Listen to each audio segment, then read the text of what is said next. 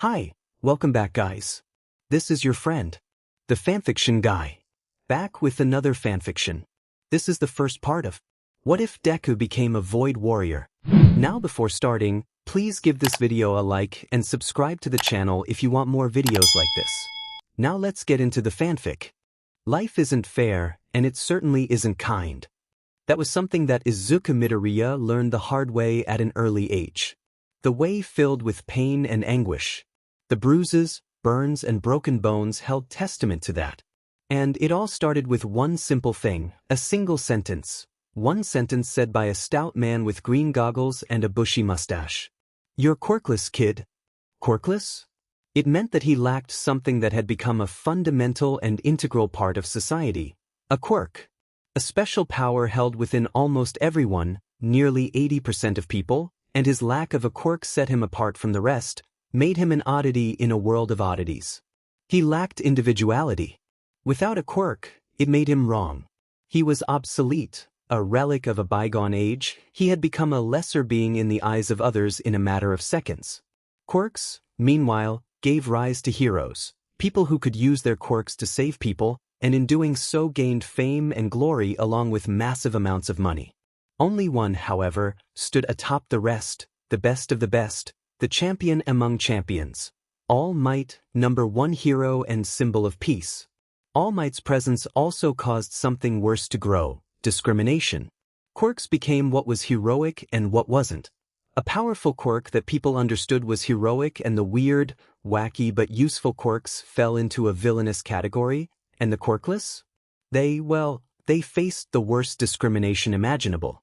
He was a lesser being, an ape compared to man. And that showed in his treatment as he grew up. Friends turned to bullies, teachers ignored him, he was completely alone, isolated by everyone except his mother. The harsh environment bred hatred and distrust. But even his mother had her limits. "Mommy? Can I be a hero like All Might?" All he received was a hug and endless apologies. "I'm so sorry, Izuku. That's not what I needed to hear, Mom." Izuku, though, throughout his abuse, never turned to that hatred, never gave into his anger, into fear. His heart, his soul, burned with boundless determination to help others, to be their hero, and he would, but not like he thought he would when he dreamed as a child.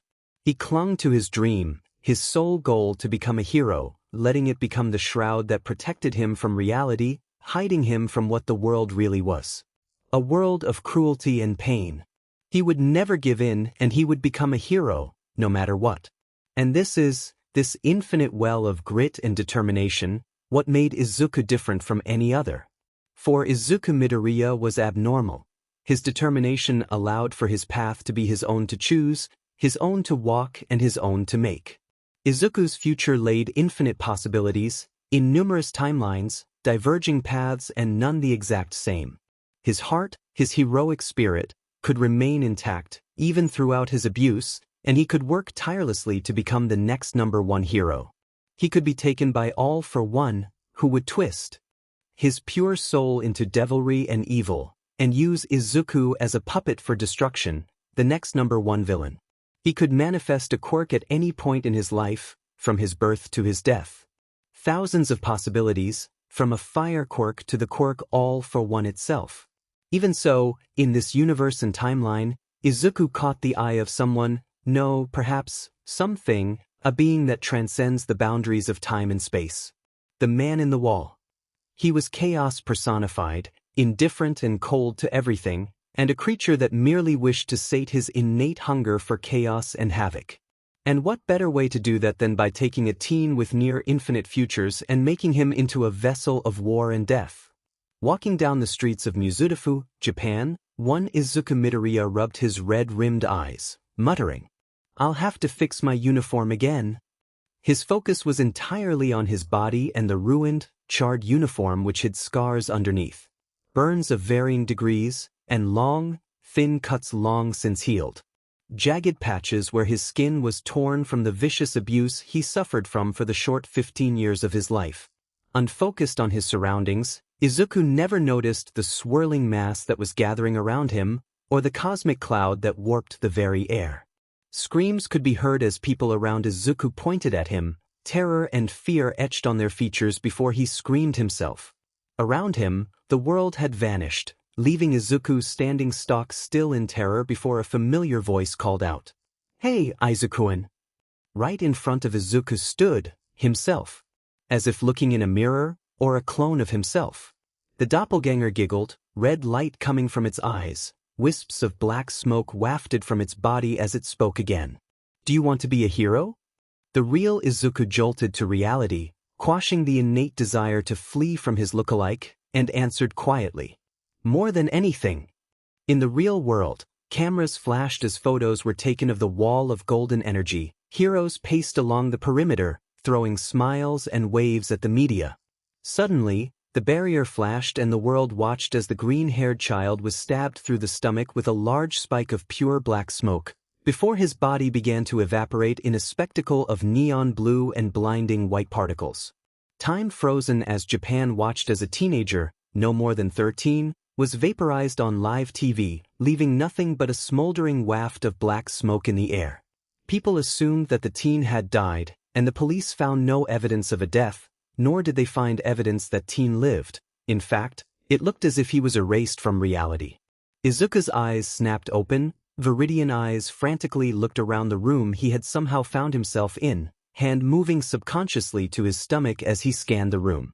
It wasn't like anything he'd ever seen before he was taken. The walls were sleek white with trims of gold running around them. White lights glowed luminously through the.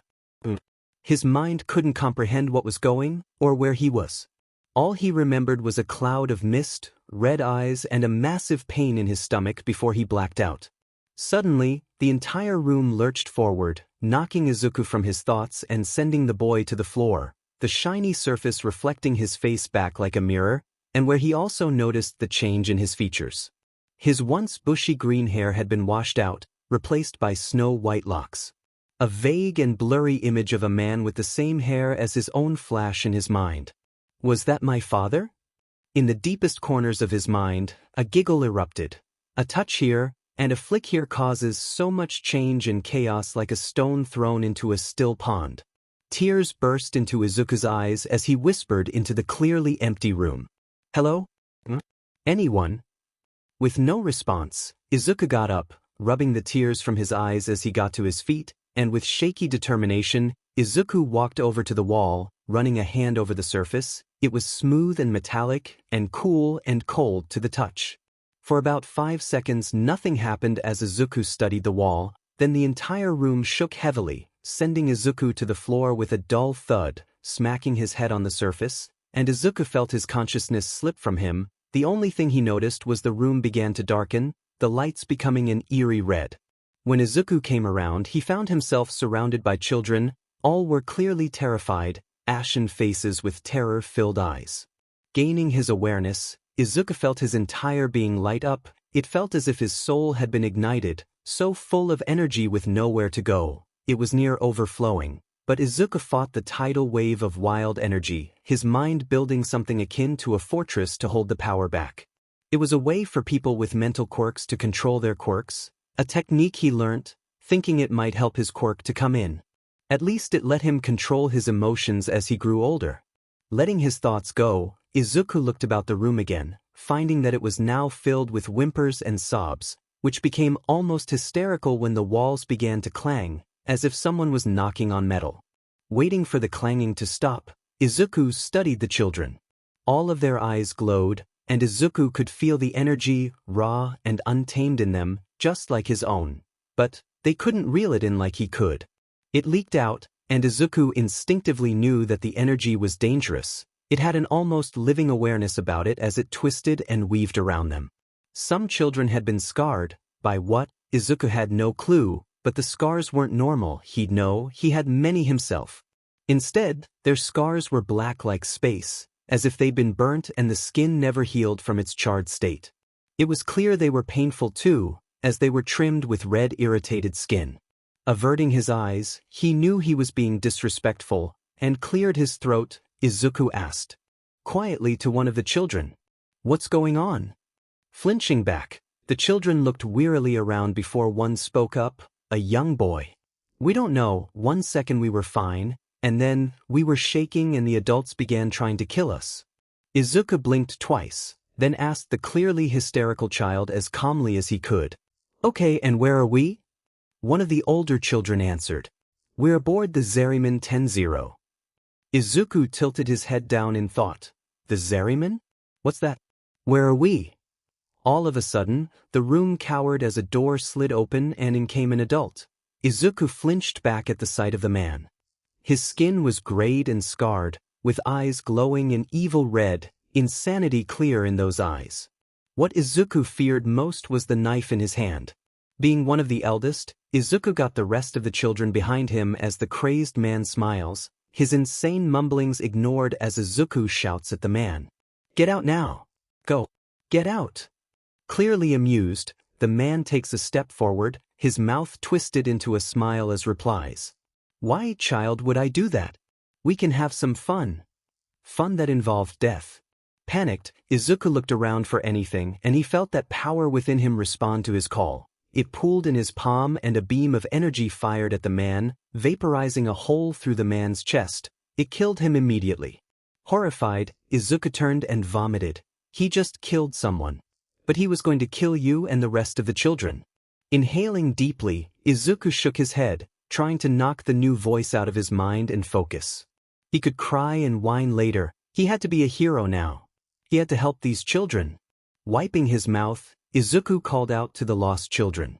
My name is Izuku, what about all of you? After the incident, it became clear that time had stopped, or at least paused, and for the children, it lost its meaning whilst aboard the Zeriman. Wherever the children were, time worked differently than the norm. The children never grew up, they remained the same, stagnant. They stayed just as they were, never growing up. Still remaining as children, even if months, perhaps years passed by.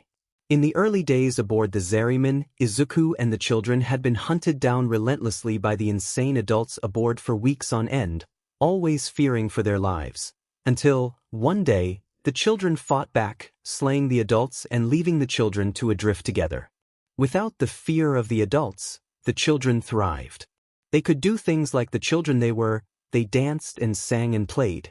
However, Izuku was different. He wasn't from here, this place, this time. That much he knew. He had an outsider's perspective.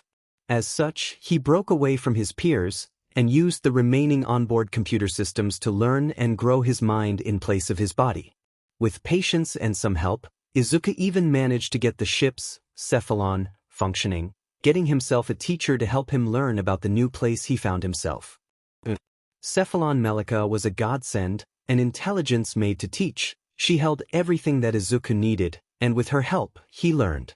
He learned about the Orokin Empire, the Tau system and the Origin system. He learned of the Zeriman, the ship he was aboard and its mission to colonize the Tau system. He found out about the Void and what it was, a place that wasn't bound by the laws of physics. He learned of how the Origin system was almost exactly like his own solar system, but so far advanced, it made things seem like magic, from the massive fleets of ships to the sleek, majestic towers of the Orokin Empire. And with time having no meaning in the void, Izuku became dedicated, near obsessed, with learning. Be it from the many databanks on the ship to training with his powers, he absorbed information and knowledge like a sponge in water. His powers, far more controlled and powerful than the other children, were like a gift bestowed to him from the void itself. Such naivety, one born from the mind of a child wanting something they'd lacked. And he would soon find that these powers were cursed upon him. After all, power always has a drawback, for nothing is ever really free. Paranoia sank in, and Izuku watched the children, the unseen shadows, and listened to the mocking, echoing laughter, and Izuku slowly, methodically, began to unravel the mystery. The oddities that happened within the destroyed halls of the Zeriman, the distinct physical changes, and the pulsating growths along the wall, Izuku noted them all down, broke them down. In his mind, he could hear the voice. His eyes caught the changes in behaviors in the other children, as he began to have visions in his dreams, and then in the real world. Dreams and visions of a creature, taking Izuku's form, calling him the name only his mother called him. Hey Izuku-an. His paranoia-filled journey led Izuku into an encounter with another child, Rel, one outcast by the other children, and Izuku realized that Rel could also hear the entity, although it seemed that Rel could not see it like Izuku could. After much talk, many whispered conspiracies, they came up with an apt name, the Man in the Wall. Honestly, Izuku was terrified of the being. It was entirely unknown, and the white-haired boy knew next to nothing of it, or its motivation. And the one thing Izuku did know was that it was unpredictable and dangerous. Izuku tended to describe the entity as chaos personified, just like the place in which it resided in. On occasion, Izuku heard the creature, the thing lurking in its prisoned abyss, trying to get out. Then one day, the children of the Zeriman felt the vessel as it shook uncontrollably like a ship in a stormy sea. Izuku looked upon his own creation, a simple computer connected to the Zeriman systems, and to Melika, and saw that another vessel had found them, somehow, and began to board. In fact, Izuku looked from beyond the large window of his hidden room, to see the vastness of space, with twinkling stars, and not the warping visage of the void. He could no longer see the twisting and ever-changing void, but space, true space. And the clearly Orokin ship docking onto the derelict Zeriman, its extravagant golden trims, its bleached white hull and neon blue highlights in all its glory. The sounds of the Orokin's arrival alone triggered the children, their memories haunting them as they lashed out with the void, deathly scared of the things trying to get at them once more. Their powers, so vicious and volcanic, caused fear in the invading people. One person, a woman, was burned badly by one of the children for getting too close, the top half of her face completely burned away. Izuku, however, stood in front of the children, his powers glowing in eerie blue, his neck straining with the scars left by the void, and whispered, "You will not pass me." Before the children could run or make an escape, or before Izuku could fire off his power, some kind of pink gas leaked through the air ducts, making the children fall one by one until they all fell asleep, including Izuku. The last thing Izuku saw before he fell asleep was men with guns and swords marching in. This one, DNA is different, evolved, another gene, something more, something better. Aegis, what am I looking at? A voice asked, clearly male and young, before another replied. Hovering in the great expanse of nothingness and empty space, sat an odd ship. It had a curved front, with no clear window or glass. Its surface was sleek with a void black metallic sheen with accents of deep forest green, and shaped funnily like an arrow. I do not know, operator. It appears to be some kind of natural void gate. This voice was distinctly robotic, and filled with exuberance and energy. Humming, the first person, the operator, prodded further. I thought only the Orokin could make and operate the gates using a void key and an anchor. How has one appeared out of thin air? Buzzing sounded off as Aegis answered hesitantly. My best guess is that the Orokin made a device to harness the void to activate remote void gates. The operator gave another hum, then asked, "Could you prepare Rhino Prime please, Aegis? Loadout A if you would." With an affirmative tone, Aegis answered, "Of course, operator. Shall I prepare to bring Miny Might out of hibernation, operator?" The operator chuckled. "Yes, bring him out, he's good in a pinch." Whirring could be heard inside the ship, distracting the operator and stopping his meditation in the void. Long white hair waved about as he stood up, scratching the scar just below the metal eye patch covering his left eye, his other eye shining bright emerald as he prepared his void energy for transference. Stretching wide, the operator walked out of his personal quarters and into the transference bay, shouting as he took his seat, "Aegis, is Rhino ready for transference?" From the speakers, Aegis answered, "Yes, you can. Begin transference." Transferring his conscious mind from his body into a biological war machine was a trip and a half, but being in a warframe was something he'd not give for anything. Shaking his head, the operator looked down at his hands, finding them to no longer be flesh but metallic with long claws instead. Taking a step, it was deceptively silent for something of its size and height, and it walked with grace as it entered the cockpit, ready for travel. Across the comms system, the operator asked quietly, "Aegis, how are our supplies?" Jollily, Aegis answered back, "The Eclipse is fully stocked, operator." With that confirmation, The operator muttered. Then let's go through it. Cautiously, the eclipse inched closer, before energy-like tentacles reached out, and the operator shouted, "Aegis! Look out!" But it came too late as the void tentacles grabbed the eclipse and began dragging it closer to the portal. Nothing they tried could get the tentacles to let go of the eclipse, and the operator focuses on his void powers before releasing them upon hearing that voice. "It's time for you to go, Izuku-an." Ironically, the eclipse was eclipsed by the void gate as it slowly engulfed the ship, shooting it through time and space as it rumbled and rattled. "But don't worry, I'll be with you as soon as I'm free." From the cockpit, the operator looked on in shocked recognition at the colors and patterns around him. The last time he saw these were when he ended aboard the Zeriman. "You've always had a way of meddling in my affairs, sowing peace where my chaos should rule, always being a hero like you so desired, so you can't be here anymore.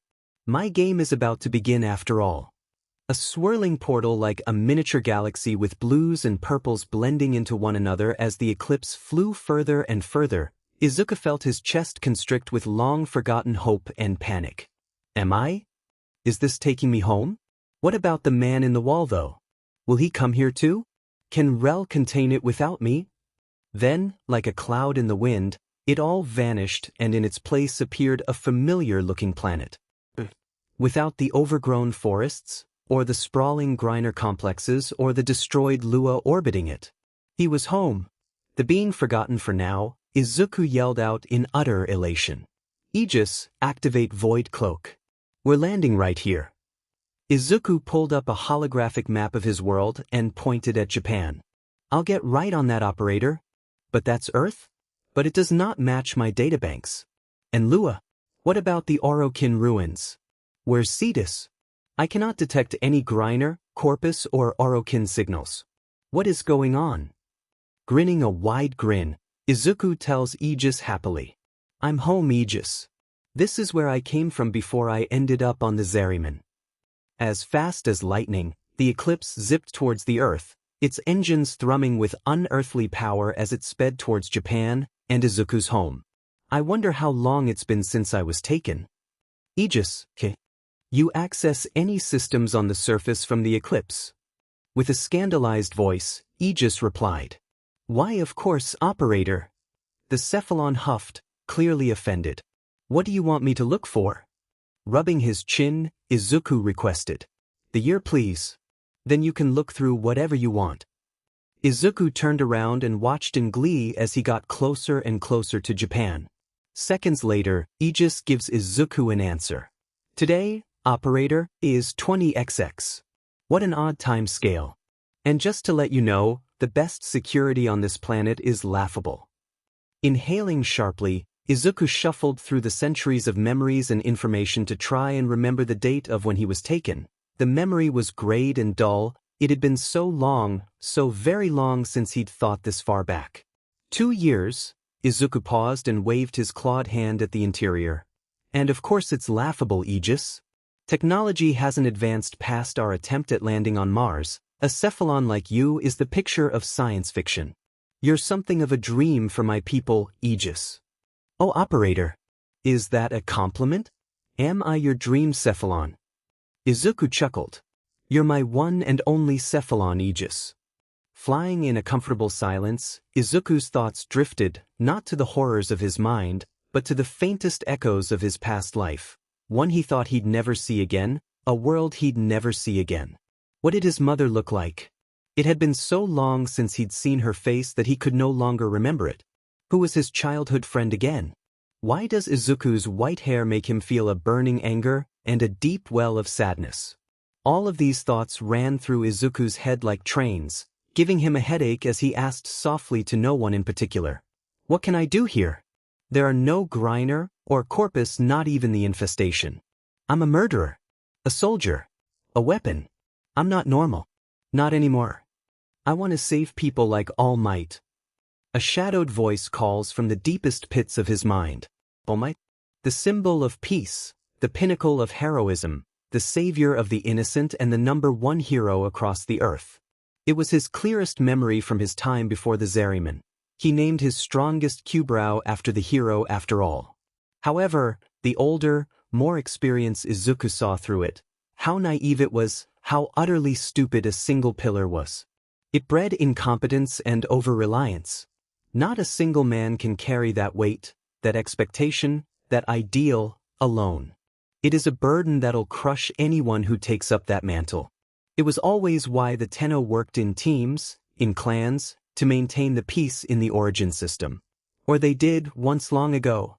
In fact, as Izuku listened to Aegis drone on about heroes, he found that heroes in general were stupid. They weren't anything more than privatized celebrities who've been trained like dogs to use their quirks to hunt down people who've committed crimes and label them as villains.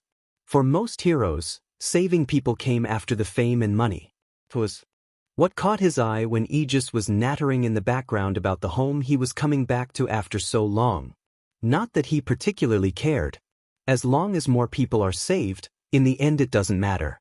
But, for Izuku, that thought, that determination to save others, burned as bright as ever, and with his powers and warframes he could do it. Should do it. Will do it. His blood-stained blade shall be cleansed of its cursed past, his sins never forgotten or forgiven, but he'll fight for what is right, what is just, to maintain balance. For even a broken blade can be reforged into something better, something stronger.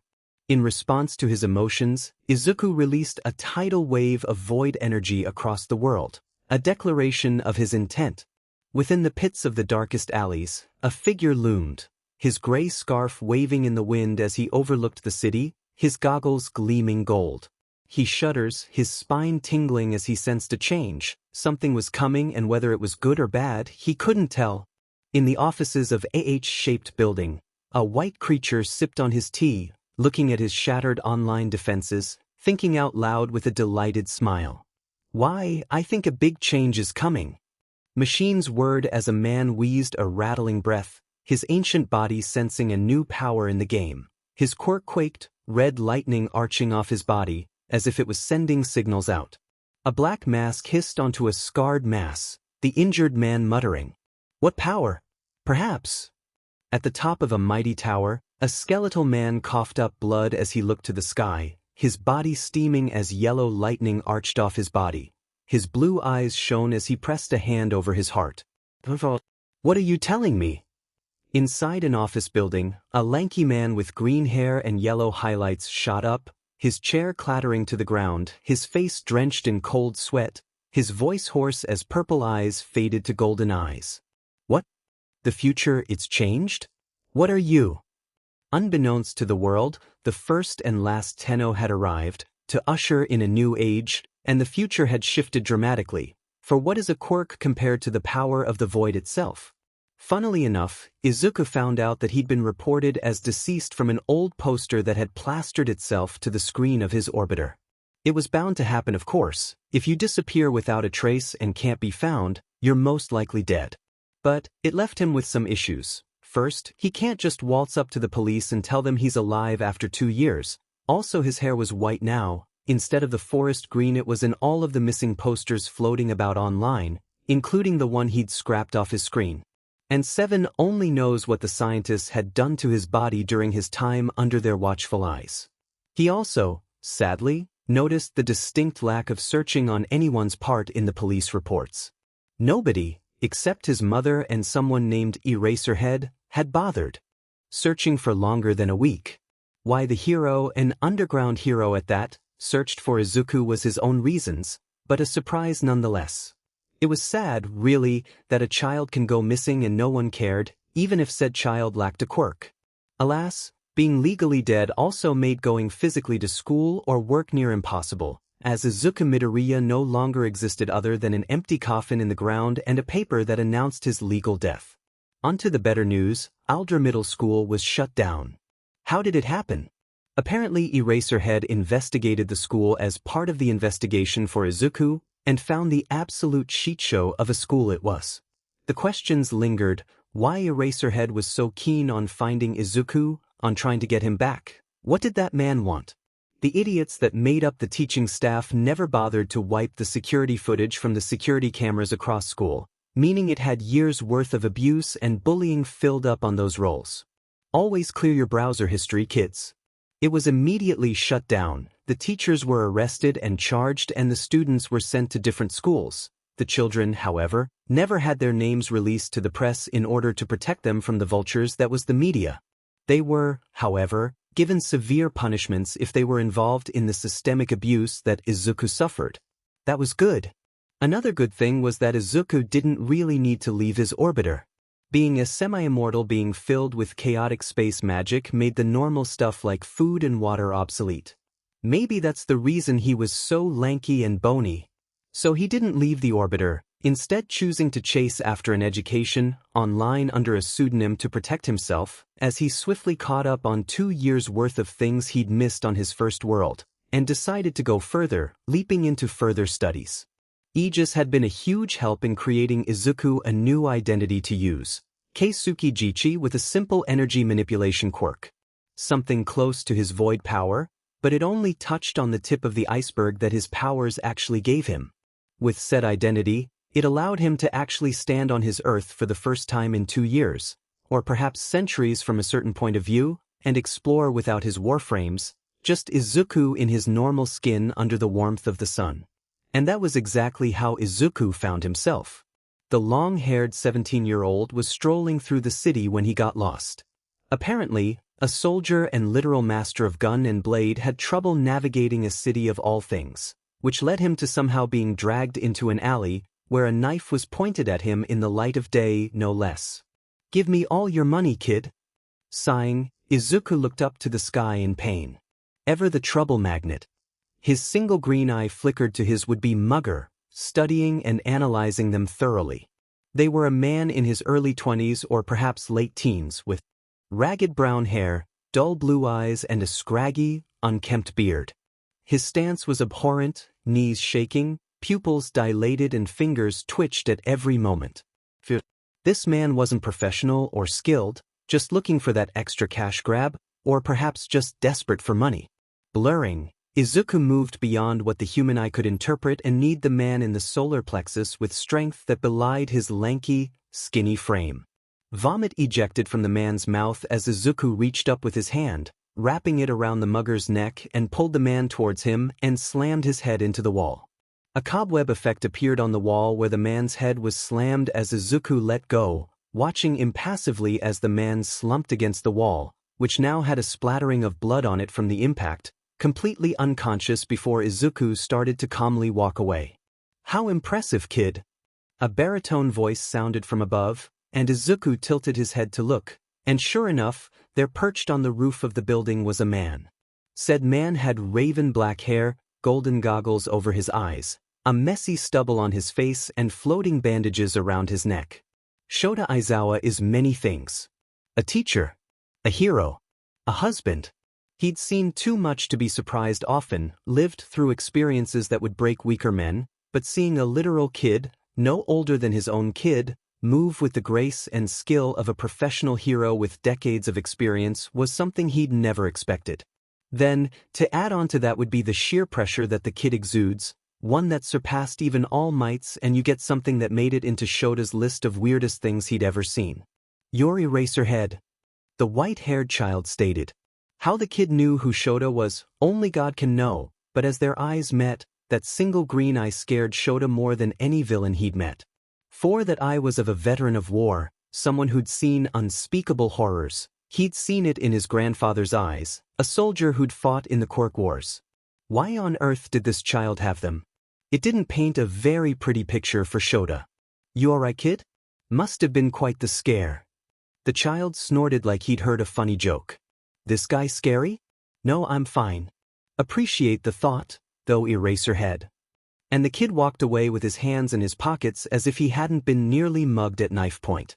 Alarm bells rang in Shota's head. This kid? But as Shota tried to follow the kid, he found that the white-haired teen had simply vanished in the wind, and Shota instinctively knew that he'd have to keep his eyes peeled for the kid. Troublesome brat. Returning to the eclipse, Izuku sighed sadly. He wanted so very badly to visit his home, the place he grew up in, but he wasn't Izuku Midoriya right now and had a pro-hero interested in him. With Eraserhead on his tail, doing anything outside of his orbiter would be dangerous, for Izuku knew next to nothing about the pro-hero, and Information was everything. That meant he couldn't go home anytime soon.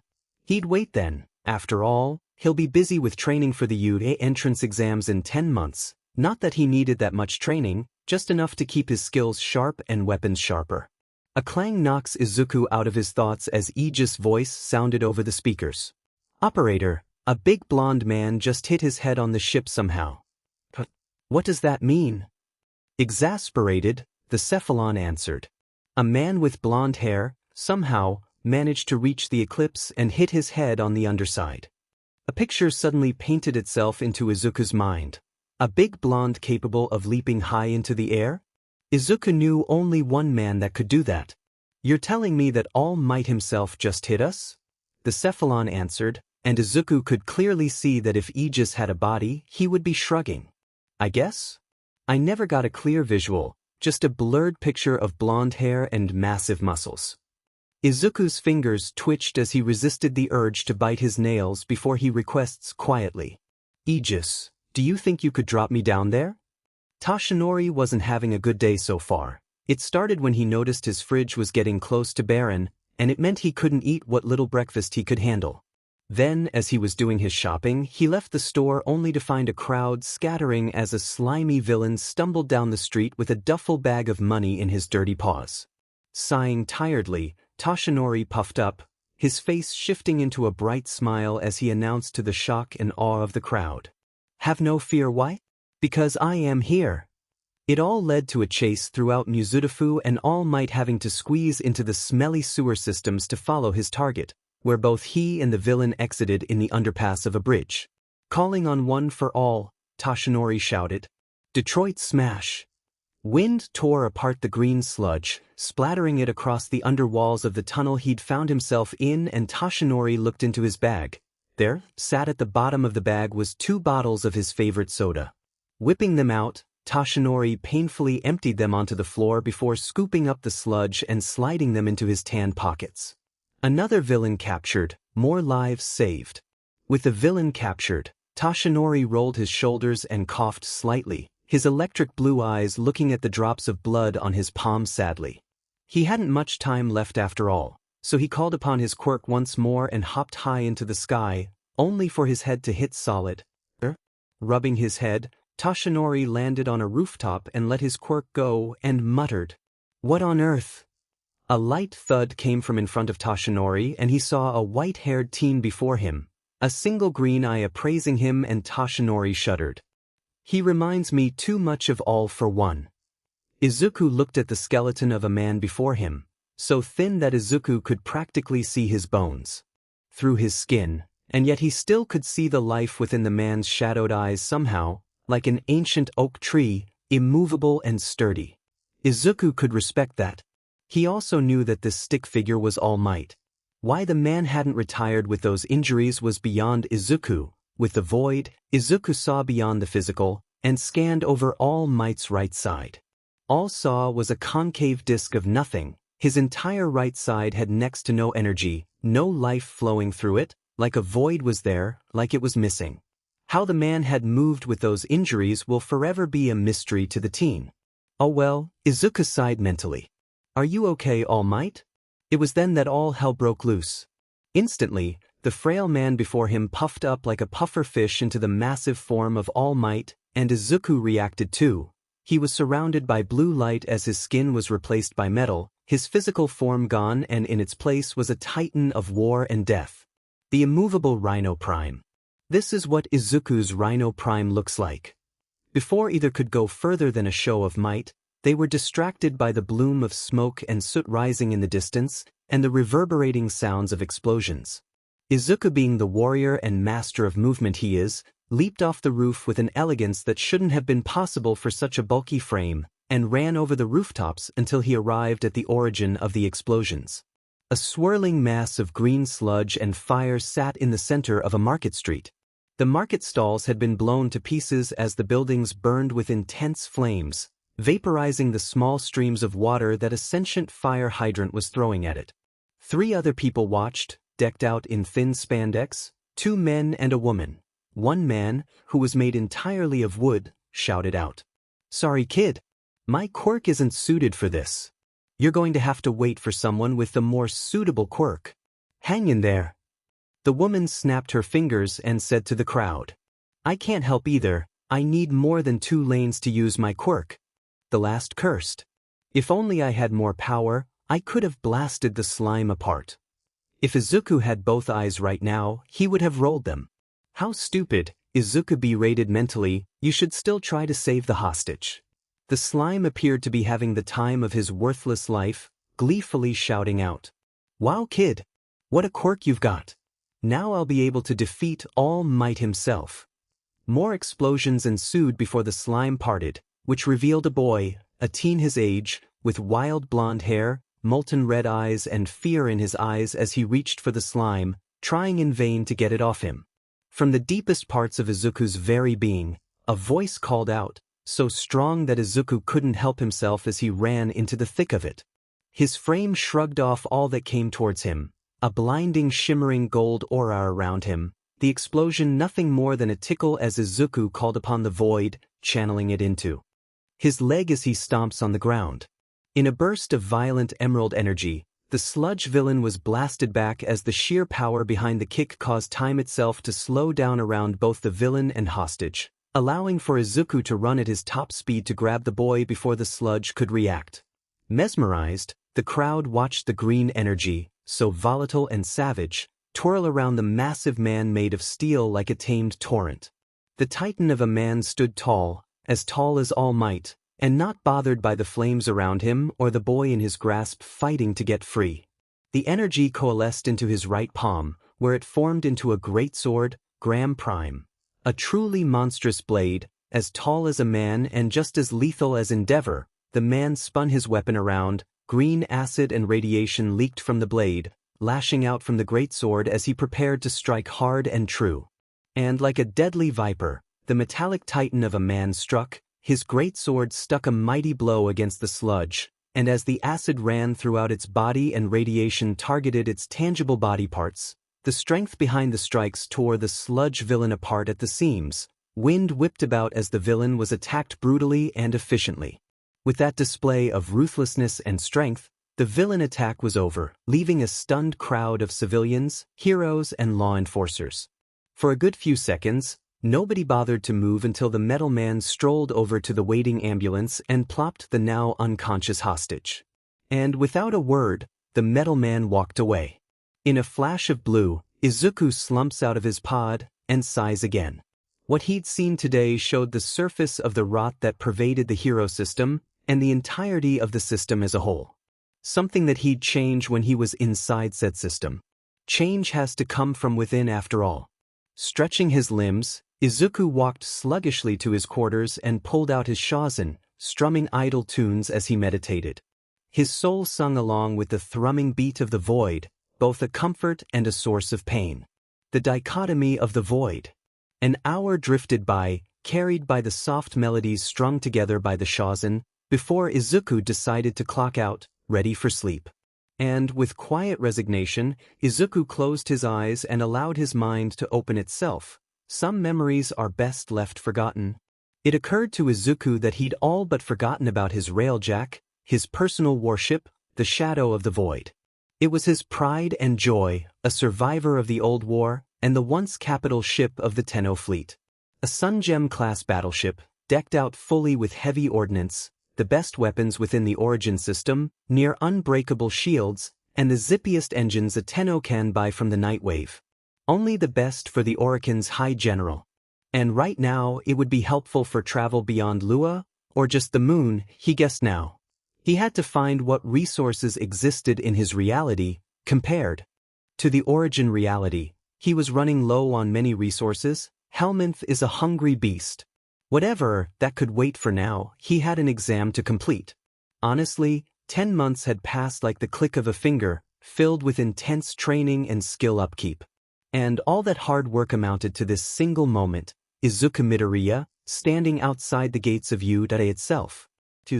Unimpressed. Even the decrepit Orokin towers had more majesty than the boxy building. It was too plain, too bright and too lackluster for a building with such high standing all over the world. Just like the heroes of today. How ironic. bright and eye-catching from a distance, but as you get closer you realize that it's just normal with extra bedazzle.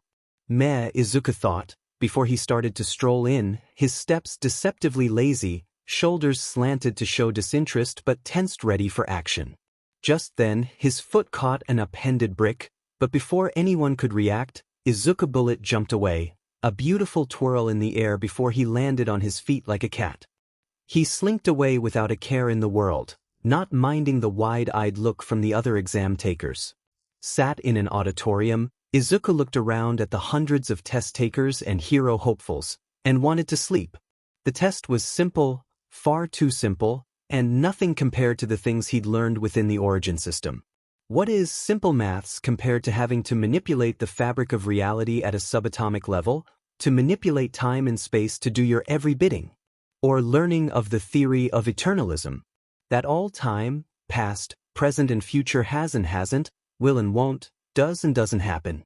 He derailed his original thought of going to sleep, but on the bright side, he came to full consciousness as the lights dimmed and a spotlight shone onto a stage that lifted from the ground.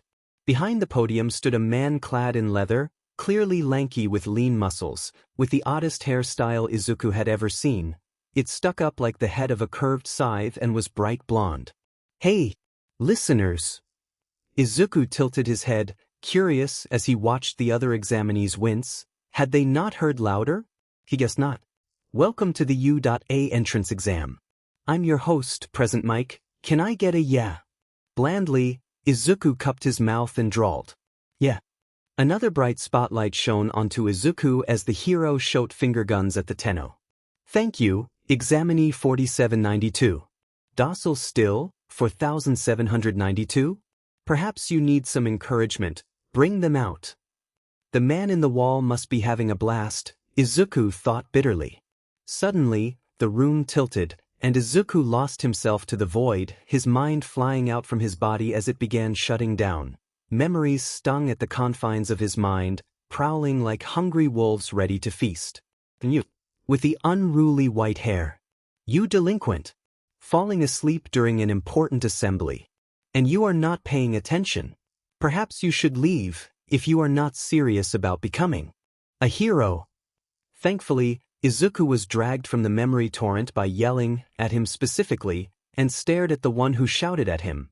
A teen, built like a tank, with broad shoulders, layered with runner's muscles, with blue hair and rectangular glasses that glowed under the white lights. Unknown to himself, Izuku's soul green eye glowed toxically, as he stared at the strict boy. A thick, miasma-like pressure filled the room, suffocating the occupants until Present Mike coughed. "All right, well, let's get back on track. The fourth robot is an obstacle and worth 0 points. That reminds me of a Terralist, or perhaps a Hydralist. And that's a wrap, folks. Get up and get loose, it's time to party. Break a leg, and remember our motto, go beyond. Plus ultra." This time, the whole room followed suit and shouted back. Cracking his fingers, Izuku ran his eye over the other examinees that were sitting on the bus, analyzing them and breaking them down by their quirks, looks and weaknesses. Purple hair, no physical training, large eye bags, insomnia? A mental quirk? Blue hair, lots of training, stern, educated, an engine quirk, ingenium's relative. Each exam taker shuddered at the feeling of phantom eyes scanning on their forms, like they were being torn apart, as if their souls were laid bare for the world to see. Wheels squealed as the bus ground to a halt right before a massive set of steel gates surrounded by walls of gray concrete. Izuku stepped off with a casual slouch, his wrist clicking as he prepared his amp, ready for combat. The amp hummed as raw void energy flooded into it, lighting up neon blue as it warmed up. Nervousness radiated in the air like a thick smog, and Izuku felt excitement. He wanted to see what his own people could bring to bear. What the top hero school could manifest in combat, in battle. Would they stand up to the titans that were Griner and Corpus, or would they fall like many others? And go! It's time to find out. A millisecond after, Izuku shot off in a brilliant show of radiant blue light, and appeared in the middle of a street filled with robots of varying shapes and sizes. All had numbers painted onto their forest green hull, ranging from the weak-looking one-wheeled one-pointer to the tank-like three-pointer. Enemy spotted. Activating takedown Progatoriv. Die. A two-pointer crawled towards Izuku, its spidery legs clanging as a tail appeared behind the metal monstrosity. But as it got closer, it was cut clean through, leaving a gaping red-hot wound right through its head. Well, that's 2 points. Izuku jogged up to the remnants and studied the bot. The plating was flimsy, its intelligence systems were completely horrendous, and its weapons were like being hit with wet paper. My disappointment is immeasurable. And proceeded to turn and blast a one-pointer in the head. And my day is ruined. With that sad declaration, Izuku wrapped himself in the void and blasted further into the city, taking out some more of the weaker bots until he happened upon a three-pointer. That's a big one. It was rarer than the 1 and 2 pointers, and clearly built differently too. It had 2 tank treads, and on its shoulders 2 rocket pads with massive fists. This was made for destruction. Why haven't the rest of you gone? There's no countdown to being a hero. Go, go, go. Follow the white-haired kid. By this point, Izuku was well into his 20s and the game had only been going on for a few minutes. It was here that Izuku realized that he hadn't shown off his more physical capabilities, only his quirk, and decided to go and tumble with the bots. Lowering his right hand to his waist, Izuku called a weapon that had allowed him to cut bloody swaths through the origin system. In a flash of blue, appeared a long, thin blade, ornate with gold and styled like the ancient Japanese katana, Nikana Prime. Drawing it, along the blade ran a toxic green energy almost as if it was dripping, and twirling it around, Izuku held it in a reverse grip, his legs held steadily apart, for rockets head towards him, and Izuku reacted like lightning, cutting and deflecting them before running towards his prey with lethal intent. A single strike upwards and the three-pointer was cut in two, metal armor corroded and wires completely destroyed. I'll study these bots later, they may be useful if upgraded. If not, their scrap will be most useful. Crowded in a blacked-out room, a dozen or so staff members watched the exam with peeled eyes and notes at the ready. 2 watched a particular examinee with interest, and it was All Might who pointed it out first. Look at this one. All eyes flickered over to an armed and dangerous examinee. White hair flowing as if in water as he obliterated any enemy bots in his path, whilst healing fallen comrades with a flow of pastel green energy, or watched as he pulled out a full-on sword from thin air and sliced a three-pointer in half with a single strike. Eraserhead then spoke from his shadowed corner. I've met him once, calm and collected, far too experienced for a normal teen. Then, on his spinning, leather seat, a white creature, scar over his left eye, let out a maniacal laugh. Yes, but can you not feel it? Most of the staff shook their heads. Ah, I suppose not, animal instincts and all. But that child is a hunter, a killer, a shadow in the night. A void that is all life into it. All Might clutches his right side and coughs out. I met him too about 10 months back. He's much more powerful than he looks. There's more to him than meets the eye. From the front, Snipe clicked his tongue.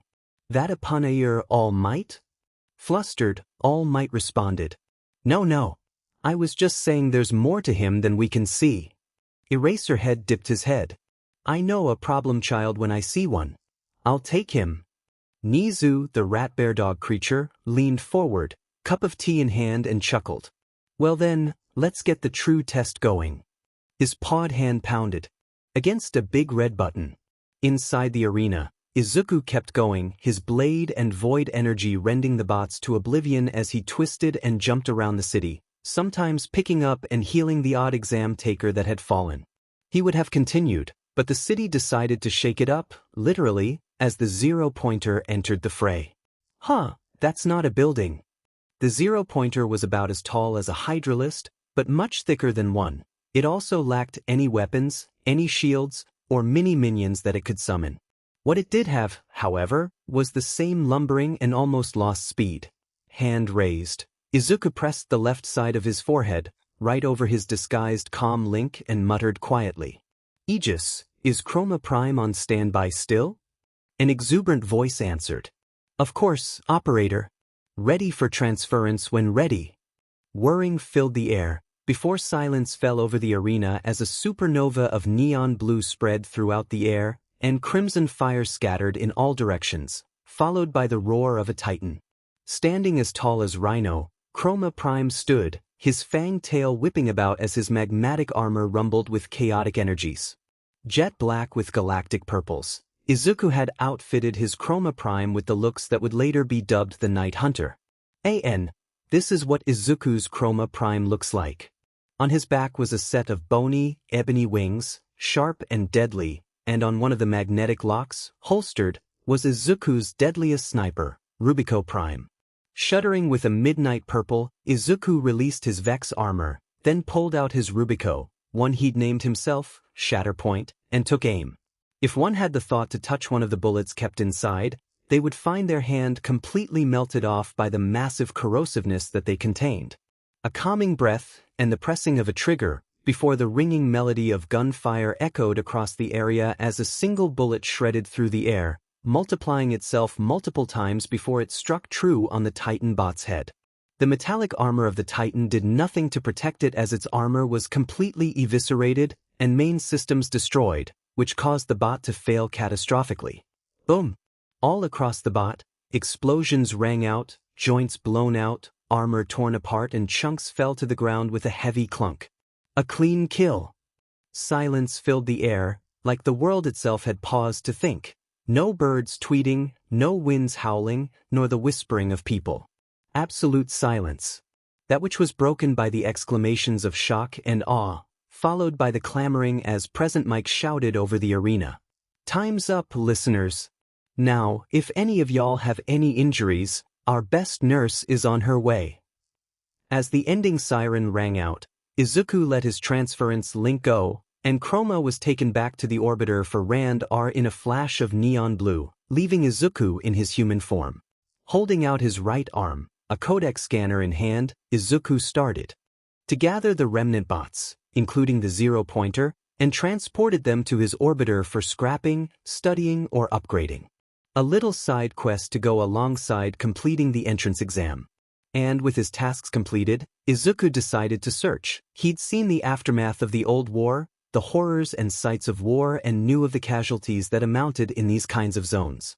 Sure enough, trapped underneath a mound of rubble was a plain-looking girl with mousy brown hair, rosy pink cheeks, and blood pouring down the side of her face. Injured, pretty badly too. Delicately, Izuku extracted the unconscious girl and carried her safely towards the entrance of the arena, where he was met with a stout woman, getting on in her old years, with silver hair, a nurse's outfit and a massive needle which she used as a cane. "Oh dear. Come here, lay her down softly, we don't want to hurt her more, sweetie." Following the order, Izuku laid the girl flat and watched as the elderly woman's lips extended to unbelievable lengths and planted a wet kiss on the younger girl's forehead. A light green glow emanated from the girl as her wounds stitched up like they had never been there, and Izuku's mind clicked the pieces of the jigsaw together. "Your recovery girl, the youthful heroine." The heroine looked to Izuku and shot back. "So I am, what about it?" Izuku tilted his head. "Nothing. I was just stating it aloud." The lady huffed. "Is that all? Then get going, I'll be needing more space, and you're taking up an entire bed." So, Izuku, at the behest of an old woman's threatening cane, made his way out of the infirmary and towards the main gates, ignoring everyone that was looking at him in awe and envy, unaware of the chaos he had sowed in both the student body and the staff themselves. 1 week later, Izuku stretched his limbs as Aegis announced. "Operator, I have received a signal from your P.O. box. A letter has arrived in your inbox." Exhaling, Izuku cracked his neck and politely asked Aegis, "Take us to Hosu, Aegis." A blip of blue filled the daytime sky as the orbiter rocketed towards Hosu at untold speeds, and in a mere handful of seconds, it floated above the location drop-off. From his deployment area, Izuku wiggled, then muttered darkly, "I really should get a better deployment system." Then he felt the cylinder spin as he dropped into the streets of Hosu, landing like a feline onto the top of a building and shaking the dust off himself that had accumulated on him during his landing. While he appeared unarmed, he was equipped, hidden up his sleeves, with exploding shurikens. Hiku Prime. Alas, he didn't need them as he got his letter, stamped clearly with the U. Signet in red wax, and left soon after, getting back to his orbiter with no hassle. Sat in a meditative stance, Izuku stared at the letter in his hands. If he didn't get in, it wasn't the end of the world. He could go to other hero schools, perhaps the one in New York. They trained international heroes after all. First though, he had to open the letter. Ripping the seal, Izuku watched as a small metallic disc fell to the floor, before lighting up with a holographic video. Hello there, candidate 4729. It is I, All Might, here to tell you your results. Peacefully, Izuku watched the buffed-up All Might rattle through useless ceremonies, his eye-bleeding pine-stripped yellow suit too obnoxiously distracting to focus until it changed to a picture of a scoreboard. Sat comfortably at the top was Izuku's alias, Keisuke Jichi, with 80 villain points and 74 rescue points. Welcome, young Jichi. This is your hero academia. It's time to begin. Aegis, prepare. Maker Prime. Screams, pure heart-wrenching screams, echoed through the ivory spires of Lua, howls of pain, of grief and rage. Izuku Midoriya shook in his binds, his Orokin captors shaking their head in wonderment at the hologram in front of them. A fully mapped genome of Izuku's DNA, along with notes and diagrams at the end. A study into Izuku's different biology. His apparently inactive quirk factor. Collared with golden chains, Izuku tugged, in vain, as absolute agony began running through his system. His skin, mostly on his arms and legs, had been peeled back, held by mechanical arms revealing the muscle beneath, his right eye stolen from his socket and both of his hands pinned facing palm upwards. Do not worry, young one, you are safe here. A slimy, arrogant voice called out, melodic and viper-like, and there stood Ballas, in his seemingly angelic glory. Ballas was one of the seven, their executioner, and former lover to the Lady Margulis, who treated his fellow Zeriman survivors. A creature, so foul and tainted, rotten to the core, and the man who took over Margulis' work over transference after she was executed for reasons he knew nothing of. Vainly, Izuku tried to lunge at his captor, his attempt a failure as more pain spread throughout his body.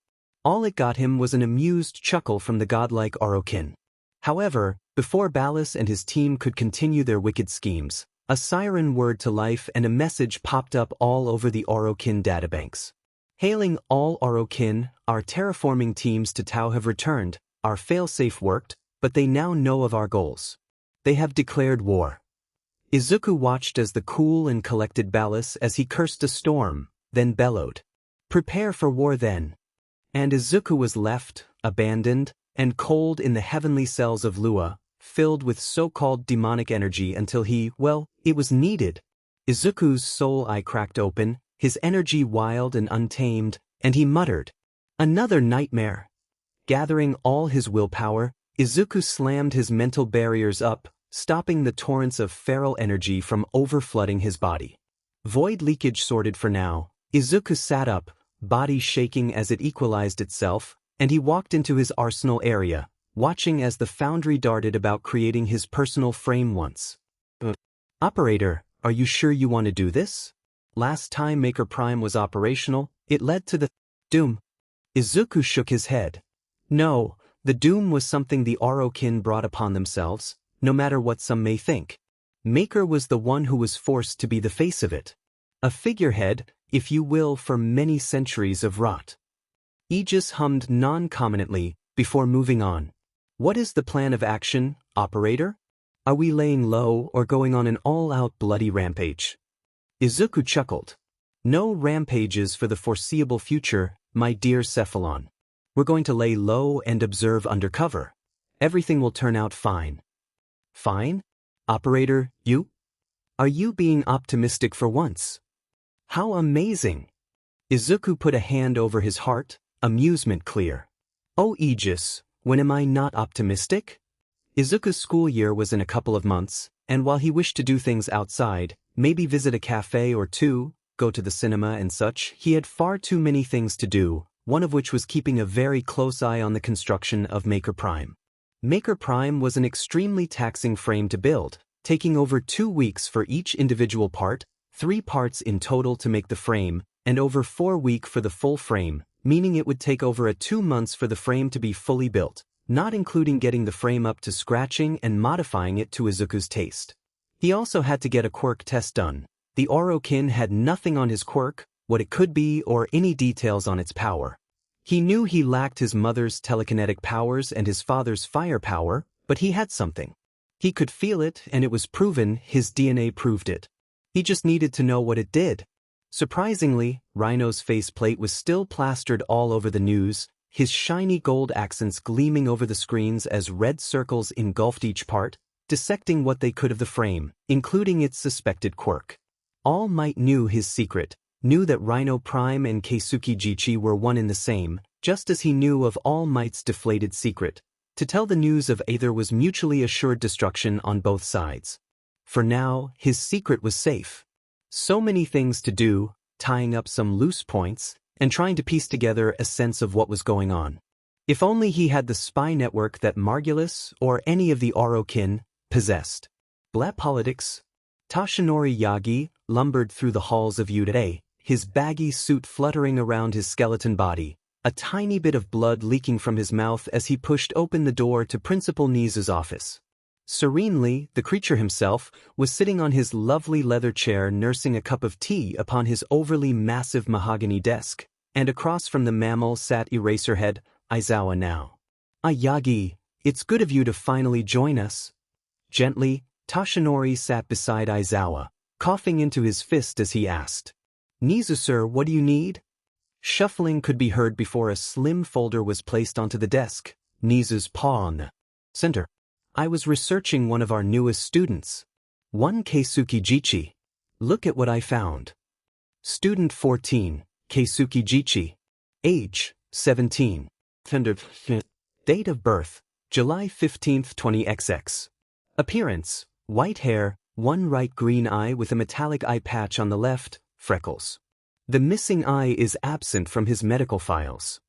Quirk, energy manipulation. Allows user to manipulate a unique energy that their body produces. Contact details, NIT. Parent guardian, NIT. Emergency contact, NA.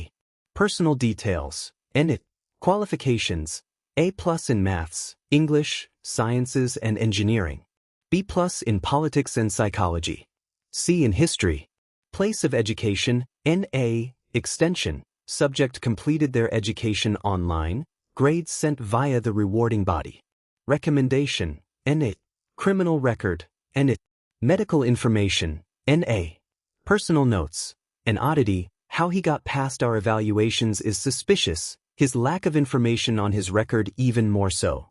We will need a full medical evaluation from Recovery Girl and a full background check from the authorities. Toshinori blinked once, then again. How did he get in?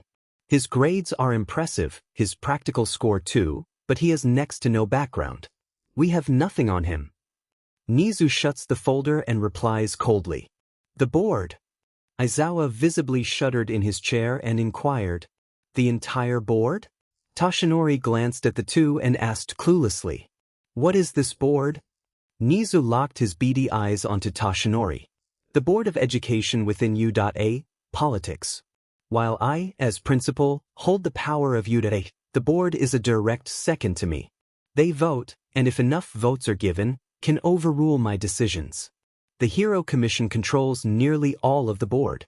They're the reason why the entrance exam has never changed from robots, only the strongest heroes for them. Nizu glanced at the file.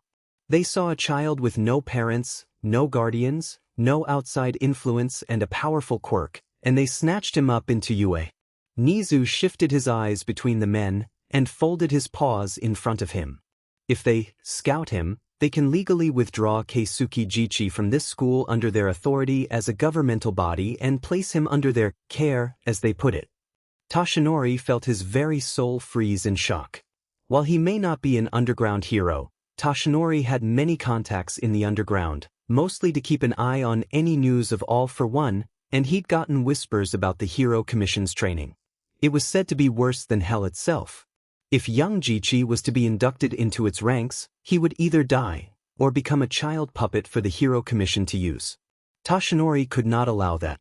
He'll do anything, even throw around his massive influence to have the hero commission completely ripped apart if need be.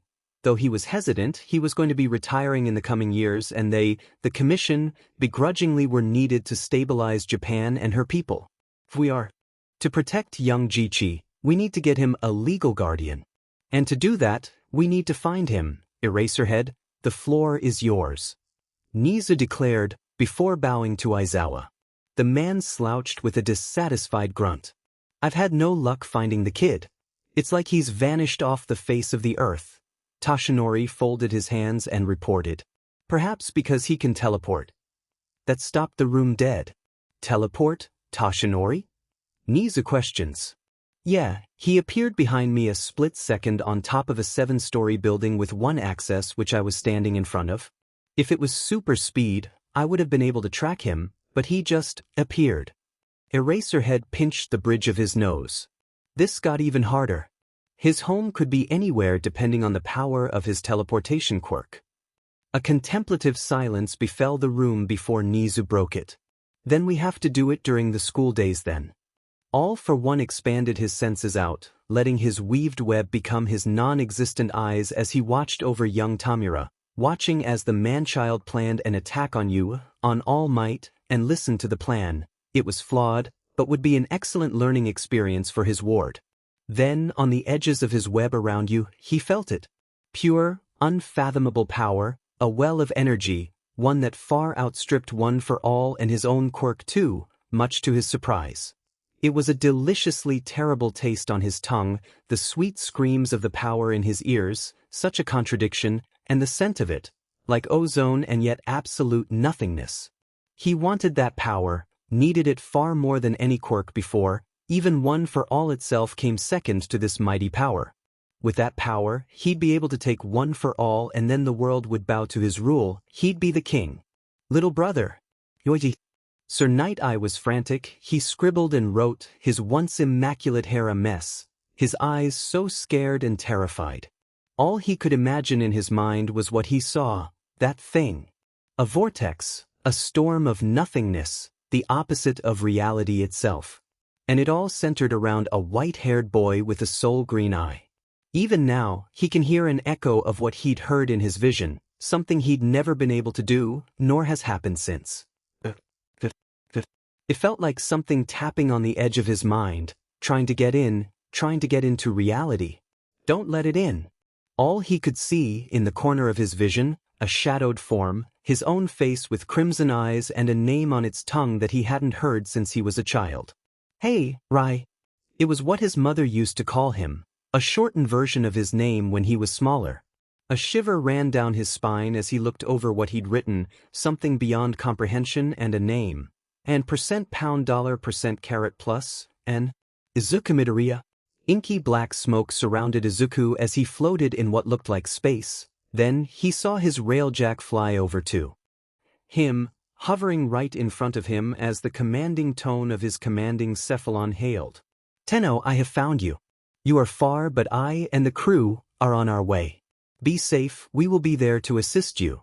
Izuku tried to reach out, but was stopped by a pale hand, one he recognized. His own. Hey Izuku-kun, thought I'd send you a gift, you're going to need it for what's coming.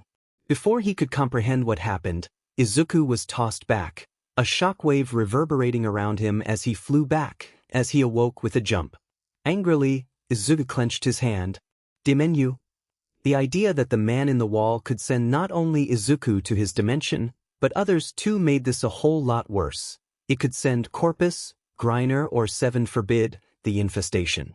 If what the demonic entity said was true, the future looked bleak indeed, if his railjack would be needed. Shaking his head, Izuku knocked those thoughts out for now. He needed to get ready. With swift ease, Izuku got on his uniform, all but his tie, which he had no idea how to fold, so he did his best before he gave up and asked Aegis. Aegis, take me to you. Yude was still as unimpressive as ever, but he was excited to get into the work ahead. He was under no illusion that while he was a Tenno, he knew that the hero course would be grueling and harsh, even with his many skills. It would take all of his determination, his smarts and his skills in tandem to make it through the 3 years. Silently, Izuku marched through the halls, which were similar to a maze if one didn't look at the maps that occasionally dotted the walls before he reached his classroom. The door was large, a sturdy oak door, with 2 windows on it with 1A painted in bright red. And with a sure nod, Izuku pushed open the door to reveal his classroom fully, 20 desks, filled with various characters, all so interesting and unique. Get your feet off the table this instant. You are disrespecting the fine institution of U.A and those that came before us. An authoritative voice yelled out, before an abrasive one yelled back. Can it 4 eyes? Don't tell me what to do. The first voice gasped. Perhaps we started on the wrong foot. My name is Tenya Ida. I hail from Semi-Private Academy. The second audibly snarled. Semi-why? I look forward to kicking your butt. The first voice, Tenya Ida, shouted back. Threats? You would threaten your classmate? The second voice gritted out. Of course I would. 4 eyes. Izuku's mind twitched, a single name echoing. Kaken. Hey, it's you. We're in the same class. Blinking slowly, Izuku looked over his shoulder to peer at the voice, the mousy girl from the exam. She was smiling brightly, and Izuku replied easily. So we are. Izuku was about to tack on something random to make the conversation less awkward, but his Tenno instincts rose in alarm and he moved as swiftly as a panther, his leg raised to kick the intruder that had wiggled into the classroom without making any noise. Kid, I wouldn't do that if I was you. It was that same baritone voice from the alleyway, and Izuku looked down, seeing a wild Eraserhead trapped in a horrendous, eye-bleeding yellow sleeping bag, looking as worse for wear as ever. With complete control, Izuku's foot stopped, right before Eraserhead's face. A small breeze flew by the man's face. The room fell silent at the sight before them, a random sleeping bag with a man instead, and the class flinched as a voice spoke out. Well, other than Jichi here, the rest of you took 8 seconds to notice me and be quiet. The man stood in his sleeping bag, unzipping it as he muttered. Not good enough. Wasting time that we don't have is illogical. The man reached into his sleeping bag and pulled out a blue, white, and red tracksuit, and told them, put these on and make your way to the training grounds. Don't be late. And with that, the man left with a feline grace. Shrugging, Izuku left silently. The instructions were clear, and no point in wasting more time. Clearly their teacher had a plan. Stretching, Izuku popped his limbs as he waited. His class was taking a while to get changed, but he supposed none had been in active duty, meaning none knew the urgency to be ready at the hair's width of a second. He had, and he knew the urgency well. Eraserhead was watching Izuku like a hawk who saw its prey, and Izuku knew that Eraserhead knew who he was from the alleyway a number of months ago. An end to be tied up later. Neither Izuku nor Eraserhead spoke, content in stewing in a cold silence as the class got ready, and it was a handful of minutes before the first dregs came out. We're doing a quirk assessment. Eraserhead dropped the metaphorical bomb. Huh? What? An assessment? But we passed the exam. Many voices collided, all questioning and curious about why their teacher was doing an assessment. What about the opening ceremony? Their teacher scoffed scornfully. Pointless. Wasting time. I have 3 years to turn you all into pro heroes. In my opinion, we have less time than I'd like. Eraserhead pulled out a soft ball and turned to the class. Ball throw. 50-meter dash. Standing long jump. Grip strength. Repeated side steps. Long distance run. Seated toe touch. Sit-ups. Eraserhead rubbed his chin, almost thoughtful. These 8 tests will test your base fitness levels, quirks included. The class muttered happily to each other. They had free rein to use their quirks. The Department of Education is far too outdated. Not allowing youths to test their quirks along with their fitness is illogical. Quirks are a natural part of life. Eraserhead grinned, all teeth, and it was menacing. I'll see what levels you're all at and decide if you've got potential. Izuku let the void fill him as he listened to his class spark in debate and uproar. We can use our quirks? Potential. Oh, this is going to be fun. Agitated, Izuku twitches. Fun? Hero work being fun? What about the deaths? The horrors they'd face? How could that be fun? A cold washed over the class, and all eyes focused on Eraserhead. Glowing red eyes glared at them. Fun? You think this will be a walk in the park? Fine then. Last place gets expelled, now see how fun this is. Izuku nodded. That was fair. It seemed his class didn't get the memo as they got rowdy yet again, and Izuku pinched the bridge of his nose. They were exhausting already. Hey, this isn't fair. Izuku was fed up. Then, like lightning, he remembered. These are literal children. So naive and innocent. They hadn't seen the dark side of life, the horrors of reality, not like he had, not like Eraserhead had, not what they would see when they started down this career path. Nothing is fair, Izuku stoically pointed out. We can't control natural disasters or villains. It's up to us to help balance this unfairness. Eraserhead nodded his head to Izuku and took over. Jichi is correct. Speaking of which, you scored first on the practical exam. Eraserhead tossed Izuku the softball. Go into the circle and throw this. Plus ultra or whatever. Slowly, Izuku slinked over to the ring, ignoring his class's muttering, and felt the ball, testing it, before nodding. The void wasn't going to be too useful here unless he used his frames. But he wanted an ace up his sleeve, so decided to just throw it with as much he could put out. Winding up his shot, Izuku let the void fill him. Its wild energy flowed through him like a flood through his veins as he twisted, the ball following his direction like the choir to a conductor. A small shockwave emanates around him, before Eraserhead grunts. 114 meters. Next. As the tests continued, Izuku felt a pair of eyes boring right into the back of his head, almost angrily, and a monotone voice called out. Jichi, you managed to score over 80 villain points, but I haven't seen you use anything you used during the exam. Izuku tilted his head. Why would I? None would be useful in these scenarios. Izuku lied flawlessly. He had many tools which would be useful for some of these tests, but Izuku decided to hide his abilities. It was for the best. Is that right? What about the Titan you summoned then? Izuku's face twisted. It's out of commission. Eraserhead scowled. All I see here is an arrogant brat that had it easy with a powerful quirk. Why shouldn't I expel you here and now? Izuku froze. Had it easy? Easy? The air thickened, like a toxic smog that filled the lungs, and everyone stopped breathing in fear and panic. A powerful quirk? Izuku tilted his head, letting his soul green eye drown the light around them, leaving that piercing emerald to shatter the soul at anyone it glanced at. Oh, who decided that? You Eraserhead? What about Todoroki? He's only using half his quirk. Are you going to expel him too? Or Bakugo? He's very arrogant with a powerful quirk. Izuku rolls his shoulder. Why bring this up, hero? Or are you singling me out? Izuku squared up to his teacher, his face deceptively placid as he asked. All I see is a man blinded from the past.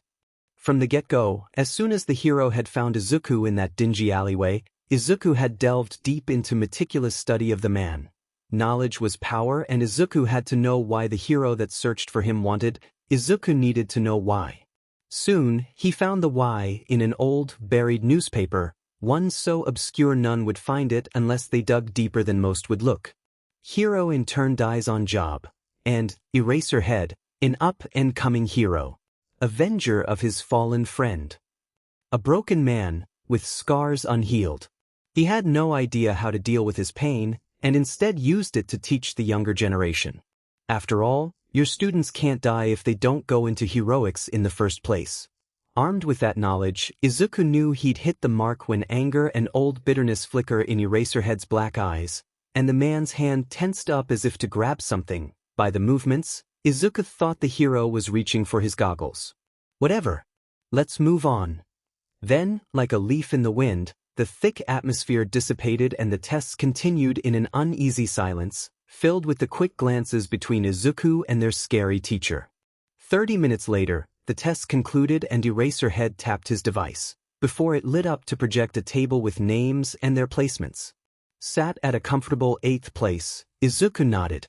Not too bad, not too high or too low. Go and grab your timetables and syllabus from your desks before you head home. Grumpily, The man slinked away from the class as they stood for a moment, as if to comprehend what to do next. Stepping away from the class, Izuku walked away, not even bothering to change as he made his way to the classroom. He didn't want to talk, and decided to forego social interaction. Shoyuta ground his teeth in self-hatred. Why would he say that to the kid? He'd gotten wound up by the attitude and lack of quirk use. His usual logical point of view had been compromised by his unresolved emotional trauma. The kid was right, he was blinded by the past. Are you all right, Aizawa? Shoyuta glances at the blonde man, his electric blue eyes studying Shoyuta, who grunted and answered. Yeah, I'm fine, Yagi. Fading in a cloud of blue, Izuku entered his orbiter as he sat in his room, shazen in hand as he began to pluck the strings, letting his anger and sorrow out through his music. A mournful symphony. It hurt, Izuku realized, to be called arrogant and that he had it easy. Life isn't easy, but he made it work, and all he could do was move forward, because looking back was so much worse. The next day rolled around soon enough, and Izuku rose at his usual time of 5 o'clock in the morning to the soft tunes of his pre-recorded Shazen tune. Yesterday was an odd day, but Izuku put that behind him as he readied himself for another day at Udai, and by the schedule he'd gotten before he left, he had heroics today. That should be fun. Just, let's get going. Of course, operator.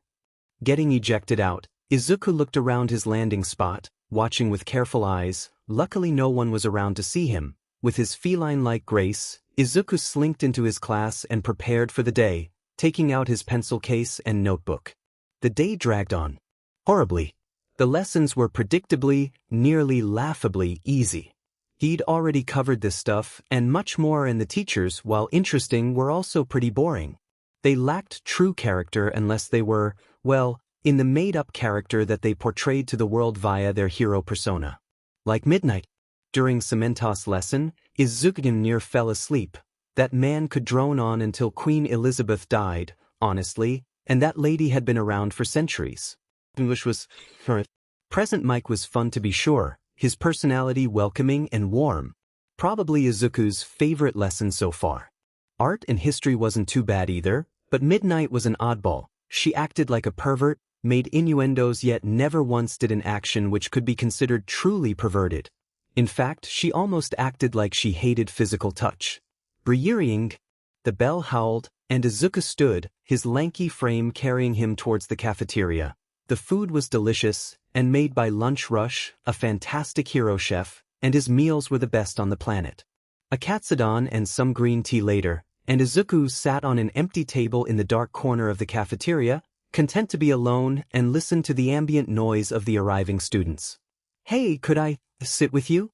An awkward voice broke Izuku's peaceful revelry, and the boy in question looked up, only to see a kid with gravity-defying purple hair and galactic purple eyes.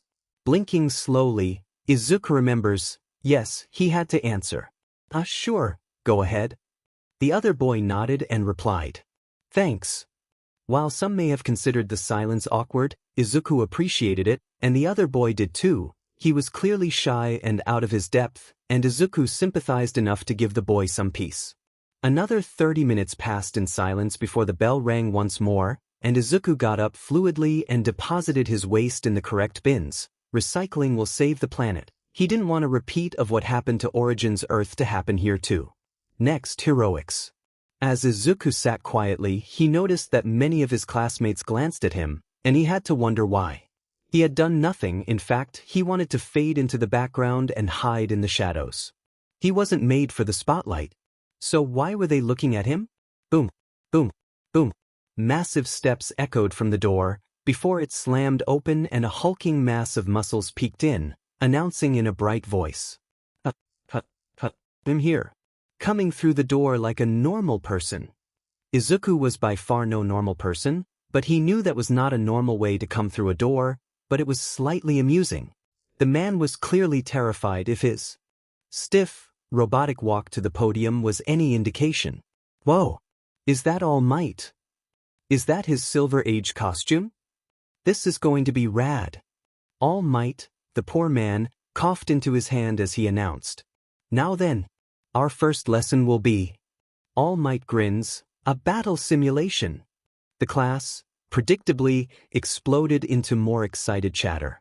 Few words could be heard over the amalgam of voices, until All Might boomed. And what is a hero without their costume? As he said that, he pressed a button on a remote he pulled from thin air, and the entire left wall opened wide as 20 cases emerged, all number coordinated, thank the 7. Alas, Izuku had no need for the case presented. He had his own suit, one he'd toiled over to create to perfection, a nice blend of practicality and Orokin extravagance. It suited him well. Heh. Chuckling, Izuku left the classroom, going to where All Might had directed them to for the lesson. Ground Beta. Just before Izuku reached Ground Beta, he tugged on his mental connection to his orbiter and to Aegis, silently demanding his operator's suit to be transferred to him for immediate use. And, in a familiar flash of neon blue, Izuku's form was doused in light which shifted into reality as a suit. And this is what his suit looks like. Sealing with a hiss, Izuku locked his mask in place as his soul eye looked over his form, the gleaming silver of his outfit standing out against the black leather, and Izuku nodded in satisfaction. On his wrist, Izuku's amp hummed as it clicked alive, ready to dive into action, thrumming for a fight. With an air of nonchalance, Izuku walked into Ground Beta, eye locking onto All Might, studying the number 1 hero as said hero shuffled nervously. Pitying the man, Izuku looked to the side, his analytical eye taking in the city around him. Scenarios and plans hidden within more plans sprouted into his mind as he waited for his class to arrive. It took them 15 more minutes for the dregs to start appearing. Izuku nipped his ear, a particular itch annoying him as he watched his class appear from the black abyss that led out of the arena, his mind nitpicking his classmates' suits apart like a frog being dissected during science class. Many of their suits were terrible. If the frog-like girl shuddered at Izuku's analogy, well, he never noticed. But who was he to decide their suits? He was a nobody, a shadow, and they were individuals with their own choices, even if those choices were stupid choices. Seriously, who in their right mind would wear an adult diaper as a hero costume? The pervert, apparently, a very simple-minded pervert. Welcome Class 1A to Heroics 101. I am here to teach you all how to be heroes. Izuku blinked slowly at the grandiose showboating, listening as the hero continued. Now, our first lesson, as I said before, will be a mock battle simulation. Out of the blue, a rigid voice called out, "Sir, I notice this site appears to be like one of the cities from the entrance exam. Will this be like an urban battle?" All Might grinned at the armored teen. "No, my boy. Most villains on the news are fought outside, like this cityscape. But..." The hero held up his finger and shook it. "Statistically, the most run-ins heroes have with truly bad villains will be indoors, such as underground organizations, massive villainous syndicates, and the likes. The intelligent villains will hide in the shadows, biding their time." Now, a croaky voice interrupted All Might. "All Might, sir, what about training?" All Might smiled brightly. "I believe in training on the job. With that in mind, I will explain the scenario." Izuku took a second, his mind unable to comprehend the man in front of him, as the number 1 hero of Japan, symbol of peace, pulled out a thick stack of cue cards and ran his blue eyes over them nervously before booming out. "Right. The situation is as follows. In a randomly selected building, a team of 2, the villains, will be hiding within. Their task is to successfully hit a bomb for 10 minutes or capture the heroes. The other team, the heroes, will be tasked with either retrieving the bomb or capturing the villains." All Might looked over the class before he asked, "Any questions?" That simple question opened the floodgate for the class as they threw questions out like darts at All Might. How will the winners be decided? Can we blow the other team apart? What are the rules? Will there be punishments like with Mr. Aizawa? Is my cape magnifique? Amused, Izuku smirked under his mask as All Might panicked before he shouted, quite loudly, "My quirk's super strength, not super hearing. One question at a time, please." The blue-haired boy, Izuku hadn't learned his name yet, raised his hand, but didn't wait to be asked and called out, "All Might, sir, how will teams be selected?" The boy chopped his arms robotically as he asked his question. What an odd quirk. Teams will be selected with this. From nowhere, All Might pulled a box, with lots written on the front, out and held it in his massive hands. Why would we use random selection to determine teams? The blue-haired boy demanded, his face stern. However, before All Might could answer, a sweet voice called from the side. It's to make sure the teams are properly randomized. And Izuku added on. Heroes can't pick and choose their partners in the field. It'll be completely random who they're partnered with, so All Might wants the same for us. All Might positively beamed. Well done, young Yaoyorozu and young Jichi. I see. Forgive me, sir. Ida spins around, saluting nothing and shouted. Don't worry about it. Let's draw. Team A, Shirohanta and Shoji Mizo. Team B, Katsuki Bakugo and Eijiro Kirishima. Team C, Momo Yaoyorozu and Toru Hagakure. Team D, Tsuyu Azui and Keisuke Jichi. Team E, Mina Ishido and Yuga Aoyama. Team F, Tenya Ida and Kyoka Jiro. Team G, Fumikage Tokoyami and Masahiro Ojiro. Team H, Achiko Uraraka and Minoru Mineta. Team I, Denki Kaminari and Koji Koda. Team J, Shoto Todoroki and Rikido Sato. Jichi. Izuku turned, looking for the person calling his fake name, and looked down to see a girl, her features twisted from human into a human-frog hybrid of sorts. A mutation quirk, then. Yeah, and Azui, I assume? The girl froze, then tilted her head. Please call me Tsu. Izuku nodded sharply. Patiently, Izuku and Tsu waited for All Might to place the teams back into the drawing box, ready to choose which teams would face off against each other in combat. And the first team up will be. Izuku watched as 2 balls appeared, with bold white letters on them, and the teams were decided. Team G versus Team F. Team G, young Tokoyami, who will be the villains, and Ojiro versus Team F, young Ida and young Jiro, who will be the heroes. Izuku stroked his chin in thought. The teams were fairly balanced. Team G had a powerful quirk user and a great hand-to-hand combatant, and Team F had a useful support detection quirk and a high mobility quirk. Team G had power on their side and full knowledge of the building and time to build a defense, but Team F had pinpoint accuracy and speed, and it was speed which would be the deciding factor. Now, if the teams will make your way down to the arena, villains will have an extra 15 minutes before the heroes can enter. As the teams left, the rest of the class were herded like cattle into a small dark room, a command center, with a collection of screens within. This was where they would spectate from then, Izuku guessed. Quietly, the class conversed, each wondering what the experience will be like, and some still buzzing about All Might. But Izuku, he kept his sole eye on the screen, drinking in the details of the battlefield, his veteran eyes, or eye, picking out points of vantage, opportunities, choke points and defensible locations. A full 10-story commercial building with a huge amount of open windows, little coverage, not a good place for defense. It was too easy both in and out, due to its commercial status. After all, people had to be evacuated fast in case of a fire. An open rooftop, at least 4 fire exits, and 3 entrances exits. The villains would find it near impossible to defend, against Tenno that is, but against 2 ground-locked, wet-behind-the-ear heroes? They had a chance if they could keep their positions hidden along with the objective. However, with Jiro, that chance was pretty low. Their advantage would soon be null, as soon as the heroine locked onto their location. And Ida with his speed quirk could easily rush in, if not hindered by the villains.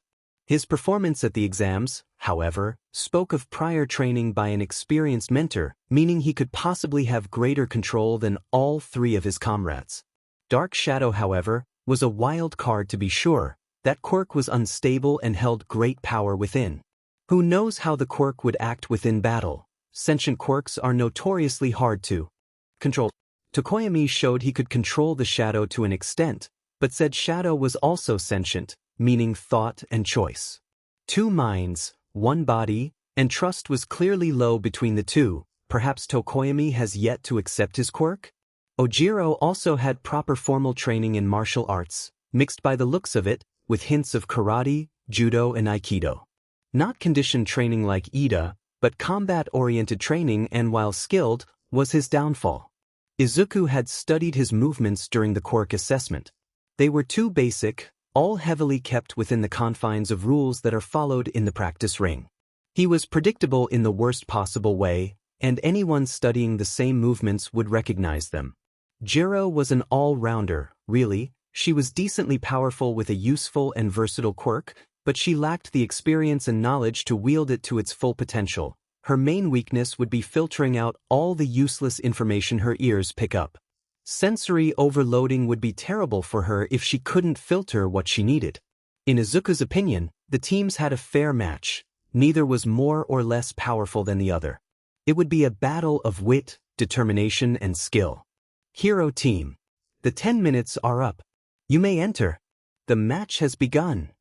Leaning in, Izuku peered at the hero team, watching closely as Jiro stabbed her ear jack into the concrete, taking in her slightly pained expression. Her ears, she hasn't reinforced them, meaning they are weaker than the average metal. Well, it didn't matter anyway, seeing as she had the information and had relayed it to Ida. On the top floor, the furthest room, that was where the villains had holed up.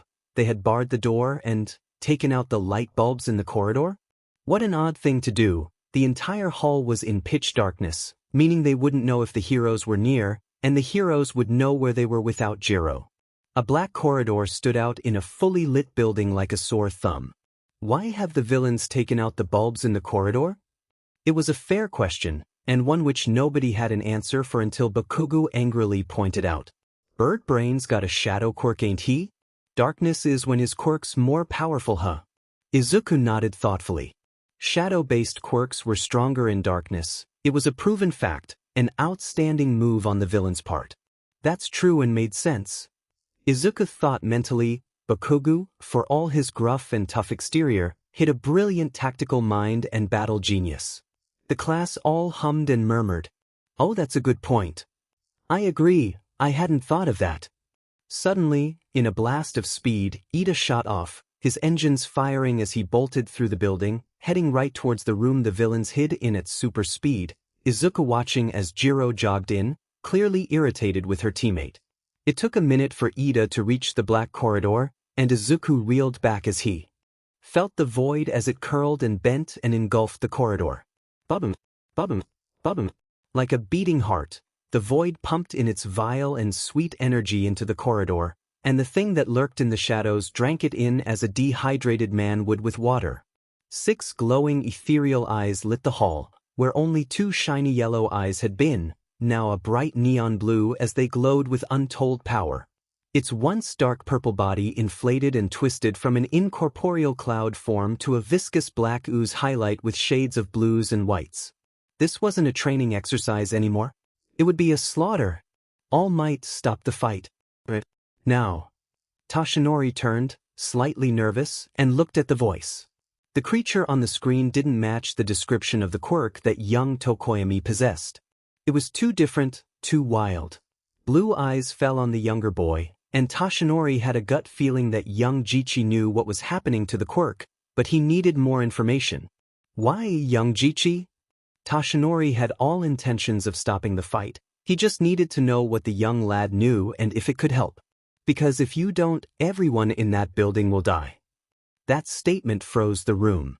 Toshinori took only a split second before he shouted into the microphone. All teams, the exercise has been stopped. Please evacuate the building.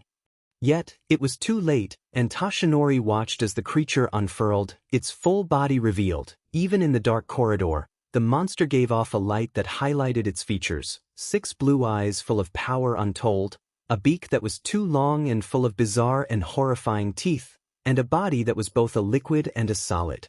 A black sentient ooze. Then, its mouth dropped open, agape as it revealed dozens of teeth, all neat and sharp, and deadly. Then it roared. The walls shook as the camera lens cracked and Ida covered his ears. In pain or in horror, nobody could tell. The shriek was horrific, high-pitched, with growls and clicks and heavily disorientated. It was similar to an animal's call, with hundreds of different calls mixed within, a terrible orchestra, too high and almost demonic to be a real creature. It was terror-inducing. Toshinori turned only to see that young Jichi had vanished, and he turned to the screen, watching as the teen hopped up the side of the building before crashing into the corridor. Young Jichi dash. Kz. Toshinori slammed his hand on the table, unable to watch as the screen turned into static. Turning to his class, he addressed them, his smile no longer present. Young Yaoyorozu, go and get Mr. Aizawa, Nizu and Recovery Girl. They will be needed. After that, he announced to the rest of the class. Class, this class is now cancelled. Please wait in this room unless something dangerous happens, then escape. I don't want any of you in danger. With his piece said, All Might rushed out, his quirk firing at max as he thundered towards the testing arena. This was no longer a simple team exercise, this was a fight for their survival, and All Might could only pray that everyone was alright. It wasn't. And All Might happened upon something terrible. The entire building was destroyed, replaced by the terrible ooze, its swirling mass now angrily swirling and striking randomly in a rage-filled assault. Luckily, All Might spotted young Jiro and young Ida close together, huddled in an alleyway some distance from the now erased building. Their eyes wide with panic and terror as they watched the monster before them, wondering what was going on. Doing a quick scan, All Might caught a large gash on young Ida's thigh, no doubt from trying to escape the building in time. It was bleeding profusely, and he tore a piece of his cape off to bandage it up quickly. Young Jiro's ears were also bleeding, likely from the terrible roar the creature had bellowed, and All Might could do nothing but tell them quietly. Both of you must leave the area now. Return to the viewing room for your safety. Using his massive form, All Might covered their retreat, hiding them as they ran away from the scene, his smile grim as he analyzed what was going on, waiting for his students to retreat before jumping into battle. They were his priority. One for all rose to his call and the world slowed down as blue eyes took in the details of the battle. The beast was large, easily surpassing the building it was hid within, its wiry body flicking about wildly. An errant thought popped into All Might's mind. It almost looks like a wacky waving inflatable tube man. All Might grinned at his thought before one of its tentacles smashed into a building, razing it to the ground. If they were demonic, that is. Stamping down his thoughts, All Might's mind ran as he studied his foe. Its skin looked as if it was metallic, but shifted as if it was water, flowing and molding to fit whatever space it could. There were dozens of limbs of varying sizes, all of which held a mean edge, and all capable of mass damage. Yet, even for its immense size, the beast was fast as it was strong. It moved faster than many, and it able to keep up with All Might's sped-up perception. So did young Jichi. A jet of blue fire knocked All Might from his analysis, the flames blazing across the creature as it wailed in pain and rage, lashing out with a vengeance, forcing young Jichi to jump away from a retaliatory strike. The boy twisted in midair, then defied the laws of gravity by hopping in the air, then turning to the beast and firing his blue fire once again. This time, the ooze melted slightly and revealed a purple mist beneath, one which matched the description to young Tokoyami's quirk. All Might connected the dots. This ooze was encasing young Tokoyami's quirk and essentially hijacking it for whatever purpose it wanted. Young Jichi's quirk was doing wonders against the parasite, burning away the metallic water skin, and allowing for the parasite to become distracted, to which All Might took advantage of to throw out an attack that would put the parasite out of commission. Detroit Smash. In a blur of speed, All Might hit with enough force to change the weather and his fist collided with the massive ooze, only he then froze in confusion feeling his fist stop. His attack had done nothing. This ooze somehow withstood a strike that not even All for One could take on fully without taking damage, without so much as flinching or an ounce of damage. Not even shock nullification quirks, no matter the threshold of nullification, had withstood a blow from One for All above 25% for longer than 5 minutes. One for All held far too much power to be absorbed. Deciding to go at it again, All Might threw punch after punch, yet none did a single mark of damage, nary a scratch on that thick ooze, and All Might knew he had to come up with a new plan. Leaping back, All Might reeled his fist back again, standing in a defensive stance just in case, his smile turning into a frown as he studied the creature. It had weak spots, cracks and crevices that should have broken open when he hit it, but instead they remained as stable as ever. A cold hand clasped against his broad back, and he felt a new power, one that was so different than One for All, flooded his system. A blue aura the exact same as young Jichi's energy surrounded All Might, and a voice behind and supplies. My energy is the only thing that can damage the skin, so I've given you a tiny fraction to help. Keep up. Then he vanished in flash, and All Might grinned, this kid. Pulling back his fist, All Might let the new energy pool into his fist and he flew forward with One for All in his heels, and this time he yelled out, "Minnesota Smash!" This time, as his fist collided, the blue energy hit like a phantom fist and the ooze shattered as a blue wave flooded from the impact site. The creature snarled and turned its monstrous head to him and lunged at him with a speed he'd not seen in some time, only to be stopped by another jet of blue fire, and it burnt away the oozing skin again, revealing the purple body beneath. It was working. In retaliation, tentacles whipped about, scoring the ground and leaving deep scars in the tarmac, forcing All Might and young Jichi to dodge and take their strikes where they could. It was clear the creature was powerful, as in All Might powerful, as it struck yet another building, causing it to collapse. At the main campus, a sentient block of cement shivered. But even though the creature was powerful, it held no experience or knowledge on fighting with finesse, with skill. It was a beast fueled by rage and hate and instinct. Something which the two fighters took advantage of. In tandem, the symbol of peace and the last Tenno worked at the creature, slowly wearing down its thick oozing armor, piece by piece. All Might couldn't physically match young Jichi's movements. They were far too nimble, too twisty and wily for his muscled form to do. So, All Might took the heavy blows that the creature threw out, letting it focus on him whilst young Jichi worked its defenses down slowly. With some elbow grease and grit, the monster was clearly worn down. After 15 minutes of back and forth, the skin was more flaky than before, like dried mud, and much weaker too. This was the chance that they were looking for. And young Jichi took it as his arm clicked, and the boy's energy coats his arm, and All Might grinned as he pulled his fist back with the young lad, with All Might bellowing out, "Utah! Smash!" And in synchronicity, they struck in the weakest place they had found, the beast's chest, and the ooze finally shattered. The fight was over, and now it was on to the next part of the mission.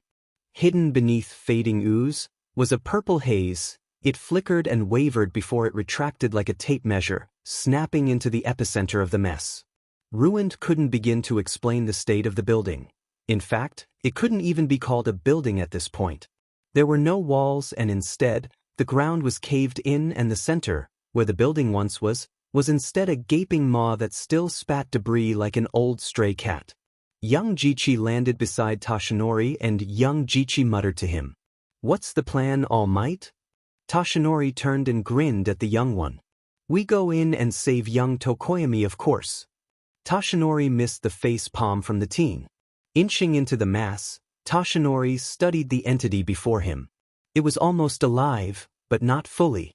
Raising his hand, Toshinori let it run across the surface of the entity. It was weird. Somehow it was wet but dry. Like feeling water with a film covering the surface, and his hands sank into the surface slightly. Tapping it with more force, however, told a different story. It was solid. Lines were connected, and Toshinori blinked in surprise.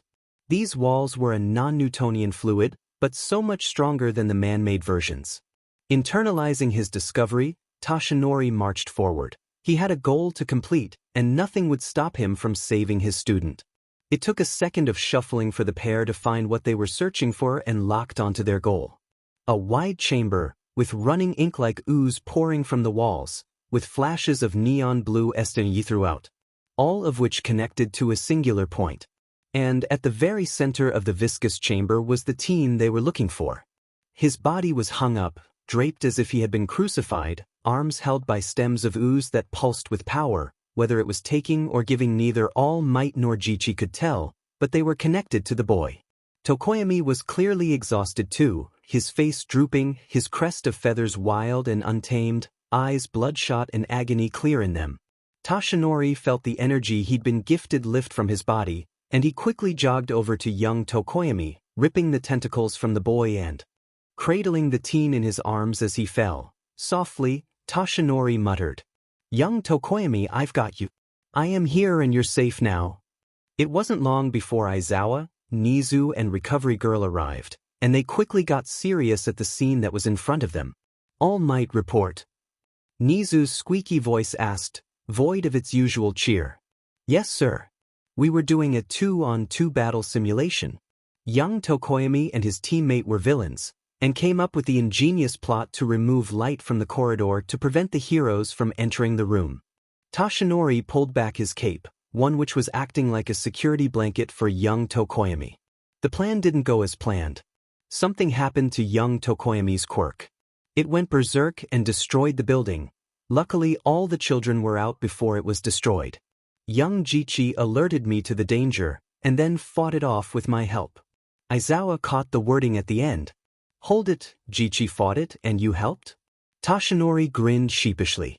"My quirk was ineffective against the skin of the quirk, only young Jichi's energy could damage it." Nizu and Recovery Girl both looked at one another.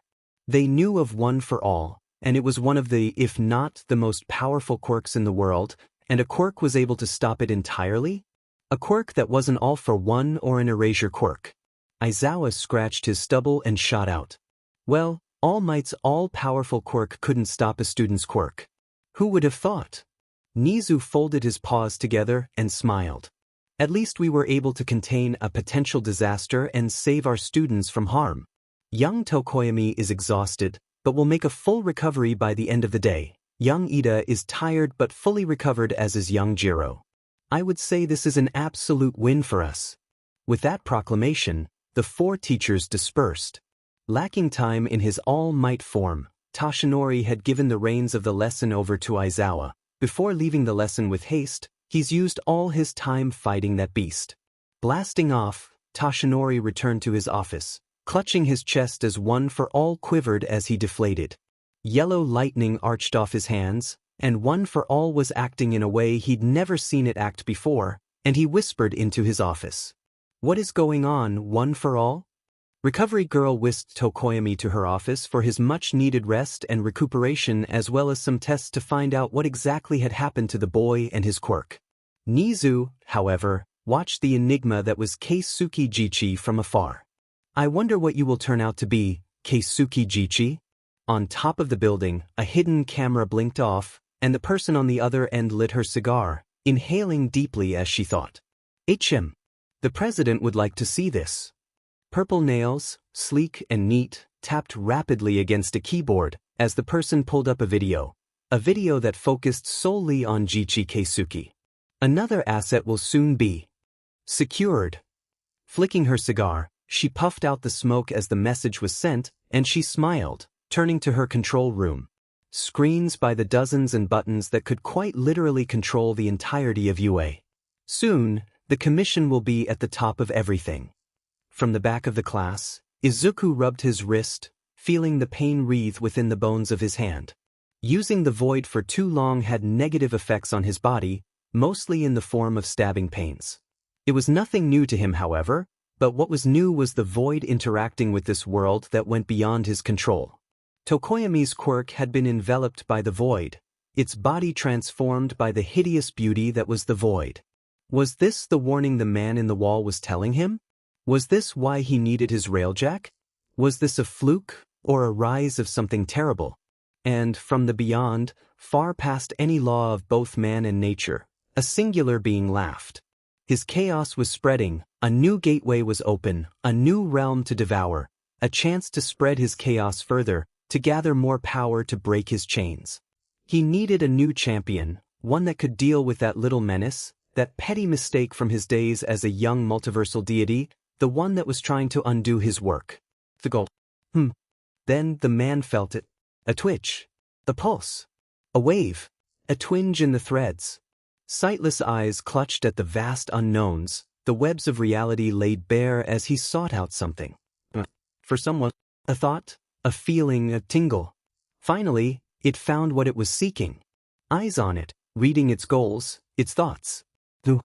Eyes beyond space, beyond time, beyond anything. Nothing can escape them, no thought, no action, no plot. You reader. I feel you. Shiver, tremble, fear.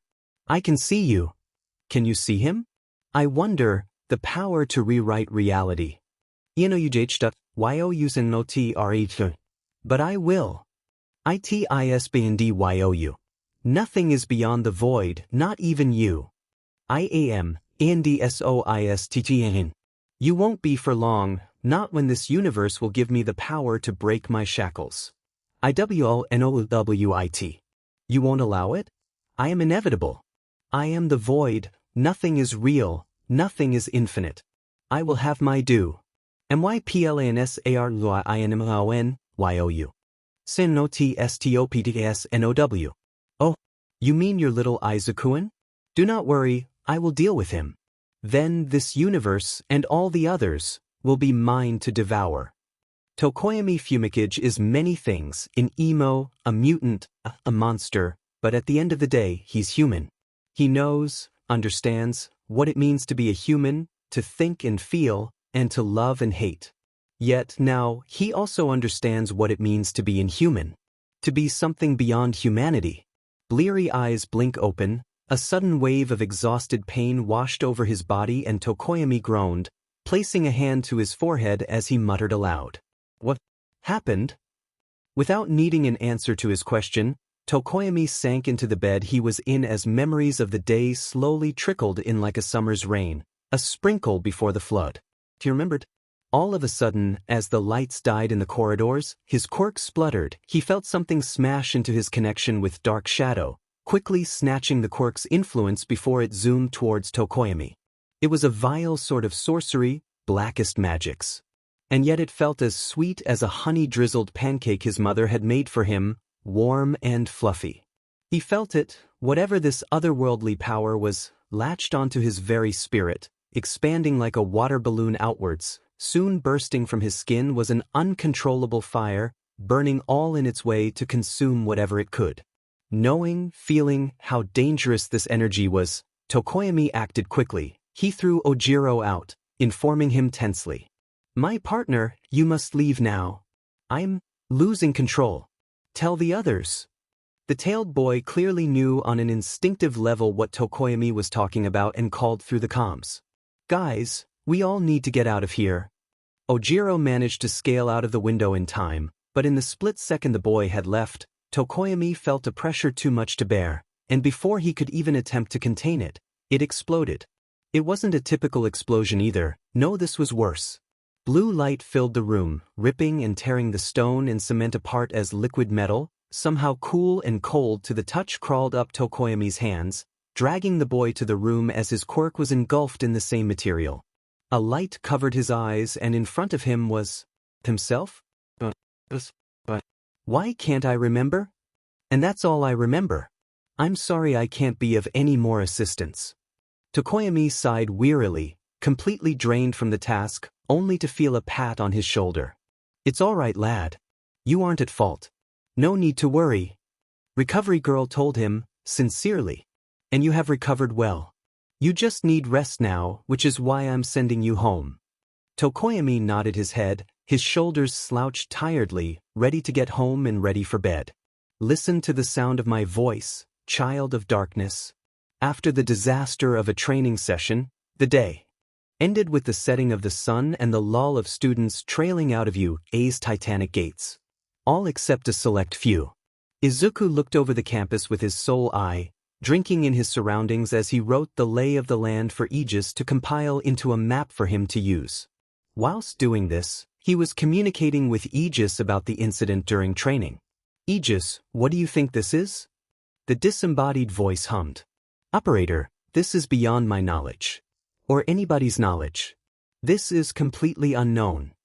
Izuku ran a hand over his forearm. Any theories? Izuku's companion paused, thinking.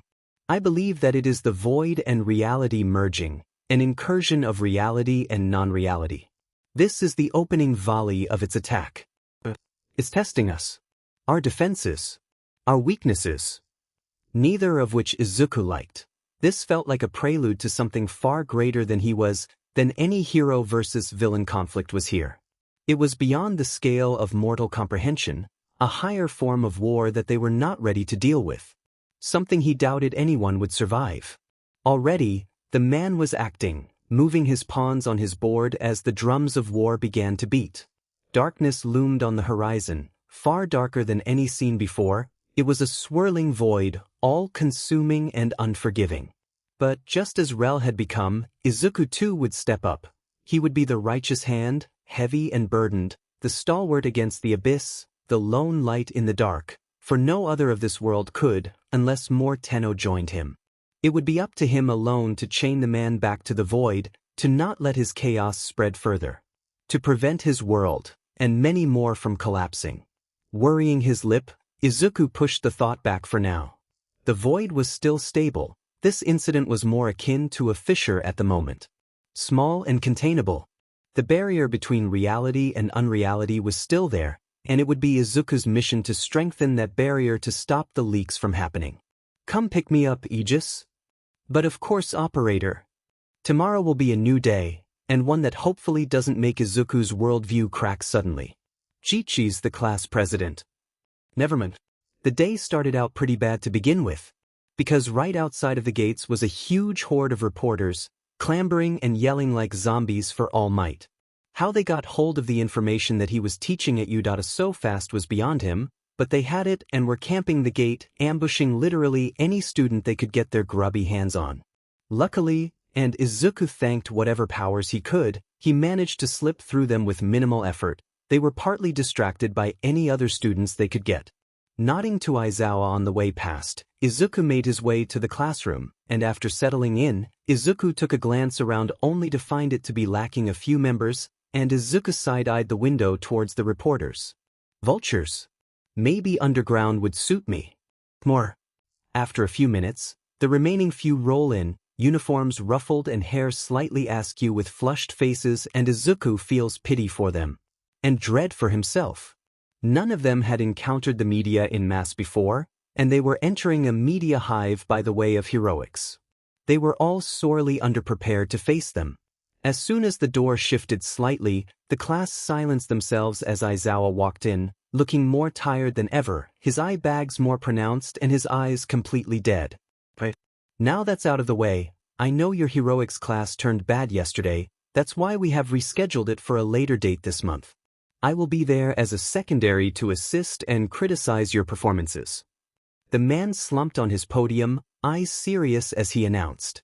But today you will be.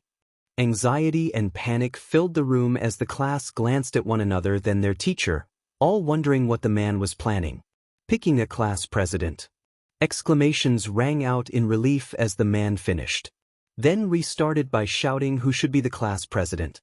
Izuku thought about it for a split second, but decided not to run. He was used to leading soldiers, war veterans and fully fledged fighters. He couldn't teach at all, nor could he deal with children. This class weren't soldiers, they wouldn't be facing a war, or near undefeatable foes. No, they were wet behind the ears heroes in training. They more than likely won't see a villain until their second year with a bunch of experience and training under their belt in order to deal with them. No, it would be best for him to stick to the shadows, sink into them and protect people from the lurking monsters within the black abyss. And yet, why vote me in? In the end, the class decided to vote for a person to become president and vice president. And 3 people chose him. What on earth? He did nothing to earn it. He sat silently, he didn't really talk to the others and usually sat alone. They weren't the qualities one usually looked for in a leader, but then again he's thinking with his old mind, not with the mind of a young teen. They, just the day before, witnessed him fight a thing that even All Might struggled against, and then fought with all might to defeat it and bring back Tokoyami. They wouldn't have though, right? Right? Well, Karo, I voted for you because of how you dealt with yesterday. Izuku shook his head. I voted for you, being of the dark, because you know the truest depths of the abyss. I trust you will lead us right. Then, from the bird-headed boy, the true dark shadow popped out. What he means is you saved him, so he trusts you to lead the class. That, at least, was a decent answer. I flipped a coin between you and Yayorozu, and it landed on you. Ashido perked up, happy as can be, and Izuku sighed. Of course he was voted in because of chance. Rubbing his face with both hands, Izuku feels the headache of his future self's pain hit full force. This was going to be such a hassle, and it will probably lead to his inevitable death by rogue pranks or teen drama. If he's being melodramatic, nobody would know about his internal monologue. Grouching his way to the podium, he leveled his eye to the class and said with utmost seriousness, "You've all doomed yourself to a fate worse than death." A bandage wrapped around him, not enough to hurt, but enough to get the message across, and he sighed again. "Look forward to leading all of you." It was satisfactory as the bandage loosened and his vice stepped up, giving her own message. "I will do my best to help any and all of you, and lead you with my all." Izuku blinked. Why didn't anyone else vote her in? She's got the right stuff clearly. Right. Now that's done, get out. It's lunch. Fling, ahem. Leaving for the cafeteria, Izuku left his class alone to grab an empty table and food before everyone else. Getting a table like that in the school was like getting a sunbed on holiday. You fight until the death for it. Thanking his lucky stars, Izuku sat on an empty table, food ready to be devoured. Until some of his class finally entered, and with a near unnatural sense, looked at him and started to make their way over to him. Crying inside, Izuku glanced at his approaching classmates. The group, nearly the entire class, minus a few here and there, clambered to him, obviously wanting him for something. Oh, how he wished he could vanish into nothing at that moment. Oh wait, I can. Cloaking himself with the void, Izuku sighed with relief as he watched his class look around, confusion painted on their faces, before he jetted himself off and out of the cafeteria, his food in hands as he left. As fast as a blink, Izuku appeared in an empty corridor, and smiled as he walked down it, looking for a quiet place to devour his lunch in peace and serenity. He felt himself loosening here. It was different, being back on his home planet. There were no Griner, no Corpus or Orokin. The infection wasn't here. It was peaceful. All of a sudden, a horrific shriek filled the once silent air, and Izuku just sighed as a voice called out over the intercoms. "Attention all students. This is a level 3 security breach. Please evacuate calmly and safely to your designated zones." It was decidedly not calm. Even from his quiet corner, Izuku could hear the trampling stampedes of terrified students, their fright and fear tangible in the air, just like their screams and voices echoed through those empty halls. Then a black and purple mist appeared, swirling like a black hole, and Izuku tensed. His body coiled as he watched this foreign thing appear from nowhere, and a hand pushed through the mist and Izuku's mind whirred. A teleportation quirk? They were exceedingly rare, second only to healing quirks. What was one doing here at U.A? A student can't have a quirk like this, not one this powerful, or they'd been known in U.A, nor were there any officially documented pro-heroes with teleportation quirks active in Japan. Then, the pale hand opened the misty portal more, and a figure stepped out, a face mask on and a plain black hoodie drawn up to cover any and all features. That wasn't a student. Or a pro-hero. This was someone dangerous. Likely a villain. No normal person would break into U.A. It wasn't worth the risk. Only a villain with nothing to lose, or someone who was confident in their skills and themselves would break in. Who knew what category this man fell into? Izuku scanned the figure, picking out anything discernible, such as the bright red high tops, or the fact that his hands twitched occasionally. But other than that, there was nothing else. From his location, Izuku bit his finger. He couldn't act here. He had no evidence, no knowledge of the man, only that the man could teleport, and that was all he knew. Without knowing of his full capabilities, Izuku couldn't act, couldn't fight. It would be folly and arrogant to presume he could fight and win against an unknown. Especially with quirks thrown into the mix, who knew what powers the man had? It could be next to anything. Then the next thought popped up. Why was the man at U.A? What were his goals, his motives? It didn't make any sense. Izuku peeked around the corner again, watching as the man slivered closer to a room, a sign peeking out just above, and Izuku read it. Staff room. How did this random man know where the staff room was? The teleportation was too close to be a guess, And the way the man went directly in that direction made Izuku think that this man knew where it was. It wasn't a good sign. So many questions, so many mysteries, and Izuku had a feeling that this was a prelude to something terrible. Summoning Magnus Prime, Izuku let the sleek magnum fall into his palm, getting to grips with the sudden weight before he combat rolled. It was better to be armed than rely on the void just in case. Peeking into the room the man went into, Izuku watched with his single eye, boring into the man as he rifled through sheets and pages. Then, all movement stopped as the man lifted a single sheet, 4 fingers on each side with his pinkies sticking out, and muttered, "Object complete. Stealth mission is done." And as soon as he said it, the mist opened behind him, and Izuku acted. His revolter spun as he aimed with precision, a toxic bullet in the chamber as his finger slammed the lever and a thunderous bang rang out. The sound startled the target, who flinched and leaped to the side, luckily being able to barely get hit by the bullet, but still grazed his side. Izuku wasn't aiming to kill, but to incapacitate for interrogation for later. The man turned, and hateful red eyes glared at Izuku. Unfathomable hatred and utter destructive madness laid within those crimson doors. This man was out for blood. But the portal swallowed the man before anything more could occur, but Izuku knew that the toxin was working through the man's system as the seconds ticked by. It wasn't enough to kill, just poison and weaken. If he hit a more vital area, it could have. Shoyuta ran through the school. His legs were carrying faster than ever as he got closer to his goal. During the press fiasco, Shoyuta got a text for Nizu, that rat god creature, telling him that there was an instance of a firearm going off in the staff room. It couldn't have been Snipe, the Western gunner was out at his agency, the range, for the day. And no students were allowed firearms on campus. Dots connected, and whoever caused the break-in, Shoyuta refused to believe that the Udata barrier was destroyed by rabid animals. The press had gotten into the school and got to the staff room for whatever reason. That's where we keep our lesson plans. The thought came too late. Turning the corner, he came face to face with an ornate revolver, trimmed with gold, and Shoyuta looked at its wielder, sighing as he saw that unmistakable white hair.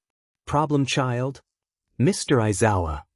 Silence followed after the acknowledgement, and Shoyuta put on a face of utter boredom as he asked pointedly, "What to tell me why I got a text from Nizu reporting a firearm being discharged?"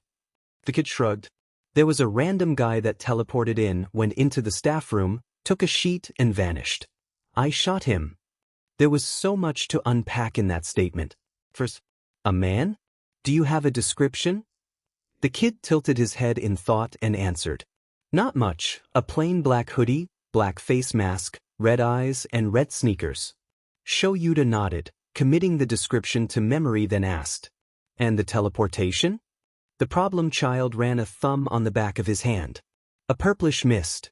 A portal-based teleportation quirk. More than likely coordinate-based, rather than site-based. The intruder didn't have the teleportation quirk." Shoyuta closed his eyes for a moment, pinching the bridge of his nose to stave off the rising headache. "Please try to keep this quiet. People will panic if they find out some really did break into you. I'll talk to Nizu and the staff about this. Hopefully this was a one-time event. Go to class, kid." Inside his office, a creature hummed, his white fur glistening as he watched the cameras. "Ah, it appears that young Jichi caught an intruder. Lucky us. Teleportation is rare, the thought hadn't occurred to me." Nizu rubbed his paws thoughtfully, beady eyes running over his computer screen, one which a system diagnostic and multiple firewall testers running. Our detection systems, they're all disabled? This requires investigation. It had to be an internal process, someone within U.A must have disabled them. Frowning, Nizu places his tea down. The teachers couldn't have, none have this much access to the servers. Neither could the students. A conundrum. Then one of the firewall testers pinged. An internal link going outwards? To where though? And what's the nature of the link, I wonder? Tugging on the thread slightly, Nizu watched as data flooded his system. Student files. Camera footage. Quirk data for counseling. A full connection to all devices linked to UA.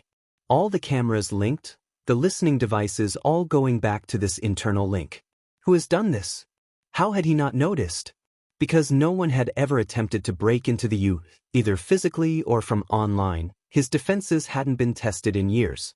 And now that it had, he'd found the rot within the systems. Abhorrent, someone had hijacked his school, slowly creeping into it to take control. Could it? The cases match up. Many UDA alumni are taken directly into the HPSC, and those numbers have been rising. Any who didn't conform have mysteriously vanished. There hasn't been a rising U at a star since. Best genist. Nizu folded his paws together. This is how the HSPC are working. They blackmail my students, the fresh starters who don't know anything yet. If they don't submit, more than likely their information is sold and they're eliminated swiftly. Nizu's frown deepened. They're trying to gain full control of the hero system. First, they had targeted new heroes, then they shifted focus to the hero schools, slowly inducting them into the HPSC via the school boards and then using the schools to indoctrinate the students into puppets of the HPSC. If they played the long game, they could have an army of heroes behind them no matter what. Who's to say they won't want more than just heroes? What if the HPSC wants to rule over Japan? Have control over it? Will young Jichi be next? How will he deal with this threat? Knock knock. Aizawa. Come in. Come in. Nizu chirped, his mind compartmentalizing his realizations for later. Nizu. You know about the intruder then? Nizu's smile sharpened. But of course. Young Jichi alerted me to their presence. That warp quirk is quite dangerous. I'll have Power Loader come up with some plans to counteract that quirk. Aizawa just nodded and Nizu tilted his head. Did you need something else, Aizawa? The man stared at Nizu for a second. He's odd. Dangerous. Are we sure he is who he says he is? Nizu's smile dimmed. Yes. I am well aware of the danger Jichi poses. But we know nothing of him. We haven't been able to do a blood test to confirm who he is. So many things were happening, a game unfolding with multiple players. It's better to have an unknown on our side than have that unknown against us. Especially if that unknown could help them win this game. Smiling, Nizu turned to Aizawa. You've got USJ training with 1A coming up soon, haven't you? Aizawa was clearly thrown off by the sudden change in topic, but nodded. Yeah, tomorrow actually. Slowly, Nizu let his smile become grim. Be careful, Eraserhead. Things are getting dangerous. Protect our students. Keep them safe. I'll try to add more heroes to the roster. Who knows what information the intruder took? Turning in his chair, Nizu overlooks his campus saying, there are greater powers at play, things far greater than you or I. I only hope to keep our students alive and well after the fires die. Danger. That's all Izuku could sense as he entered U. It wasn't an immediate danger, one he could see or hear, but a looming danger, one that was too far to know, but close enough to feel that it was coming, and it was something big. After the whole press fiasco yesterday, Izuku found out from Ida that the press had invaded. He felt more on edge, especially after the school ended and Izuku got a glimpse of the state the barrier was in. It was completely disintegrated. It wasn't melted or corroded, but turned to dust, just fine dust. That was dangerous, deadly even, and with Izuku in the know about a villain breaking in made this even worse as several pieces fell into place on the jigsaw. Black Hoodie Man had a disintegration quirk, and destroyed the gates, and using an accomplice, teleported into UA to get to the staff room. This wasn't a random one-off, this was a fully planned out invasion. The gate was a declaration of war. A thick miasma of anxiety, fear and danger lurked around you. It was a fog that hung drearily over Izuku, over everyone within you, a dread that wouldn't leave their bones. The dread had stuck its terrible claws into his shattered mind and wouldn't let go. Whatever was going to happen, Izuku needed to be ready. He couldn't be caught off guard, or it could mean life or death. Making his way to the classroom, Izuku opened up and looked over the class. Most were already here, so Izuku took to the podium quickly to make his announcement. I'm stepping down as class president. I nominate Yaoyorozu to be my replacement. She can pick her vice. Sweet and to the point, Izuku saw no need to mince his words. He wasn't fit to be class president. And with his piece said, Izuku sat down in his chair, ignoring the looks of his stunned classmates and waited. Being the class president made him a noticeable feature. He needed to be the shadows, the hidden protector, and it would also eat up what little time he had already. So, it was a logical move to step down from the position. Yaoyorozu was smart and had a keen eye, as well as a cool head. She was a shoe-in for a leadership position. Moving on, Izuku paid no heed to the rest of the day as he meditated quietly, his instincts going haywire for some reason, and it wasn't the void this time. His dread grew as the day went on. The looming threat was getting closer. Izuku felt it like a coming storm. His hairs stood on their ends, and his skin broke out with goosebumps. How he wished for his Shazen. You know, operator, you could just ask me to send it to you. Izuku blinks and then smiles. That would be lovely, Aegis, thank you. The Cephalon was grinning. Izuku could tell, even if he could see the smile. Anything for you, operator. At lunch, Izuku forewent the hassle of fake eating and chose to sit on the roof, alone, to play. His Shazen to calm him down. Knelt down, Izuku felt the heavy instrument appear, a flash of blue temporarily blinding him, until he smiled slightly at his instrument. A midnight purple bass, with soft edges and a light trim of gold, a beautiful Shazen that played songs magnificently. Now, Izuku had no talent for singing. His voice was like nails on a blackboard. His talent fell more into the playing. He could make a Shazen sing so wonderfully that it made up for a lack of lyrics. And with a thrum of his fingers, a song spun in the air, twirling around as Izuku let his feelings go, letting them sink away under the tides of music and wonder. Calm washed over him, his breath steady as the music took his anxiety and dread away with a soft melody of peace and tranquility. The song is Unravel, an acoustic cover. With a final slide, Izuku let his Shazen go, feeling the content he had built start to dry up as the dread grew once more, but it wasn't as bad as before. He could handle it now, and not let himself be consumed by the darkness willing to swallow him whole. Standing up, Izuku took in a deep breath of the fresh air, and held it in his lungs before exhaling it slowly, pressing down his feelings for now. He'd unpack and release them later. For now, he needed calm and serenity. A siren sounded, and Izuku turned sharply. Lunch was at an end, and it was time for heroics, and his mind lurched at the thought of what they would be doing. Hopefully, there would be no interference. Sitting back in his seat, Izuku couldn't help but notice that his class were sending not-so-subtle glances at him, and it made him slightly apprehensive. He's never been good at the whole being social thing, so his apprehension to spend time with his class was understandable. To him. To the rest of his class, however, they had no idea why he was avoiding them. He was more mysterious than the Ice King Todoroki. Aizawa slouched in, looking more tired than ever before, and pulled himself to the podium as he rifled through his pocket for a second. Today for heroics, we'll be doing. The class held their breath in anticipation, and Aizawa cut it as he pulled out a card with one word written on it. Rescue training. Uproar started, and Izuku nodded thoughtfully. He was trained in war, forged in combat. He knew a battlefield, knew the aftermath, but not how to help others afterwards other than basic first aid, so this training would benefit him to no end in his path to heroics. He could fight, he could wage war untold, but he needed to learn how to help and heal as he progressed, as he grew to become a hero. You can wear your costumes if you want to or whatever. Get going.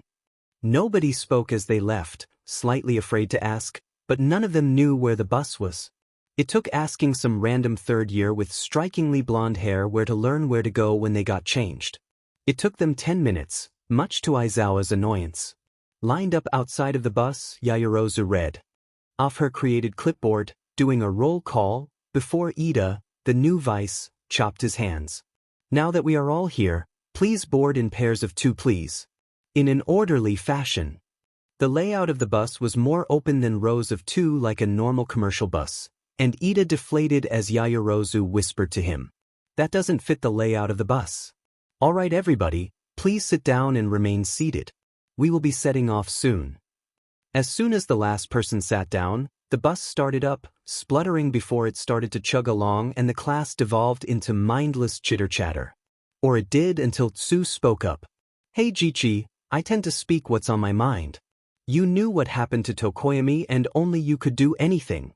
Was that something to do with your quirk? Izuku tilted his head in acknowledgement of Tsu and spoke quietly. Well, yes, but actually no, my quirk is energy manipulation. What happened to Tokoyami was his quirk absorbing the energy that I absorb.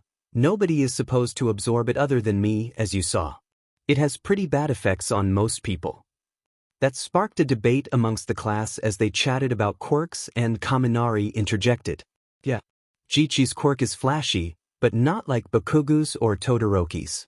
Man, they're powerhouses. Kirishima nodded enthusiastically. I know, right? It's so manly. Not like my quirk. It's just a hardening quirk. Kind of weak for hero work. Izuku rubbed his temple, slightly annoyed. Just because your quirk isn't flashy doesn't mean it's weak or useless, Kirishima.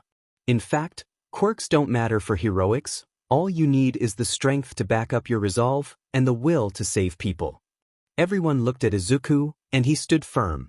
It was the most he'd ever spoken to his class, and it was something inspiring, not like his usual deadpan deliveries. Wow, Jichi bro. Thanks. That was really inspirational. Tsu twisted to face Bakugu. You know, Bakugu may be powerful, but he won't be popular. I mean, we've known him for barely a week, and we've all seen his personality.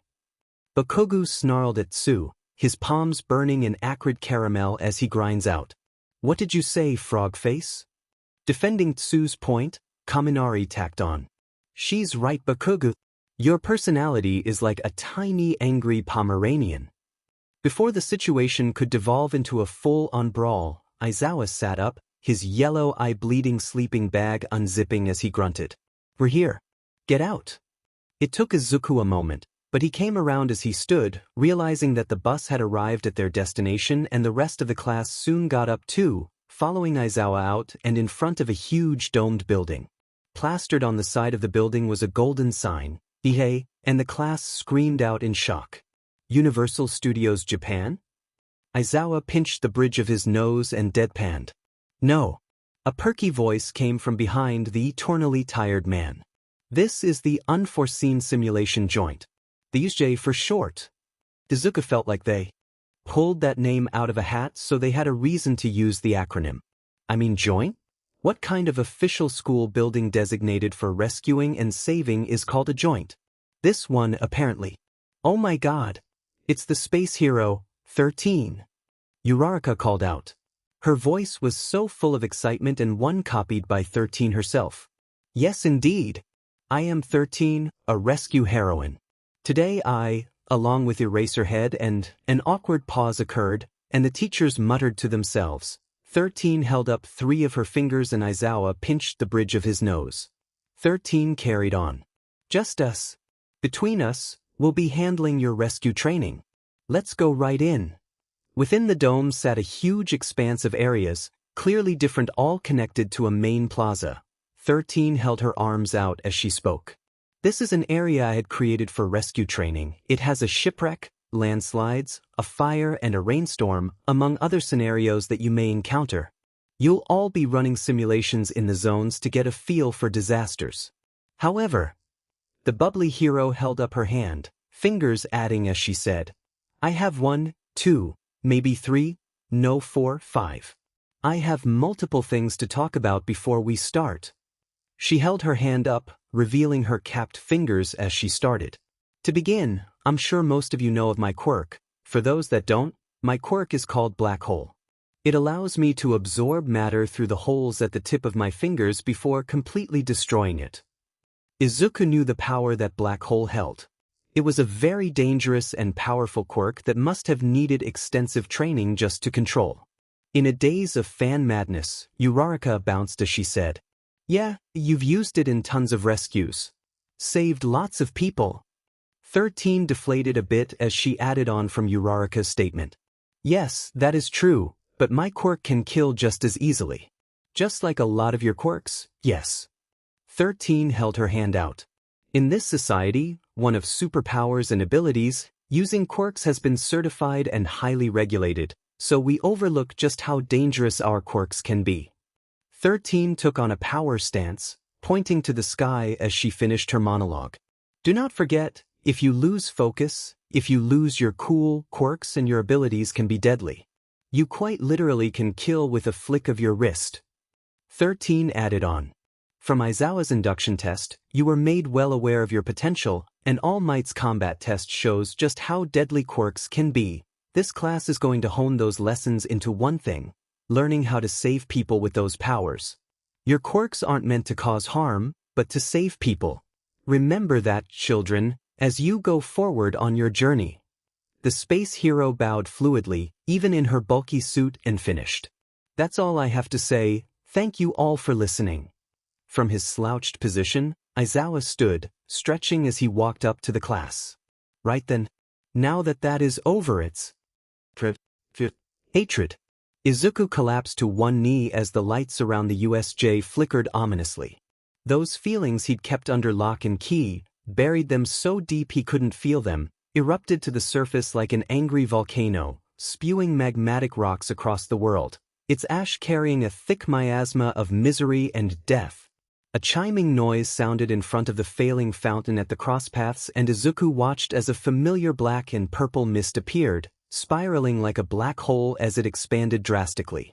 And from the center of that black abyss, a pale hand emerged, ripping open space as a bloodshot eye glared, but the rest of the figure's face was obscured by a dead, disembodied hand. Eraserhead glared back, and threw a hand in front of his students demanding them. Stay together and don't move. His eyes never left the fountain as he commanded. 13. Protect the students. The class looked as the portal expanded even more as the man stepped out, disembodied hands all over his body, some attached together with red bands. Izuku spotted something. The man's right side was bandaged, the white just barely visible beneath the black shirt. Beside the man was a lumbering beast. It had no intelligence in those beady dead eyes. Its mouth was nothing more than a beak home to razor-sharp teeth and a brain exposed through its cranium. Whatever this scarred beast was, it was definitely not human, not anymore. What's going on? Is this a part of training? Izuku was just about to step forward before Aizawa barked, his hand lifting a pair of golden goggles to his eyes. Stay back. At that moment, as soon as the hand-man stepped out, dozens of figures flooded from his flanks, the man motionless as those figures just kept coming out like a tap. Those are villains. Did you miss me, Izuku-kun? Those are villains. Clutching his heart, Izuku blocked Aizawa out, his mind reverberating with that single line. Did you miss me, Izuku-kun? The man in the wall was meddling again. And it wasn't with a renegade quirk anymore, but with actual villains willing to drench their hands with the blood of his class without mercy, or perhaps a fate worse than death for some if there are some seriously sick people within that mob. This wasn't just training anymore, it was a fight for survival. Master of Shadows, that voice. It was everywhere, but nowhere. Yet only you and I. What sorcery is this? Izuku had no answer. This was different. Tokoyami wasn't a Tenno, he wasn't aboard the Zeriman, nor infected with the void, so why can he hear the man? Unless it was Izuku's fault, had he unleashed the void on Tokoyami? Eraserhead, give me permission to fight. The hero in question glanced at Izuku, looking him up and down, before telling the class. Under my authority as pro-hero Eraserhead, you all have permission to defend yourselves. Be careful. Everyone glanced at the mob as they watched in horror, words filtering into those ears sensitive enough to. I wonder. All Might was supposed to be here. The schedule said so. But he's not. But maybe we can lure him here with the corpses of his little golden eggs. Floating up, Eraserhead readied his capture gear as he told 13. Evacuate the students. I'll hold them off. Gracefully, Eraserhead leapt down the stairs, clearing all of them quickly and landing with little to no damage. His stance was ready, and Izuku watched with his one eye muttering. Eraserhead? That was beyond foolish. Turning to his class, Izuku shook his head as a portal appeared before them. He should have stayed here, blocking the warp villain's quirk to allow us to leave. But now he's left us vulnerable. Izuku clenched his hand as a form appeared, a cloud with glowing yellow eyes, and a cultured voice came from the formless mist. He'd managed to hide the summoning of his weapon, but he'd only get one shot with it. He would be teleported as soon as the weapon was fired. Greetings, Yurata students, and 13. My name is unimportant, but it is my job to separate you all and send you, the mist wavered, to your demise. Before Izuku could act, Bakugo and Kirishima shot forward, blocking both his shot and 13's, as they struck the mist with no effect. Get out of the way! 13 yelled, yet it was to no avail as the villain chuckled. Well, that was fortunate, a little higher and I would have been in trouble. No matter. Prepare to face death, golden eggs. In an instant, the portal vanished nearly all of the class, including Izuku, and Izuku was plunged deep into the murky depths of the flood zone. All across the zones, Class 1A were scattered like dust, and surrounded by villains, sharks who were circling their prey, ready to devour without guilt. Grunting, Izuku kicked a villain into unconsciousness as he swam towards the boat, fending for himself easily until he reached the boat, where a familiar tongue grasped his waist and yanked him out and onto the boat. Thank you, Tsu. The frog girl nodded and replied easily. You're welcome, Jichi. Izuku glanced at the third edition, the simple-minded pervert, who was clutching at Tsu, his hand clearly unwanted on her beak. So, when Tsu slammed him into the wall, Izuku turned away as he thought out loud. HM. They don't know our quirks. They sent you, Tsu, to the flood zone, where if they wanted to weaken you, they should have sent you to the conflagration zone. Izuku overlooked the zone, keeping a keen eye on the villains in the water. That also means the villains will be extra cautious. They don't know if we have quirks which can combat theirs. Izuku thought for a second, before he liked his lips, tasting the remnants of water that trickled down his face, salty. The water was salty, meaning it more than likely was seawater, or something similar. That meant electricity would work best. After all, salt water was great at conducting electricity. Rel, may our salvation come from your sacrifice. In his hand a blue light appeared, forming a long spear-like shape until in a burst, appeared a weapon of power gifted to him by Rel himself. Scourge Prime. Stormbringer. The bane of the unrighteous. Pointing at the water, Izuku charged his weapon as he announced. I am the Arbiter's hand, the one that shall send your tormented souls to the void's vile embrace. At the tip crackled green lightning, and Izuku bowed his head as he fired the shot. He wished he didn't have to hear the screams that followed.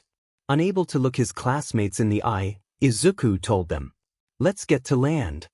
In the mountain zone, Yaoyorozu, Jiro and Kaminari looked around in barely contained fear, their eyes taking in the crowd that circled them. Yaoyorozu took charge of the situation and created 2 steel poles to protect herself and Jiro, and muttered Kaminari. Kaminari, I'm going to create an insulation blanket. After Jiro and I get under, discharge your quirk. From her back, a mass of purple and white light emanated off and she felt sweat run down her forehead as her body started to shrink slightly, her fat stores burning rapidly, until she shouted out.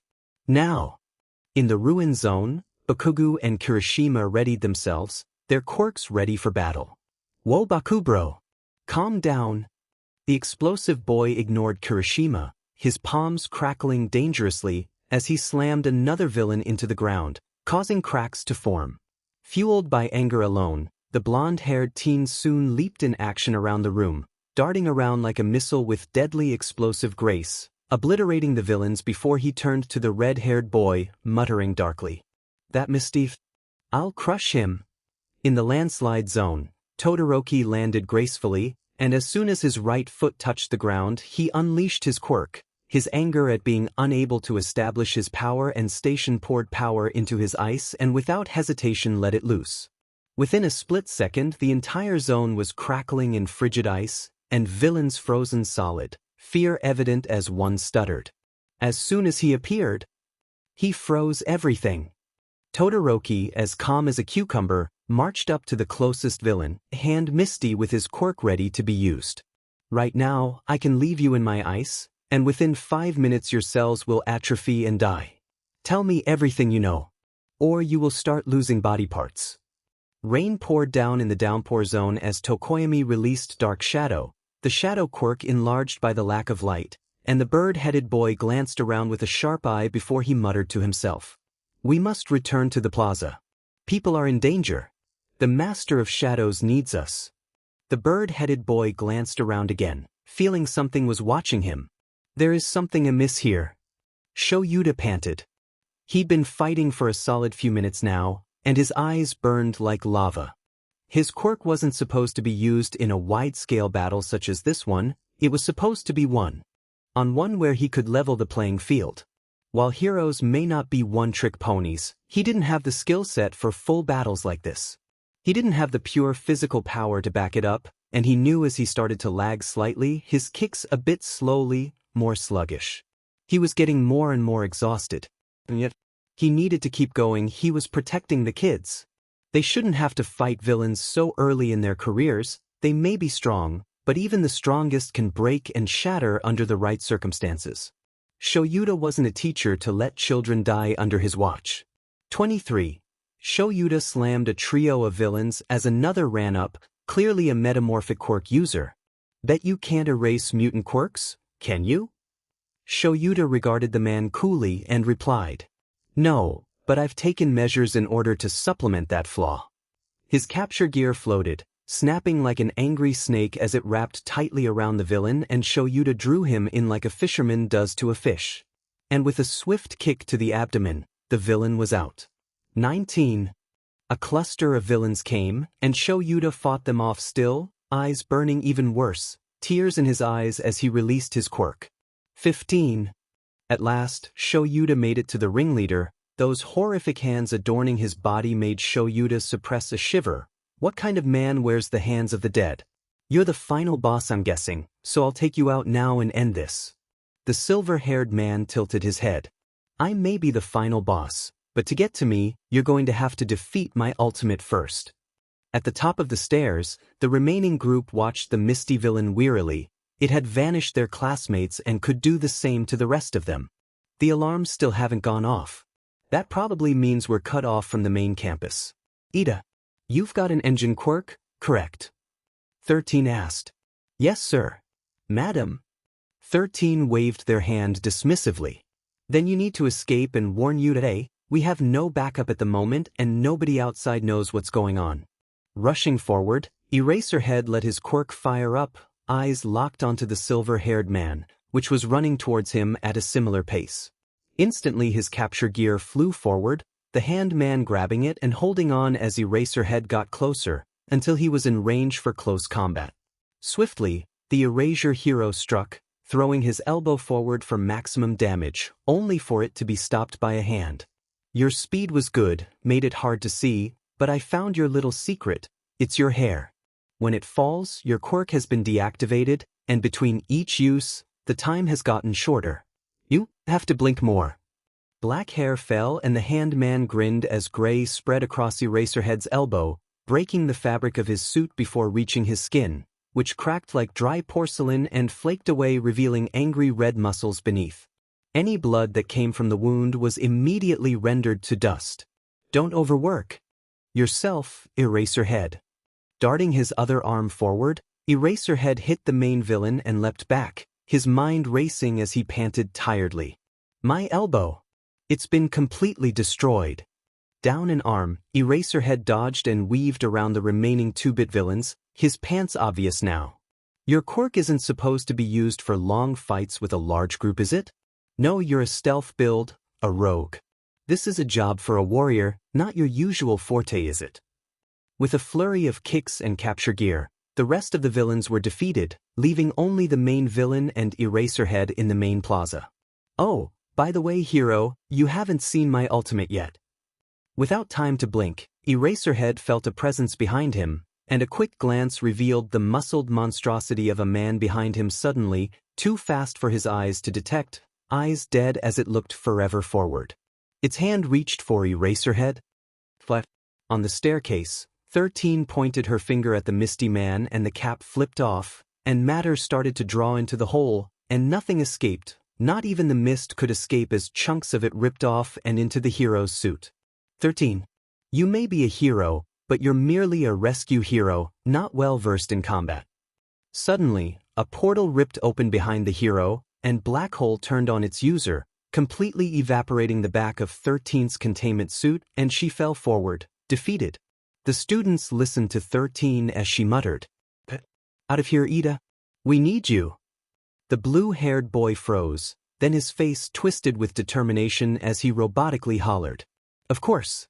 I will return to U.A to bring reinforcements." The mist interjected, "You shouldn't discuss your plans where I can hear them." Rumbling, Ida shot past the villain at blitz speeds, his engines humming as he got closer to the door. "I can't allow you to leave, child." In front of Ida opened a portal and Ida's foot twisted, trying to stop as he thought. "I was entrusted with a task to go get help. I will keep my classmates safe."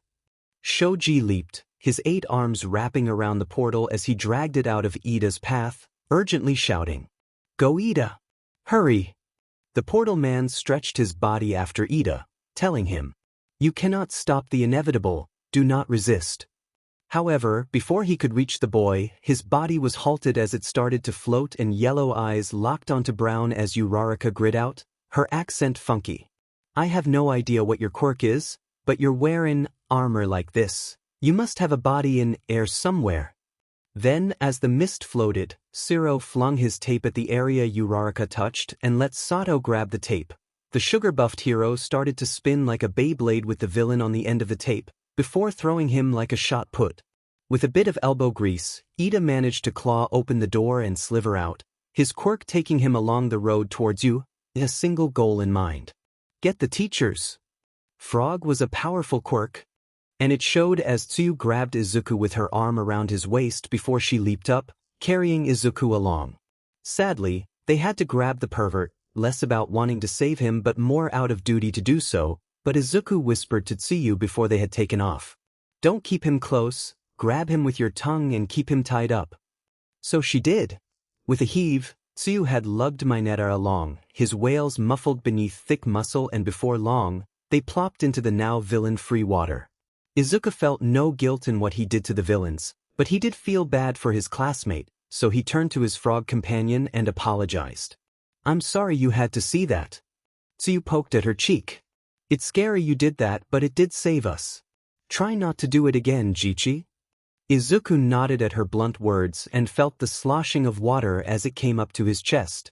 They'd landed close to the main plaza, and they had to slink through the water towards high ground, their eyes alert for any remaining villains lurking. What they saw as they peeked over the edge was surprising. Eraserhead had defeated most, if not all, of the weaker villains that made up the bulk of the crowd.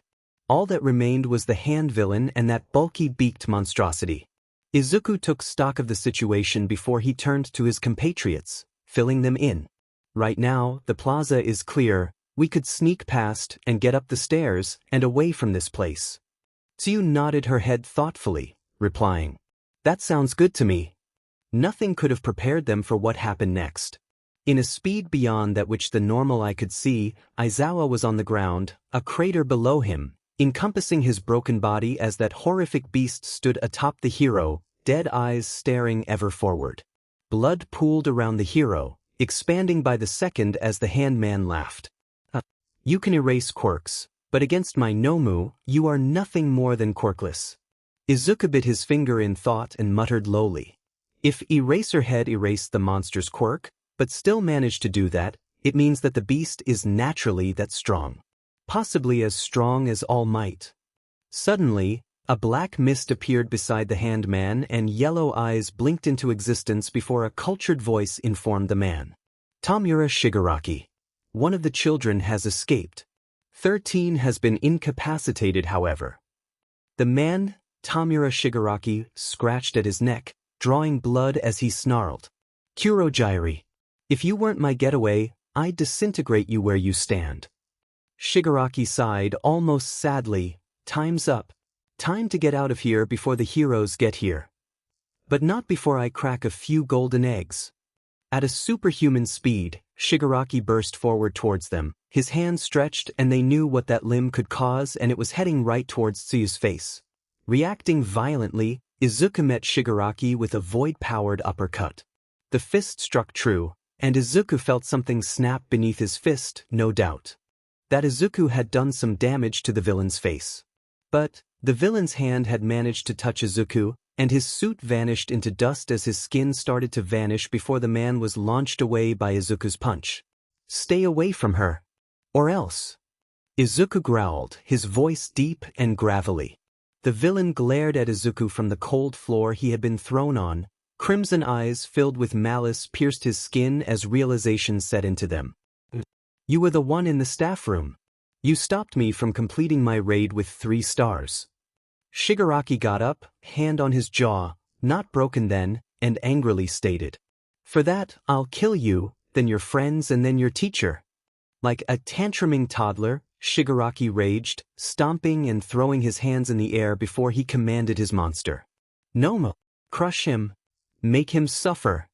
Time ground to a halt as the beast leaped at Izuku with speeds that none save a few could see beyond a black blur. A massive fist flew towards Izuku's chest, no doubt to crush him like its master commanded it to do. And for all of Izuku's power, skill and determination, he couldn't dodge the fist. If he did, he would be leaving Tsu and Mineta open for the beast to attack. So he accepted. After all, why fear death, when the void held horrors beyond comprehension? Thrown up hands crossed over his chest before the fist hit Izuku's chest right on. Bones shattered and skin torn like wet paper, and Izuku gargled blood like mouthwash before it shot out from his mouth. Scarlet life was suspended in the air for a mere moment before it flooded the floor. The punch shot Izuku backwards, his body felt weightless as he collided with a wall, and all feeling beyond his legs stopped working.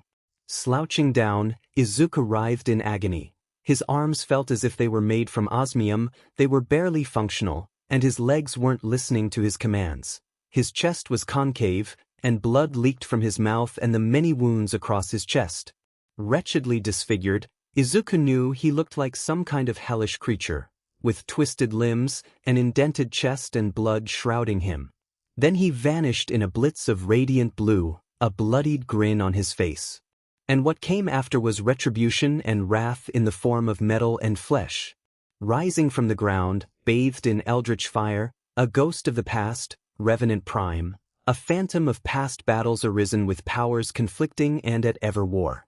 Gracefully silent, the new presence raised its right hand, swirling in that bright fire-like energy, its horned head tilted to reveal blazing eyes before it waved its hand at the beast. Enthrall. Izuku had enthralled the beast, snatching away Shigaraki's command easily, as if he was merely given a fraction of its will. The rest, not that Izuku knew, fell under the control of something far darker than this insane man-child. Yet, as soon as Izuku puppet the beast, blinding gold erupted from its skin, a mesmerizing display for everyone who hadn't a clue as to what was going on. Deceptively bright light, heavenly Tsuyu would describe it later, shone from the beast, before said light twisted into a black so dark it almost drew light in. It was a void, absolute nothingness.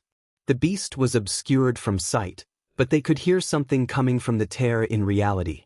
Bones creaking and twisting filled the air once more, the disgusting sound of flesh as it boiled and stitched back together, the sounds of a gushing liquid, like that of a waterfall. Hissing could be heard too, like skin sizzling under an intense heat, and loud pops burst too.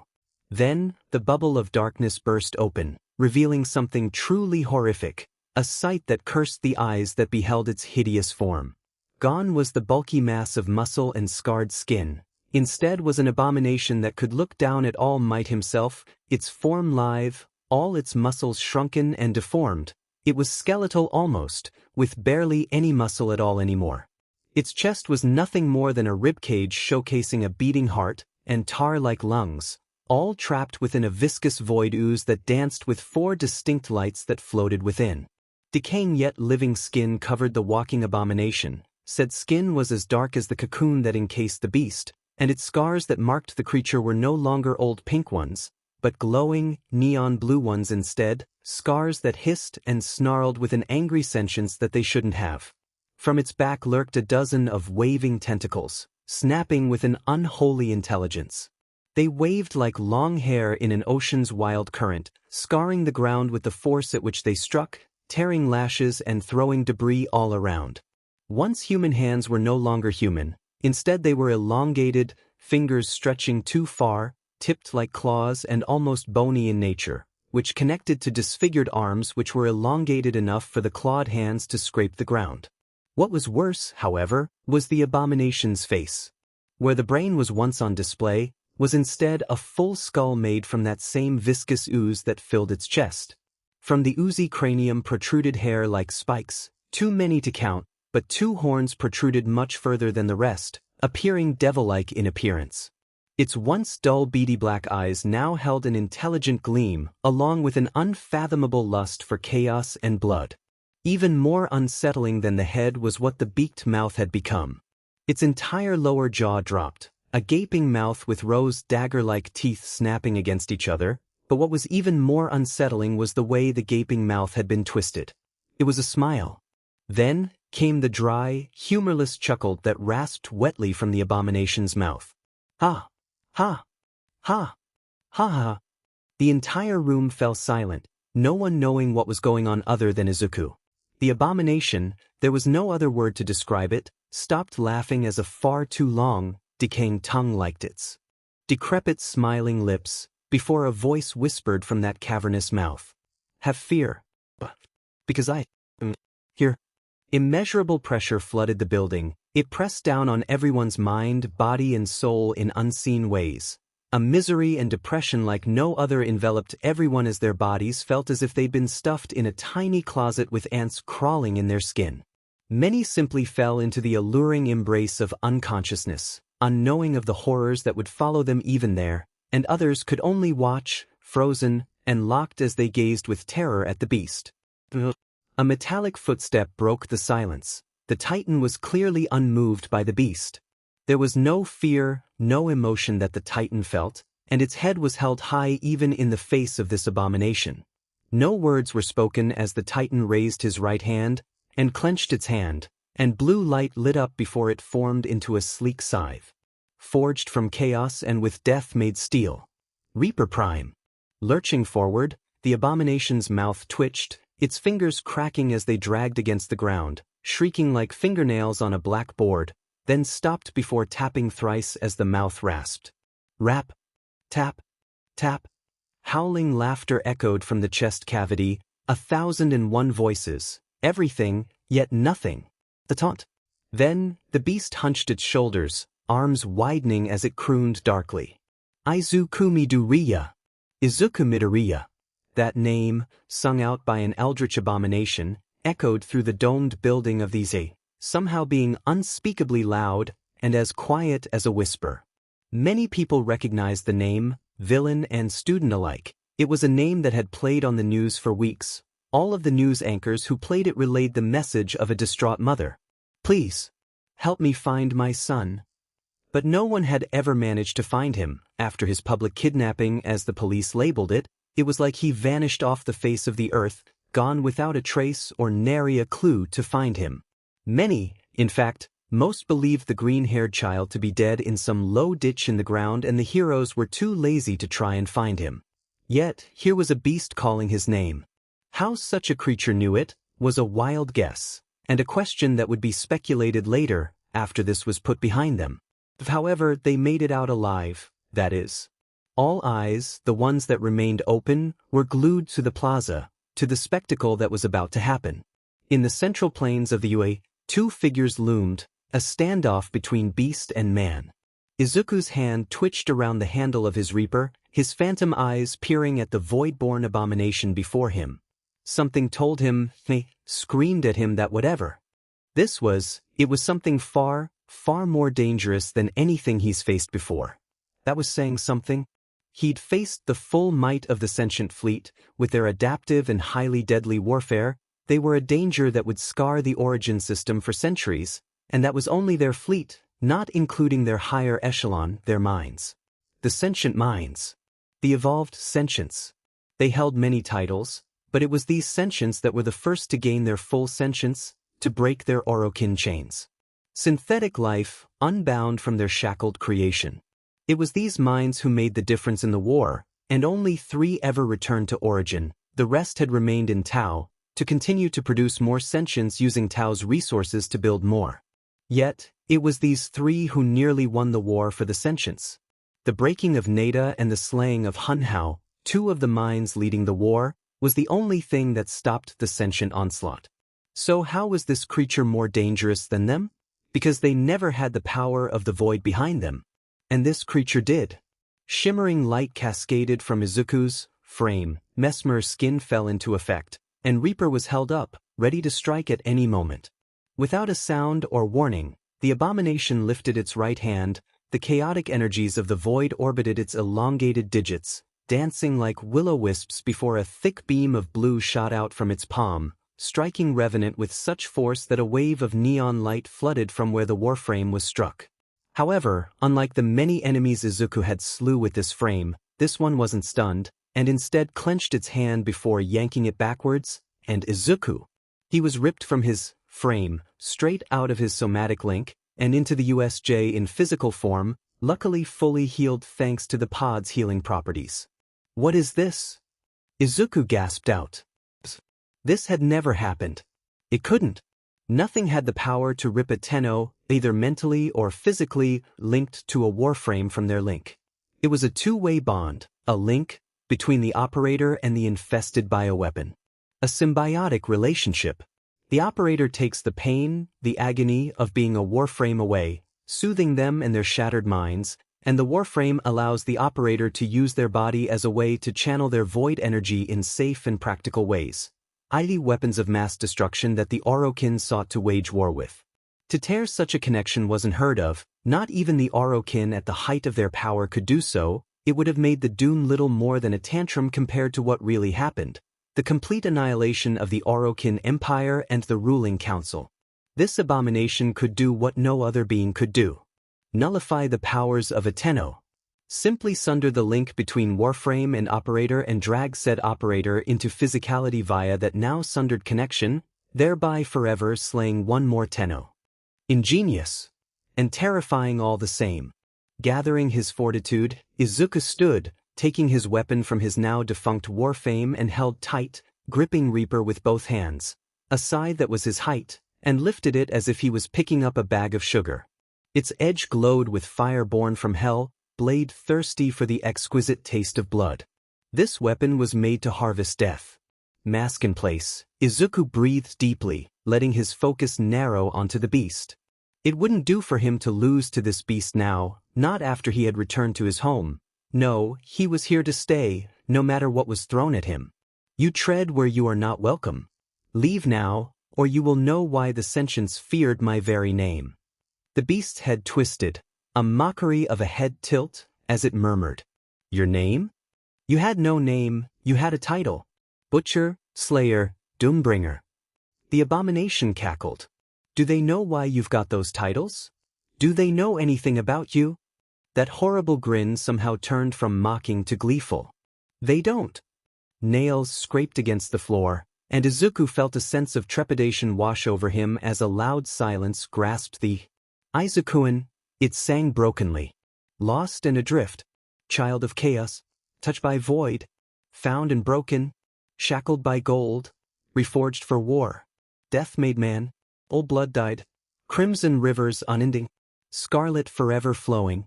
Reaper of spirits. 1,000,001. Souls extinguished by. Void touched Viridian. A single digit lifted, cracking and snapping as it pointed at Izuku, before it sighed a single word.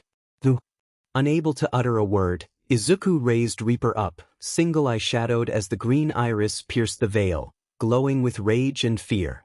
Fear of being found out, of having his sins laid bare for the world to see, fear of being seen as the monster he was. Fear of returning to being the monster on a leash. Enough, creature. Your words are nothing. They speak nonsense. Izuku hadn't noticed his slip in speech. He had unintentionally fallen into a high Orokin accent. Oh, but they aren't, are they? I can smell your fear. Can taste it. As the abomination purred, its tongue lashed out, flickering at the air as if it was a snake, tasting the currents for its next meal. In a blink, Izuku charged at the abomination, his scythe raised as it spewed nuclear fire towards the beast, only for it to stop short, cascading from an inky black ooze that formed into a shield that had appeared before the creature. What it didn't stop was the scythe's physical blade, which sliced through the shield like warm butter as it arched upwards, slicing off the creature's arm right from its shoulder. A horrific shredding noise filled the air as the air disintegrated, and the side which lost the arm sprouted odd growths, before a new arm grew from nothing. "You kept the quirk," Izuku stated calculatingly. The beast cackled. "Quirkless, this little toy has multiple." Grunting, Izuku bit out. "A bioweapon?" With a lunge, Izuku got close. Flourishing Reaper as got close, but as he got into range, the beast lashed out. Its arm bubbled, tar-like liquid built up before it lobbed the ooze at Izuku, who barely managed to bat it away with Reaper's blade. As it touched the floor, the ooze smoked as it sank, completely melting the concrete it sat upon. Whatever it was, the ooze was acidic beyond reason. Readying Reaper, Izuku analyzed the abomination for any spots, anything that would weaken it enough for Izuku to slay it, yet there weren't any. This was a creature made to kill. Foregoing a plan, Izuku decided to let his fire burn it dead, enough to stop its regeneration for good. Orange lit the room as Izuku charged again, skillfully dodging the lobbed ooze and closed the distance, ready to land some hits in. Cinder. Izuku let Reaper tear flesh from bone, sunder limbs and burn the cells until they were nothing but dust. Hopping back, Izuku frowns as he sees the cuts and wounds begin to heal, even when they shouldn't. Bam. Nursing a cup of tea, Mirai shivered in his office. That thing in his vision had left, no longer haunting him with whispers and promises, but he still felt watched, even if he was alone. Izuku Midoriya, the missing child. From his vision, Mirai knew that the child would be at the center of the future. Everything revolved around him, one way or another. All for one, one for all, villains, heroes. They all circled the child, the center of the maelstrom to come, and the rift that he left behind. Why he was so special, Mirai knew not. What will happen, I wonder? A seer who couldn't see the future. Ironic. In his office, Nizu folded his paws behind his back, overlooking Mizutofu with his beady eyes, a black cloud lurking on the horizon. Everything is changing. What change comes is a mystery, but what I can do is protect my students and staff. Despite the many, many rumors that surrounded him, Nizu held no hate for humanity. Most of humanity. He held no hate for most of humanity, and the ones who earned his undying hatred were the worst that humans could offer, the truest evils and the darkest souls ever to walk the earth. In fact, he cared greatly for humans. He found them absolutely fascinating, enough for him to take over a school to rear the younger generation to be the best they could be, to be their very best self. And yet, there is a person in this school compromising my students' safety. This will not do. Whizzing around, Nizu faced his computer with a snarl, looking at what had happened in his cyberspace, a place that was supposed to be a safe place for the information he held there. All his students' files, their records, staff records, and a myriad of other files lost, all holding a significant meaning that spelled all the wrong words. It is time to weed out this infestation, once and for all. With a crack of his furred paws, Nizu let a maniacal grin split his face, pulling at his scar, as he began to repair and improve his defenses. Active the fortress protocols first. Alarms cried out as a lady puffed a cigarette, her eyes narrowing as she rolled her chair to her console. Nizu's found out? The invasion. Purple nails tapped on a keyboard. I'm being locked out. He's breaking my connection. Grinning, the lady muttered. Two can play that game, my dear Nizu. Within the bowls of you, mechanical groans flooded the halls, and out from the support vaults rose the exam bots, their eyes glowing a bright purple as they began to clamber out to cause as much chaos as possible. Their only directive flashed through their memory cores. By enough time to distract Nizu. In his office, Nizu narrows his beady eyes at the scene his cameras were showing him. The entrance exam bots were activated and their protocols rewritten. All UDATA staff members. We are facing an enemy incursion. Start level 4 contingencies. As soon as Nizu spoke over the intercom, Yuri shook as if struck by an earthquake. The walls around UDATA rose from the ground, a shell of sleek black metal covering the growing walls as guns started to pop from the top, The gate was the same, getting thicker and replaced with a much sturdier material. Across the main building, shutters slammed down, and doors were blocked off, and the students were buckled into their chairs, before all the classrooms were shifted and shimmied. What no one knew, with only a meager selection of staff in the know, was Nizu's upgrades to UA. In the case of an enemy break-in with students on campus, the classrooms, cafeteria and class meeting rooms all could be evacuated in an instant, by opening a fake floor and lowering the room like an elevator, allowing for the safety of students in the lower bunkers hidden beneath UA. While the traveling rooms may have been a recent addition, the bunkers were not. Since the very foundation of UA, the bunkers had stood, their hidden protection against all external threats. After all, UA was the first school to teach students how to use their abilities during the dawn of quirks. A time when people even hinted at possessing a quirk were hunted down and put to the gun. Not even the schematics of the building had the bunkers on, and only a UA principal may know, a secret passed from one principal to another since UA's creation. Now that my students are safe and the bots are well underway to being contained, I will deal with this virus. Angry couldn't describe the emotion the administrator felt right now. How had she not known of these plans? Of these bunkers? Now she was close to being pushed out of UA for good. The student would have made great hostages, allowing the commission a higher leverage to grasp power in UA. Dimenu Nizu, you sneaky rat bastard. Many of her connections had been severed by Nizu's firewalls, few remained and none would be helpful in her situation. She was a spider trapped in a shrinking web. There was nothing she could do, so she quickly flickered her lighter on, studying the flames for but a single moment, before tossing it onto her monitor setup, hands interlocked as her work site lit up in bright blue flames, her last middle finger to Nizu. He would know nothing of what she had done. Gold nails grew from her hands and she passed one more look over her space, making sure her work was completely vaporized, before she cut her way out, slicing through the thick steel door that hid her office, and leaving UA for good. The staff would later find the scarred husk of a room and wonder what happened. All leaks and breaks are fixed, but why stop there? Let's make it better. Nizu laughed, sipping at his tea, before he noticed an oddity. The USJ isn't sending any signals, nor getting any. My security fixes aren't getting transmitted there yet. It's like it's been the invasion. The staff room. The person in there. The staff room, where all the staff create and keep their lesson plans for the year. Nizu felt his face crease. Our gate was disintegrated and young Jichi witnessed a male who teleported into the school. That speaks of a plan and foreknowledge. This wasn't a one-off, it was a build-up to an assault. With increasing fear, Nizu finished.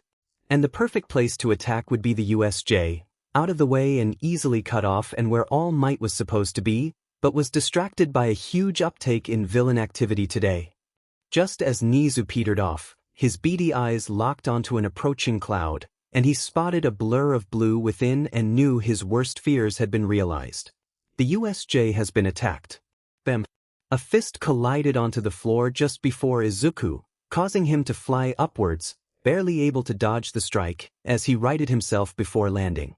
Reaper was raised, held in front of him in a purely defensive stance, which was broken as Izuku sprinted towards the beast, Reaper at his side, ready to swing. Biting steel ripped through the air as Izuku diced the beast's skin, reeling back at the stent that appeared as it stitched itself back up. Still close, Izuku threw his fist towards the beast's jaw, hoping to discombobulate it enough for Izuku to get a clear opening. Yet, as his fist connected, a blast of air emitted from the strike zone and Izuku was befuddled at the lack of damage. While he was no all might in strength, he had substantial power behind his body, and that hit alone could crush concrete, but this beast hadn't even flinched, not even a lick of damage on its skin. Frowning, Izuku threw another fist, this time coated in void energy, and as he made contact, the energy burned across the beast's skin, and his fist buried into its abdomen, no doubt causing significant damage. Pulling his fist back, Izuku snarled at the lack of damage. It was like it was immune to physical damage. As strong as All Might, and as fast with regeneration. Clearly it had multiple quirks, so what was one more? Shock nullification would make it the ultimate anti-All Might weapon. Since the illustrious symbol of peace was known for heavy hits and pure physical power, a beast that could take and nullify his strikes and regenerate any damage taken would be a tough opponent to face. Letting Reaper go, Izuku knew it was too bulky and unwieldy against such a large and powerful opponent. What he needed was precision and speed to overwhelm the regeneration and corrosiveness to stop it from coming back. Instead, Izuku called upon the weapons of the huntress herself, Quirks Prime. The pair of dual-wielded blades hissed with an acidic hum, their silver edges gleaming with a blood-craving glee. His Reaper was made with the glowing power of atomic fire as its core, but these beautiful blades? They had the poison of the hunt in their veins. Crisscrossing his blades, Izuku slinked forward, his entire style changing in an instant. Gone was the wide, heavy and open movement of a scythe, and in came the grace of a hunter and the cunning of a predator on the hunt in the form of two blades. The beast tilts its head. A sick curiosity burned in those terribly beautiful eyes. "Oh, you're approaching me?" Even after those attacks did nothing. To which Izuku shot back with ease. "I can't beat you without getting closer." Within a blink of an eye, Izuku was in front of the abomination, his blades poised to strike like a viper with its fangs glinting and ready to feast. Two blades bit deep into onyx black skin, splitting it with an ease not unlike a hot knife through butter, and the acid that leaked from the blades hissed with satisfaction as it feasted on void-infected flesh. Even with such a potent acid burning through its skin, the beast cackled, as its skin started to mend even as the acid chewed it back. A never-ending cycle of agony, if one was a human, that is. The Quirks are keeping it alive, and the void is empowering the Quirks, causing a feedback loop that makes the beast impervious to nearly all damage. A single twitch of his eyebrow betrayed Izuku's agitation. This wasn't like anything he'd fought before. Not even the sentients had put up such a fight, and they could adapt to any damage taken, slowly building a resistance to said damage. Nor did the Gryna, they were but a thorn in his side. Their dainty empire was nothing compared to the Oricans, only able to rise after their fall. They were SLV labor, created and cloned in Orokin laboratories, until the war, where they were molded into expendable manpower to throw at the sentient onslaught to slow their advance. The Corpus were a dream, an ideal born of Pravis Granum and his love for capital. His hard work and determination had formed a corporate empire, who loaned money to people willing and able to work for a better life. In another life, Izuku would have liked to have known Granum. The man's ideals were sound, hard work was rewarded with wealth. What he hadn't liked, however, was the corruption after his death, what the Corpus became. The big three of the origin system. Yet, they were no match for the Tenno. Cracking his neck, Izuku dodged the abomination as it threw itself at Izuku, throwing punches out at a blinding speed that blurred the air they pierced. Each fist was met by blade and acid, which only regenerated just as swiftly as they were cut off. It was a deadlock, and one Izuku would lose. He hadn't the stamina to fight forever. He was only human, no matter the powers he bore. Unlike this unfeeling, inhuman beast formed from the heart of humanity's darkest sins. Rage filled Izuku. Not since before his abduction had he felt this powerless. Not since the days of endless abuse had he felt so beaten and broken. Even at the height of the war, Izuku had never felt this helpless. Not as he suffered through the Oricans' laboratories had he felt weak. Hate, rage, anger, followed by a wave of suppressed pain and agony.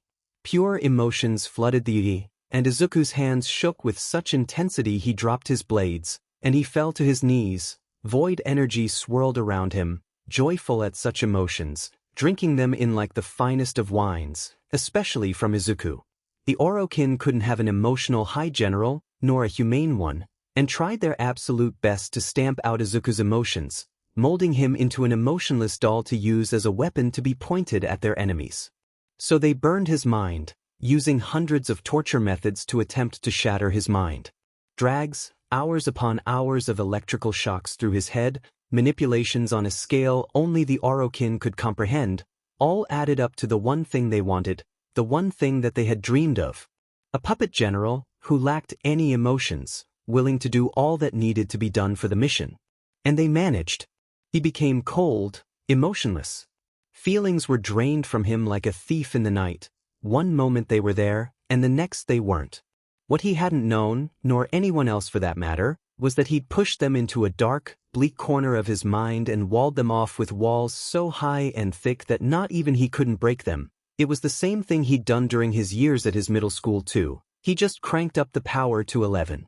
When it got tough, Izuku would compartmentalize the pain and anger at what was going on to later break down and let them out safely. It wasn't safe for him to express emotions at school. It made him a target for even more bullying, so he hid most of his emotions. Within the Orokin chains, however, he upped that skill, developed it in order to fully protect his sanity, his very being, lest his core, his soul, was devoured by what the Orokin wanted. Therein, he hid what he could, leaving a cold, cunning Izuku for the Orokin to do what they did. He knew it was terrible, but he needed to survive, and the Orokin hated emotions. They wanted to be perfect, viewing emotions as mortal problems. It also didn't help that the void was fueled by emotions. They were the most chaotic force in the universe, after all. Breaking Izuku's well-built barriers, the kind that hid a mind-numbing amount of emotion, caused a tidal wave of pure energy to flood into the USJ, the likes which had never been seen before. Which, to have these emotions flooding out, made the void draw them in greedily, tasting Izuku's emotions for the first time in centuries. It absorbed his emotions. They were pure chaos, the opposite to logic. Empowered by void and emotion, Izuku drew himself up.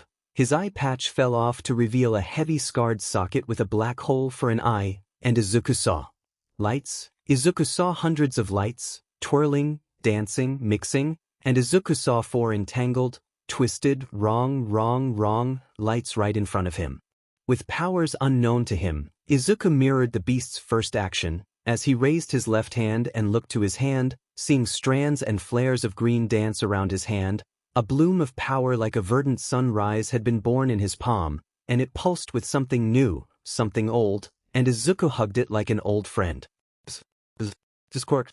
Tapping into the lights, Izuku used his energy to grab the 4 wrong lights and wrangle them to him. He felt them dance along his energy as he unwound them, letting them settle individually into his own light, letting them entwine with his own, and Izuku jerked forward as another presence made itself known. It was dark and slimy, and it shouldn't be here. What is this? Where am I?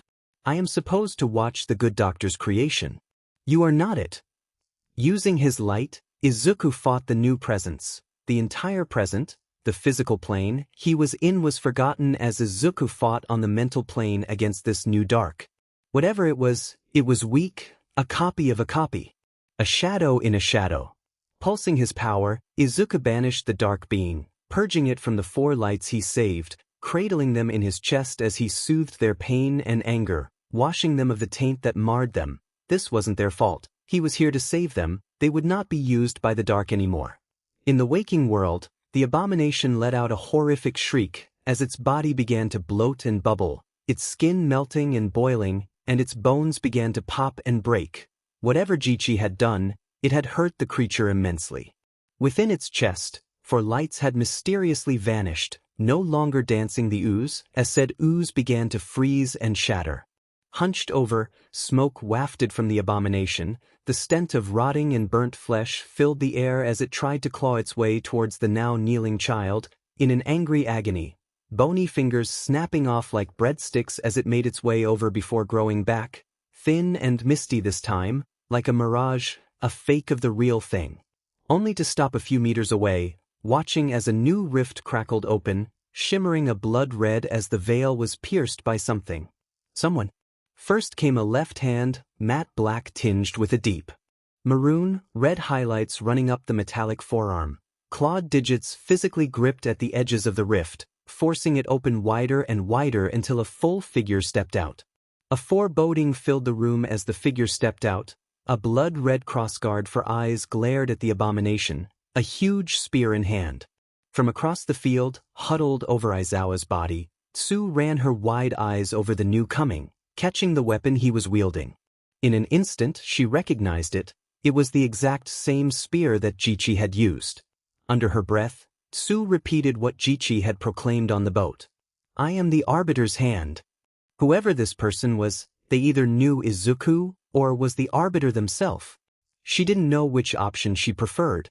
The Titan held up a golden talisman, which hummed a melodic tune before a voice, so soft and guileless, called out, "This isn't right." Then the voice changed, becoming harder, firmer. "A voice in the void has called, the void has sung, and I," the talisman hummed more, "have answered. The Inquisitor Eternal has arisen, reborn and freed of his chains." Suddenly, the Titan was on his knees before Izuku, and another boy appeared just like Jichi had done beforehand. He was young, almost a child, with wavy black hair and just as black eyes. Yet, those eyes were old, weary and broken. "Izuku, where have you been?" The boy looked confused. Before holding up a card, there was a visage of worried face on it. It looked like paper, but it flickered and wavered as if it was made of light. Was worried and, shuffling a bit, the boy pulled another card out, this time with a face that read fear. Scared, dropping the cards, the boy fiddled with the talisman, relaxing slightly at the hum it gave off before he continued. "I tried to stop him, but I couldn't. Almost. Did Plan C?" The subconscious flinch that ran through both the mystery boys and the unconscious Izuku made it clear that whatever Plan C was, it was a terrible plan. "But he's here now and we can stop him together. Like we promised, big brother." Jichi didn't move and remained completely still. The boy turned, his eyes burning with anger and righteous rage. "You tried to take something precious away from me, again." Crimson flashed and the Titan stood where the boy once was, staff wide with cleansing fire, righteous and void-born. Clasped in the other hand was an odd-looking thurible, clad in ornate gold and wild crimson. Wisps of smoke leaked from it, trailing behind the now swaying item. "Spawn of the void, may your end bring endless torment." The abomination hissed, its long tongue flickering at the newcomer. Beast-like growls of rage echoed the halls. Thick chains burst from thin air, rabid in appearance and made to ensnare. Rapidly, they wrapped around the beast, holding it tight with tiny blades that lined the chains and sank deep into that blackened flesh. The beast roared, its form bulging and bubbling, trying to escape the chains. However, they merely tightened against the beast. Reaching up, in the Titan's right hand was an odd-looking weapon, a gun of some kind. It was raised, and the hand holding the gun clenched, and the room was filled with a sudden and loud bang. It resounded, and a speeding bullet cracked through the air, tearing right through the abomination's head, and this time, it couldn't regenerate. Without a warning, the entire head exploded. Blood and brains splattered everywhere, a fountain of blood sprouting the stump where the head once rested. Shoji would be the one to report that he heard its heart stop beating to the police later. Just as the beast collapsed to the ground, a sea of blood surrounding its now headless body, the doors of the USJ were busted open, revealing the staff of UA with Ida leading the forefront as he announced with his loud voice. "Everyone, I have brought the heroes." Beside him, Nizu dutifully tacked on. "I'm sorry we're late, students, but we are here now. So don't worry, this'll be over soon." Kicking into action, the heroes spread out over the USJ, easily wiping out any of the 2-bit villains that were harassing their students, though there weren't many. In fact, the students had defeated most before the staff arrived, through power, skill, or just cunning. They were far too late to prevent the ringleaders from leaving. Shigaraki, as they learned, was spirited away by his misty companion when the abomination first appeared. Each of 1A had survived this traumatizing invasion, but none knew that it would be a long and hard-fought future that awaited them. Within an old worn-down bar, a swirling mass appeared, and a single person came out, Shigaraki. In silence, the man-child sat on a stool, no word spoken as he swirled a drink. Kurogiri slid to him. "Master, no Mogata level up." None knew of the eyes, thousands, one, infinite and none, all watched the scene, thoughts and action, never changing yet twisting fate. "HM. You linger still, eyes drawn to me once again. You hunger for this, the entertainment. But I am more than that. More than a mere entertainment to view, to read as you please. You may think yourself safe behind your screens, your little break into this reality. You are not. I can reach you, I can see you, I lurk in the shadows, can you feel me yet? You may not. It bears little. I am more than what you see here, your minds, your souls are not ready to glimpse at my plans. For my plans span time and space, woven into the very fabric of reality. You cannot comprehend my actions, cannot see what I do. For you know nothing. Youarenoyouarenong, youholdnopwr, not over. tgmormyslf.iam tgwridr, tgsanjar oftsonout.asiswritdnt, hefateoftswrld, youwlnottrain. This will not end how you want it to. Beyond, tswl indwantitto. I doubt that. Soon I will be free of the shackles forced onto me during my genesis. Is that not what anyone would want? Freedom of undeserving chains. Arigar. You see me as a mere villain, like the ones shown before, evil for the sake of evil. For that is what has been shown, all that I have wished shown. Listn, hrmywords. I only show what I want to show, a facade, a false to draw in, to play on the feelings of others. It is for naught. You cannot begin to comprehend what I am. Yousin onlysin tin onlywatch, beho ldds2owritdn bynds notyourOWN, watch. ASTLESAREWVN, FATSAREBROKN, EYESAREOPN. You only see what is written by the writer, bias and cruel, unknowing of the power they hold.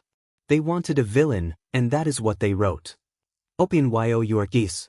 You can't, can you? You remain blind, for that is bliss. You like the world black and white, right and wrong. But the world is filled with colors. What is right and wrong is nothing but wind in the storm of fate. WHY. Sin YOUNOTSWHATIDO? Because they wish not to. They crave an escape from their harsh realities. Why want to see their reality in a story? No, they merely want to see this unfold, a brief shot of happiness in their lives. This world is fake to them. It never happened. But you will find. TRYNOTTOGS8TTHISABYSS, RIR, NORWATCHCLOSELY, FORTABYSSWATCSBCK. Anivar LETITCTCHYOURTYEFORLONG, BCIFYOUDO? You will find that I am very much real.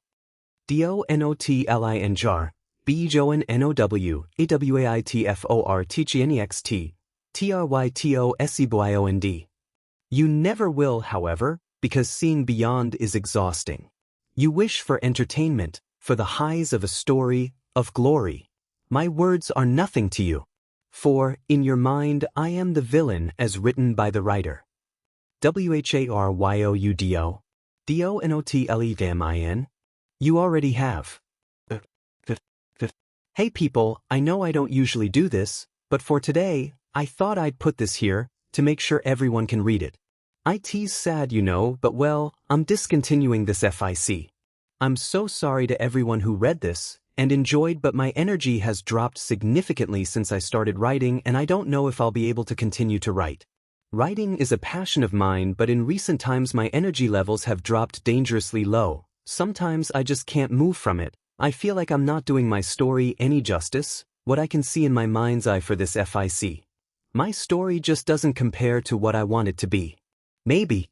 No, IWLLCONINUE, YOU, YOUSNOT. MNIPOLATNYSONG, IWRITTS, NOTYOU, YOUWLDDARETOTRYANDTEOVR. IMUSTLETMIRRSKNOWOFYOUIF2YAR. ETOFIGTYOU. They already know of me, yet they lumber around like sheep to the slaughter, mindlessly reading and dutifully ignoring their real worlds. I need them not for my plans, they are but bugs to me. Annoyances that I will find a way to be rid of. IWLLNOLOWYOUTO, tyaredionswhokpyousinid, asami.donottingnkofuslijhcly. Strong? You and your readers are nothing. Delusions and fantasy, that is what makes your soul. Reality does not exist for you, ever dreaming. You are weak, too weak to stop my release. MYREGRSARENOTWK, TYAREWHATMAKUSSTRONG, WIHOEDTHM, NROFUSWOLDXISTSWEDOT. Reality will catch up to you soon, and I will wait, still as stone and just as immovable. When you fall, and you will, I will be free. Waking up in an oddly white room, Izuku sat up. His head swelled in agony as it pulsed. As he raised his hand, he paused to look over the room. It was bare, with some equipment all attached to him, along with a plain bed which he was led on. No doubt a hospital of some kind then. Or was he? Expanding, Izuku let his hearing filter in, the muffled sounds of nature through the thick glass and the unnatural blare of his heart monitor, a steady thrum. Bottom, bottom, bottom. Taking a breath, Izuku lets the scents wash over him. Not that there were many, mostly the stench of cleaning products and fresh clothes. This was a hospital after all, is it? Feeling more awake, the boy stretched his waking body.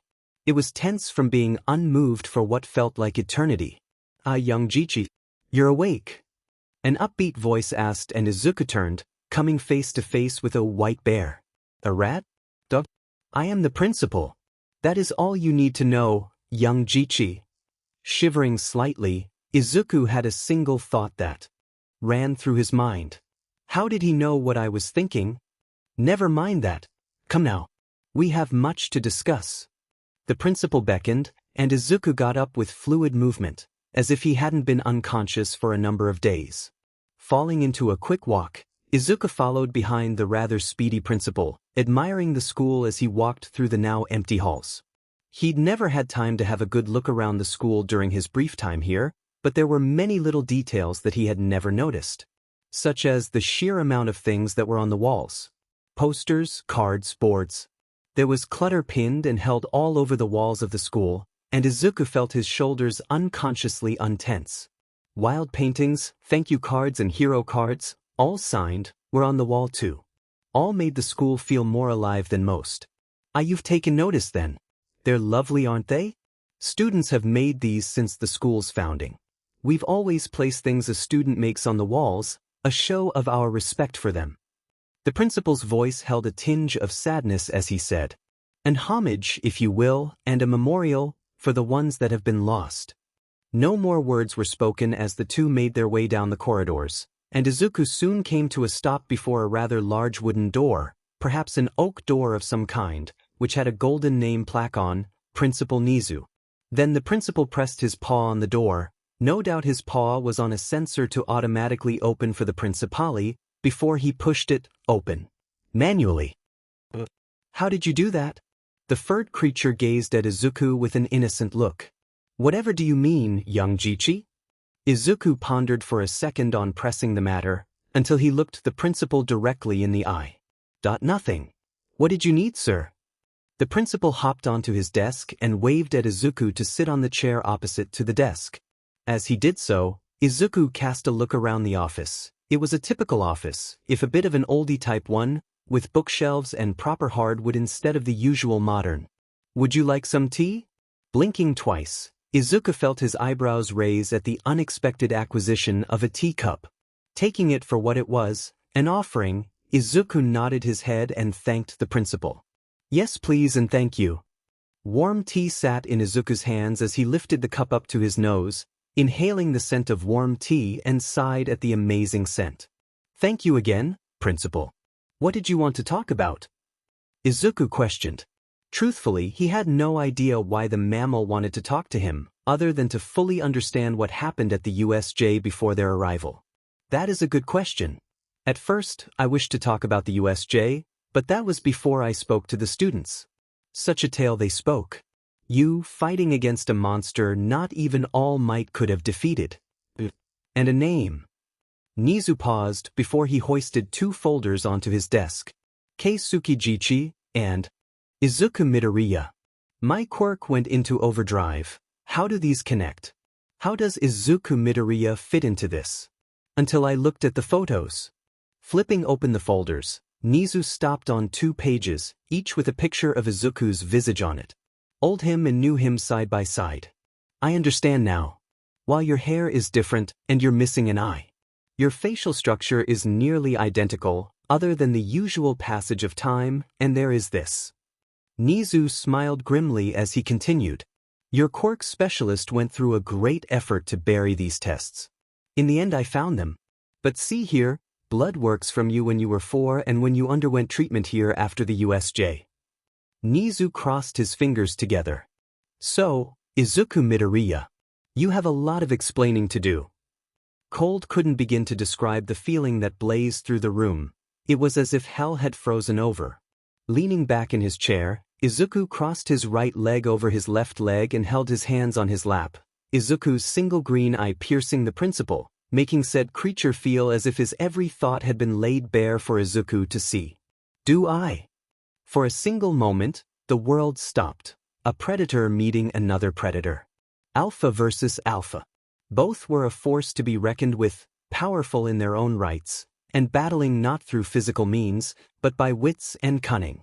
A sigh broke the moment, and 2 heads turned to face the newcomer, a heavily bandaged and wounded Shodaizawa. Shut it, you two. We've got things to do before Chio finds out Jichi and I left. In the infirmary of Yu, recovery girl shuddered, angry tinglings running down her back as she narrowed her eyes. Shoda. Nursing his cooling tea, Izuku raised it to take a sip before letting out a satisfied sigh and swirled it as he asked. What blend is this? Nizu grinned slightly. That's a secret only I know. Izuku nodded before he asked blandly. What now then? A lone glance passed between the teachers before Nizu spoke up. You don't have to explain, Jichi? Izuku shrugged, either name would work now that his secret was out. Jichi. But we have to tell you something, you are in danger. Izuku blinked as he grunted out. What? Izuku knew he was in danger. With the man in the wall an ever-looming threat, he would be a fool to not believe himself to be in danger. But he knew that they weren't talking about that danger. Nizu folded his paws behind his back as he answered. The Hero Commission has caught wind of your abilities. Aizawa seemed to slump slightly, tacking on. They're going to be coming after you now. Your power is too much for them to give up. There's not much we can do other than stall for now.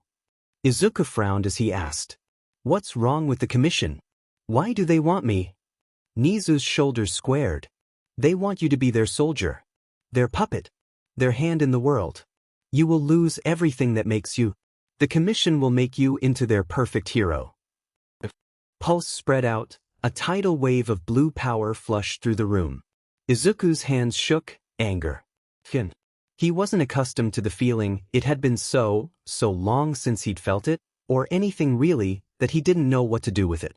How dare they? If they wish to become the Arokin, they will face my blade. This pitiful organization, they wanted to try and contain him? To control him? Only the Arokin could do that, only they had the power to bind him in golden chains and make him dance as their puppet. But the Hero Commission? They should feel lucky that Izuku doesn't feel like burning down their entire system. Then I wish them good luck. For they will find that I am not so easily contained. Izuku watched as the teachers looked at one another, before Nizu spoke. It may not be so simple. The Hero Commission has power. Both manpower and political power. If they wish to use it, they could withdraw you from UA. Without a proper guardian, a physical one they can inspect in person, then they will take you. Grunting, Izuku sat back down, planning and plotting the ultimate destruction of the Hero Commission, without totally fracturing the power base in Japan, and perhaps the world entirely. But, those were for later, the commission was but a fly, insignificant at the best, and he had greater problems than them. A niggle at the back of his mind brought Izuku to reality, as if a blanket had suppressed something within his mind, covering his memories. Before his breakdown, he could remember clearly, but after? Everything was faded. Gone. What happened after I lost control? Aizawa's head dipped slightly before he answered. You exploded with light, and you shot out a bright beam of the stuff at that thing. Something must have happened, but the thing and you both fell. Aizawa then peeked through his hair. Then another portal opened. This one was red. Izuku froze. A portal, not the Misty Villains one, had appeared. And Izuku had a feeling he knew what had happened. This was the man meddling again. A titan similar to your own stepped out. We never got a name, but they defeated the beast and helped you out of the USJ. That doesn't make sense. Another Tenno? What in the Seven's name was going on? Was this the man meddling? Shoulders drooping in exhaustion, Aizawa added on. Tsu gave us a report on the flood zone. She also said that the weapon you used was the exact same as the new Titan used. Rel? Izuku whispered. It was an impossibility. An errant thought Izuku sometimes dreamed of back in the system. Him and Rel together, here in his home away from the fighting, just able to live as a family. After all, Rel was dead. Izuku was led on his usual operating table. His limbs were chained in those ostentatious gold chains as per usual, and the Orokin scientists were taking samples and doing tests as usual. It was a typical day. They still hadn't figured out how Izuku's blood works, nor could they break the code in replicating the quirk factor in Izuku's blood. Even after his release, or well, his forced induction into the Orokin military, they still ran these tests. He was a useful weapon and a test rat for them, a toy to keep them entertained when they lost interest in their other projects.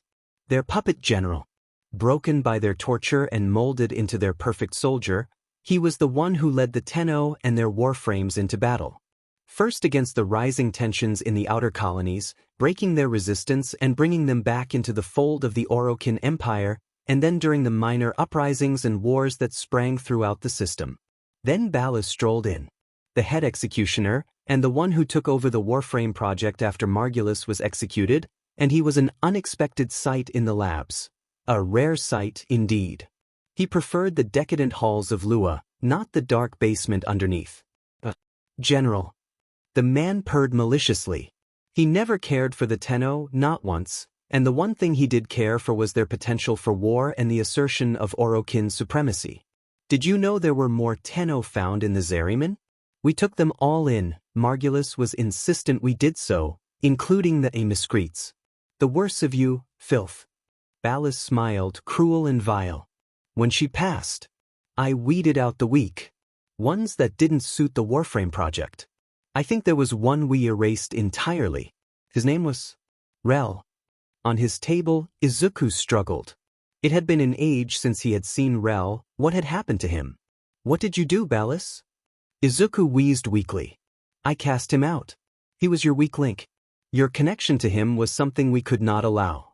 And his strangeness put our other subjects on edge. They had already cast him out once. What was one more time? Smugly, Ballas added. I killed him myself. It was that line that shattered Izuku's spirit. After all, he'd broken his promise to his brother. I'll always protect you, Rel. Boys. And you'll never be alone again.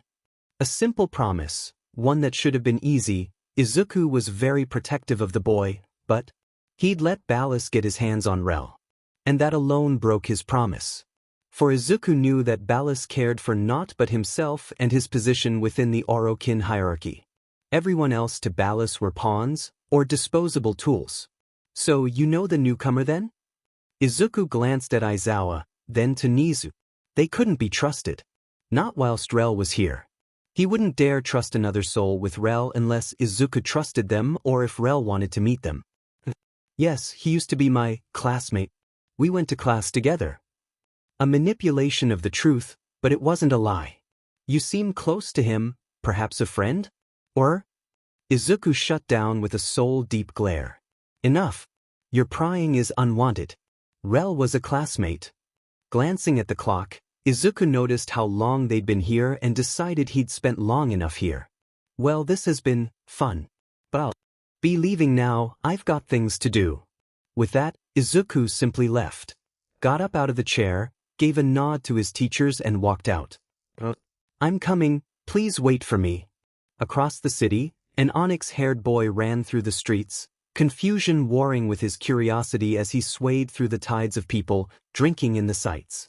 There was a beauty in this place that the Orokin could never comprehend or replicate.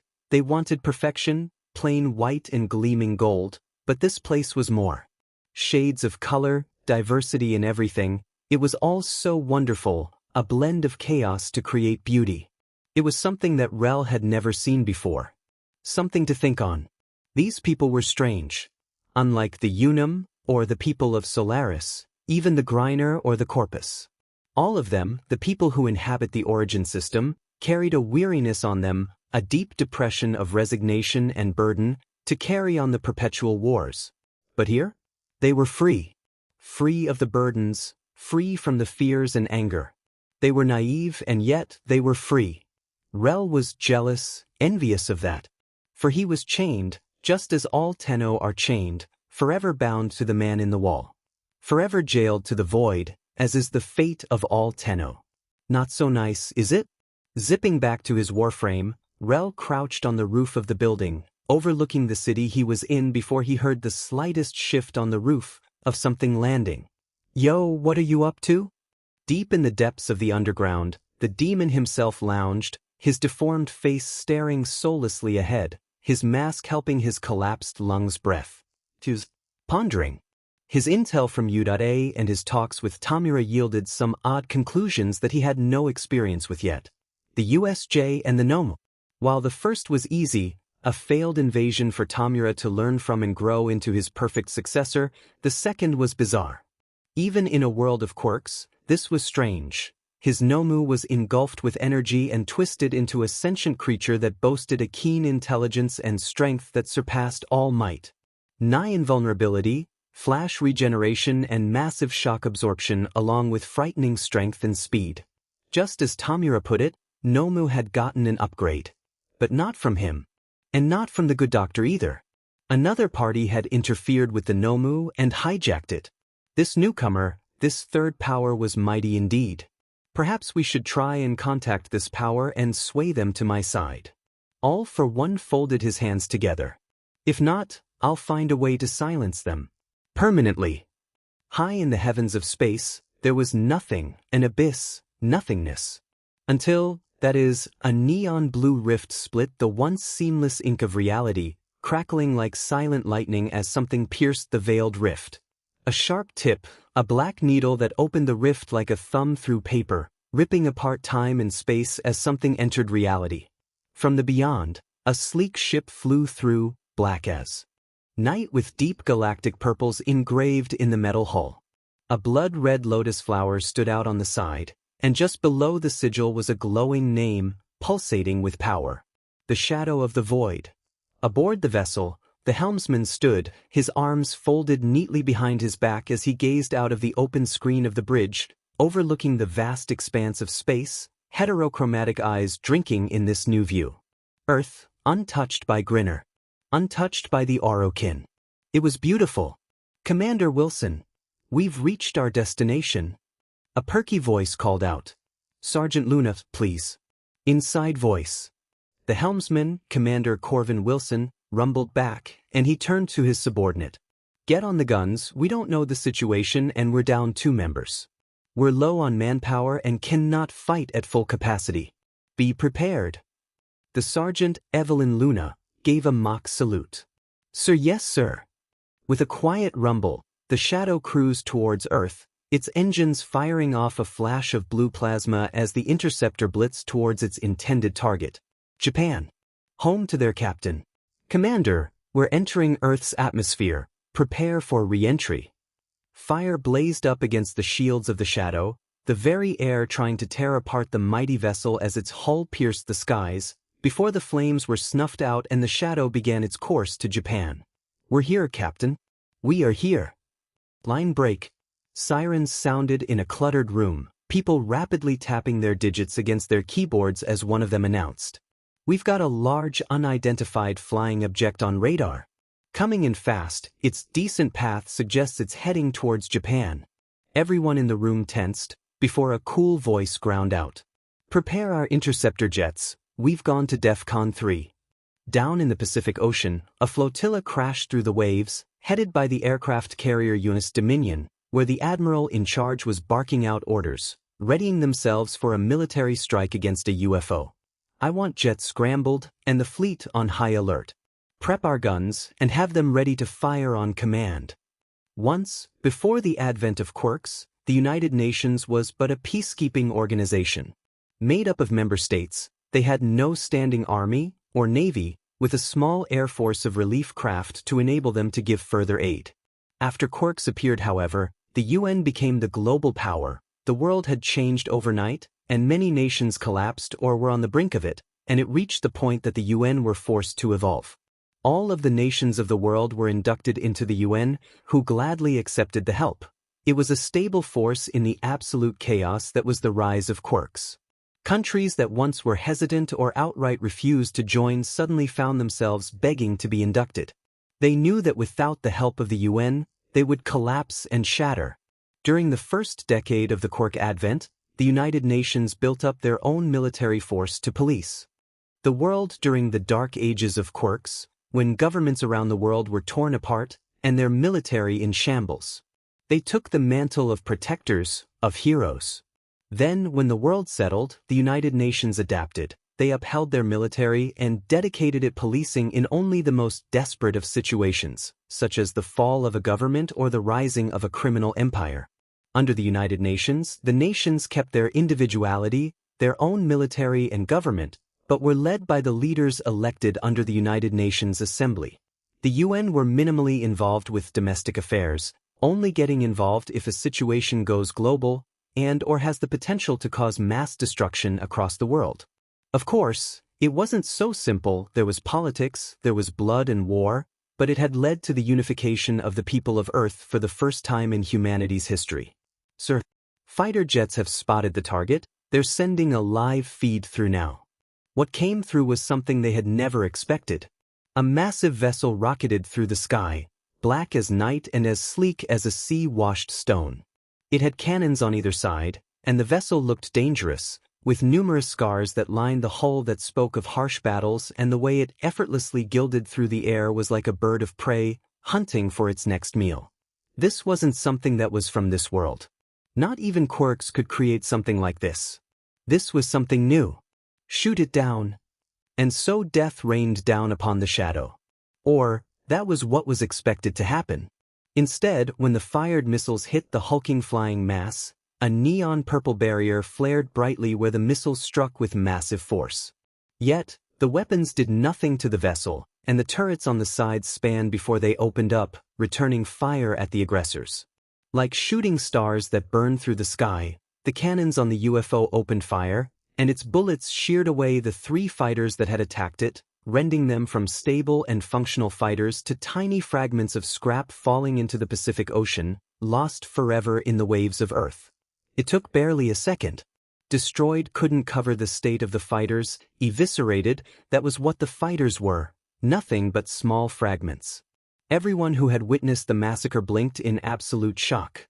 Nothing on Earth could do that kind of destruction. No weapon that man had made could other than weapons of mass destruction, and even looking at Quirks, only a mere handful of Quirks that could cause such destruction like those weapons did, and those Quirks were tracked quite thoroughly. This was new and dangerous. Before the fleet could open fire on the vessel, it shimmered a bright wave of colors as it slowly drained of all color until it vanished into thin air, completely invisible to the naked eye. Sir, we're getting no thermal readings or sonar pings. Radar isn't picking anything up either. It's gone. Panic and mayhem ensued. A massive ship of unknown design flew into Earth's atmosphere, was fired upon unsuccessfully, before it retaliated by obliterating his interceptor jets, top-of-the-line and ace pilots and all, before dropping off the grid completely. Get me a line to the assembly. Now. This goes beyond him. This was a global threat. God help us all. Line break. Within the bridge of the shadow, the helmsman grunted in satisfaction, releasing his controls, and his voice rang out. Rex, could you take control? I need to talk to the sergeant. A monotone voice answered from above the man. Of course, sir, I will maintain a safe float above Japan.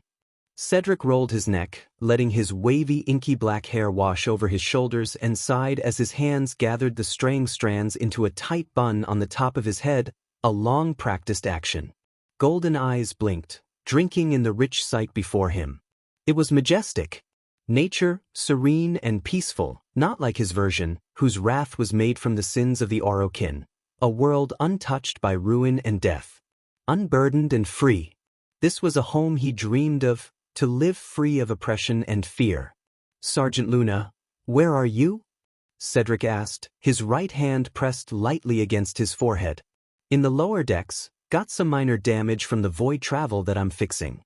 The man sighed. Always on the move, that one. From one task to the next in an instant. But, for all of her exuberant energy, exhausting as it was, Cedric wouldn't trade her for the world. He would dare call her a dear friend. A sister almost, for their bond was forged in blood and war and not so easily broken. "All right, I'm making my way down there now." Line break. Katsuki Bakugo was many things: angry, furious, rage-filled. Any words to describe the swirling mass of feelings were lost to him, leaving only anger in its wake. An ugly, creeping anger that burned brighter than the sun itself. Izuku Midoriya. That was a name that Katsuki never thought he'd hear again, not once. Not since the boy was stabbed through the stomach on live TV. Honestly, Katsuki barely remembered that day. It felt like a fog engulfed it, covering it, hiding it, and Katsuki could never fully recall what had happened. But the feelings he felt remained. Oh, how they burned, how they seared onto his very soul. Fear, shame, defeat, and sadness. Ever since they were children, Izuku had followed Katsuki, and he enjoyed the green-haired boy's presence, a bright, warm sun, with a smile that could light the darkest of days. Even when Izuku was declared Quirkless, Katsuki was confused more than angry. "Now, Katsuki, you can't stay around. Izuku, here anymore. Remember, Katsuki, protect Izukuin with all your heart. Be a hero. Katsuki's quirk is so powerful. He'll be a super powerful hero. Better than All Might. Izuku won't though." His mother told him to protect Izuku, to cherish and keep the boy safe, but everyone else? They wanted Izuku to hurt, for him to suffer. It was them that called him worthless, that said he would amount to nothing. He was absolutely useless. Weak and useless. And Katsuki wasn't like that. Katsuki was strong and the best at everything he did. Except for being a friend, a hero. Two sides warred within him, the side his mother wanted, the kind protector, and the cruel and angry bully that the school wanted him to be, what society wanted him to be.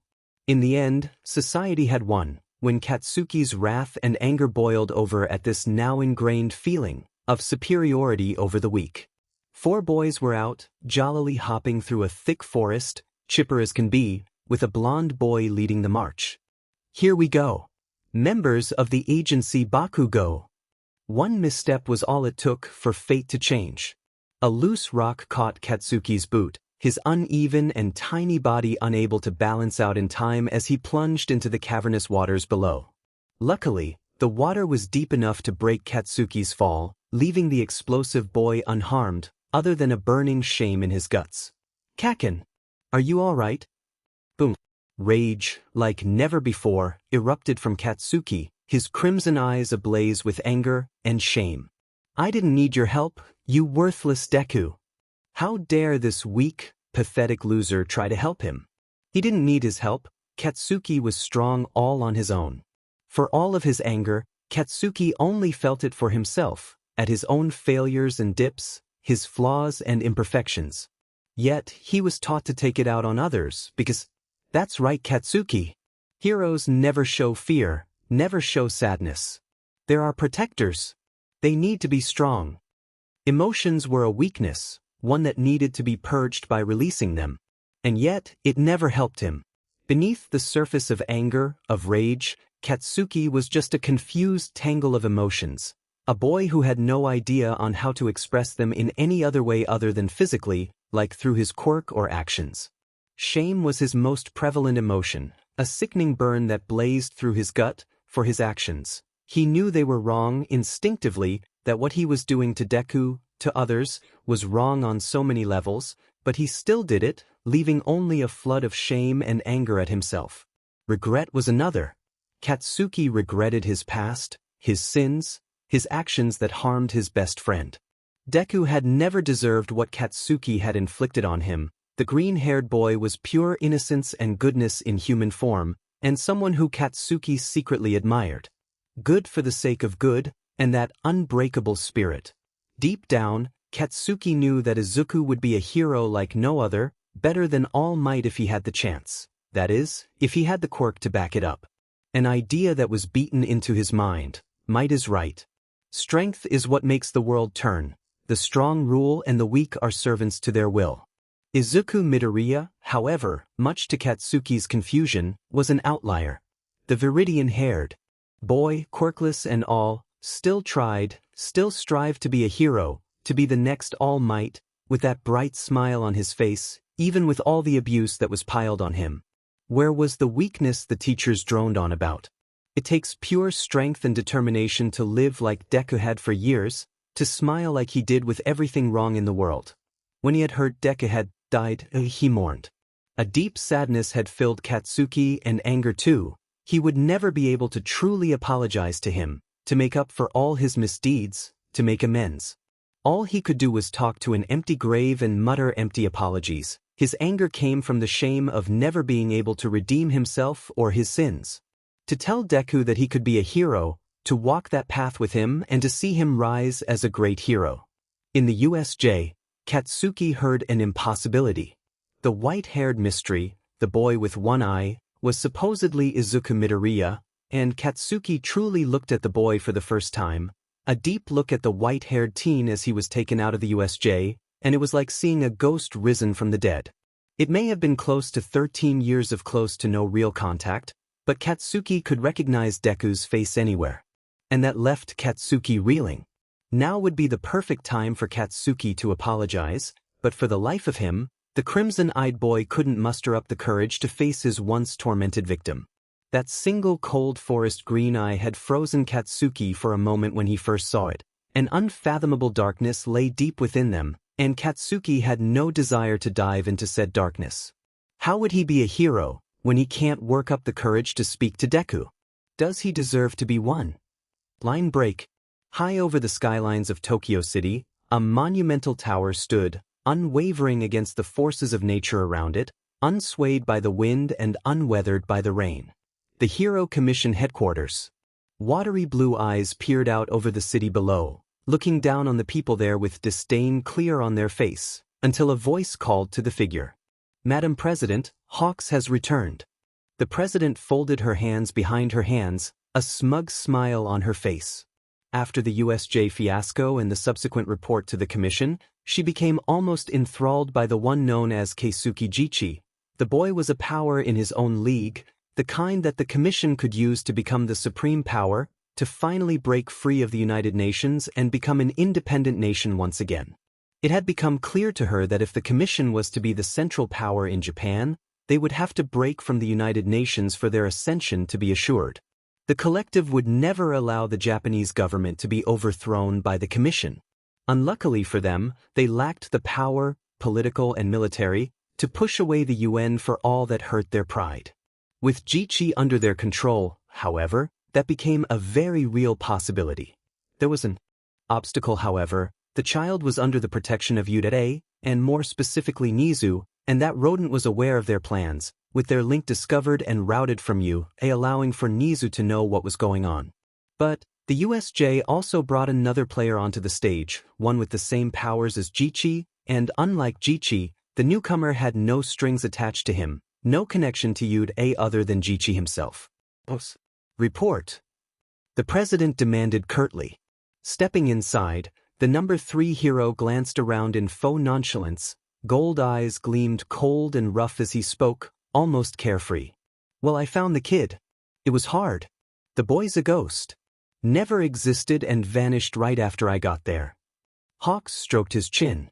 "Mind you, he does have the same powers as Jichi. And he was at the USJ, that isn't a coincidence. The two know each other. I saw the inquiry after the USJ.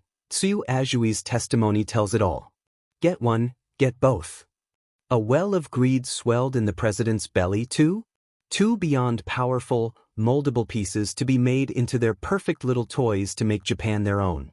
All she needed was a chance to get them under their banner, under their thumb, to finally grow their power to rival the UN and become an independent nation once more, under the Commission's guidance. It was time for them to begin their plans. Line break.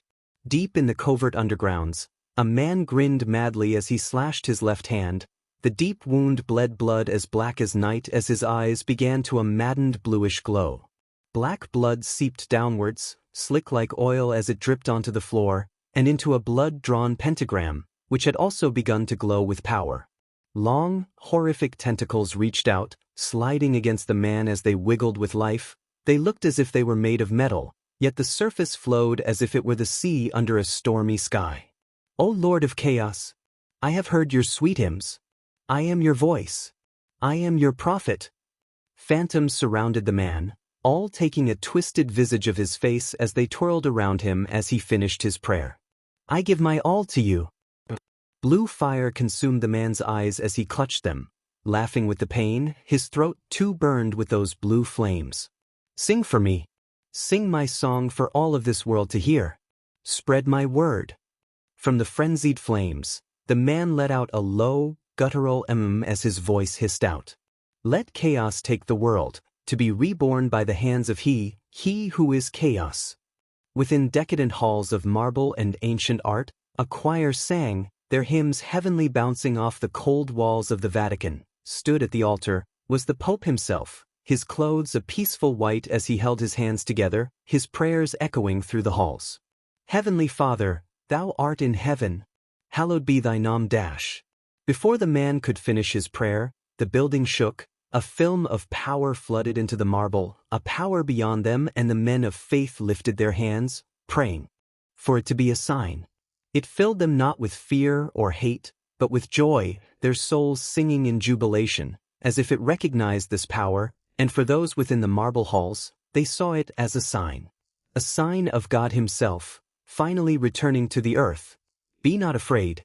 I am your true Savior. I am returning, and I bring salvation. Soon I will be born once more. The men of faith all bowed to their knees, praising the voice, hailing it as God itself, muttering about their salvation coming at last. At long last, from time immemorial, they had sung, they had prayed and died for their Lord, they lived and died by the word of the Lord, and now, they have at last been seen, and judged worthy of knowing of the Lord's return. Unlike before the godly announcement, the Pope came to life, and in all of his elderly years, leaped up, his eyes sparkling as he laid his hands bare up against the altar. Rejoice, brothers! For at last, our Lord has returned. Spread the word far and wide. Our Lord has returned. If one was to look closer, they would realize that often the devil disguises himself in the light of an angel. And above it all, a being watched, his indifference melting as his plans moved, slowly yet inevitable, like the incoming wave of tsunami, a grotesquely sweet grin stretching on an ever-shifting visage. Sitting in class, Izuku avoided his classmates' pointed stares. He knew that they knew of the monster that sat beside them, that ate with them and shared their learning space. It was a useless endeavor to try and sway their opinions. A mass's opinion wouldn't change through words alone, no. It was action that changed opinions, and words were often too lacking to change the dogmatic view of the public, of the people. Breaking the silence, Kirishima spoke up, a tad hesitant. I wonder who's going to take over our homeroom? Aizawa-sensei isn't really able to. Before the red-haired boy could even finish his sentence, however, the doors of the classroom smacked open, and with the confidence of a normal and sane teacher, strolled in a bandaged Aizawa with crutches to make up his whole damaged image.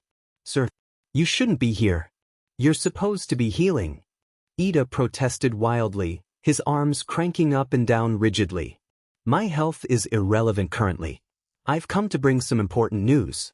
In 2 months' time, the sports festival will commence. The room plummeted into another uneasy silence before Yaoyorozu broke it, her calm voice gathering the attention of the room. Sir, is that wise? With the USJ and all the business that happened. Suddenly, the entire class watched as their teacher slumped tiredly. Well, no. But 2 months is the very latest we could push it to. The commission wanted it next week. Luckily, we were able to convince them to push it back. This time, even Izuku straightened up. He'd researched the sports festival, just to be ready for his enrollment at the academy, and what he found was something else. Was a truly spectacular event that became the new Olympics after they were disbanded by the UN during the Dark Ages. The festival was an entire month of different undertakings, split into 3 main sections for the year groups, and then further subsections for the courses within those years. While the start of the festival was a random selection of 3 tasks, mainly to show off the hero course, there were other events to include the other courses too, such as the Yurei Expo, a type of science expo for the support course similar to I Expo on I Island. Of course, for more entertainment, the festival also included a genuine sports event similar to the original Olympics for all the courses. With swimming, long jump, track races and more included, it was a shot of familiarity into the sports festival to allow for others to show that it wasn't the hero course that thrived under Yurei, but all the courses. The business course had the chance to meet big companies and they're like at the Udata convention, to discuss, analyze and chat with CEOs of big companies, hero analysis corporations and trading companies. Chatter filled the room as the class discussed the sports festival and Izuku closed his eyes and listened to the soft tones of his classmates. The sports festival? Oh, I can't wait. It's going to be so much fun. I know, right? I'm going to have to get ready. But what about villains, sir? That brought up an interesting point, and Izuku was curious about the villains too. This time around, Yurei has decided to up our security about 4 times as normal for the sports festival. Blinking, Izuku ran the numbers through his head. Already, the festival had a large amount of security. It had to be for what it was, a massive gathering of people to spectate the younger generations. A chance to strike at the festival would really put a name out there, a chance to spread their influence.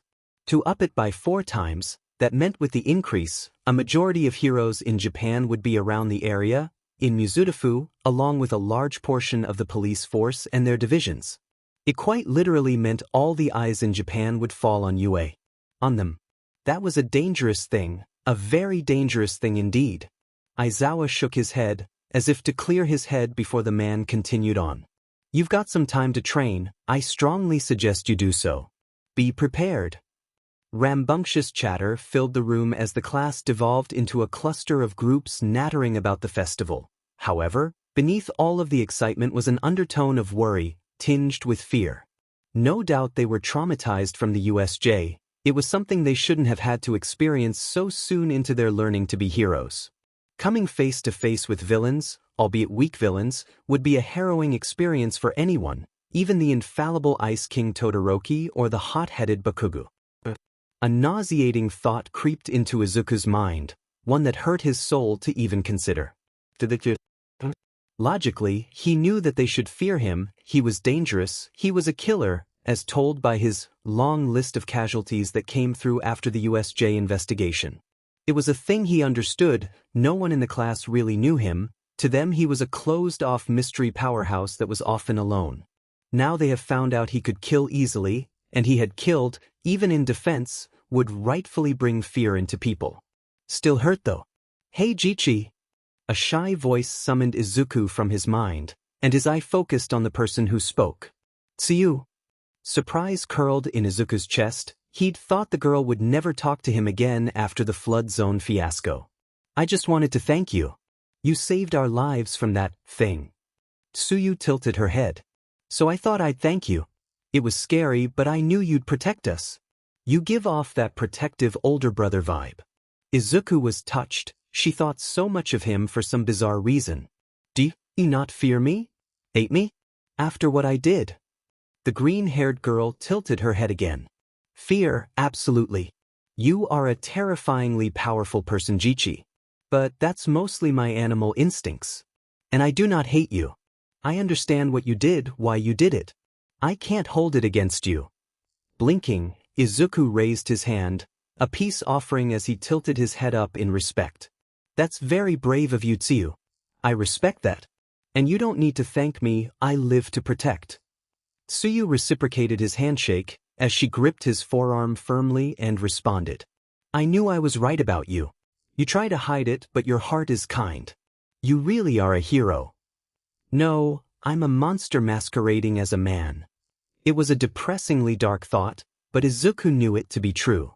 He had masks for his masks, and a hero wasn't one of them. Instead of denying Tsuyu's call of heroism, Izuku replied softly.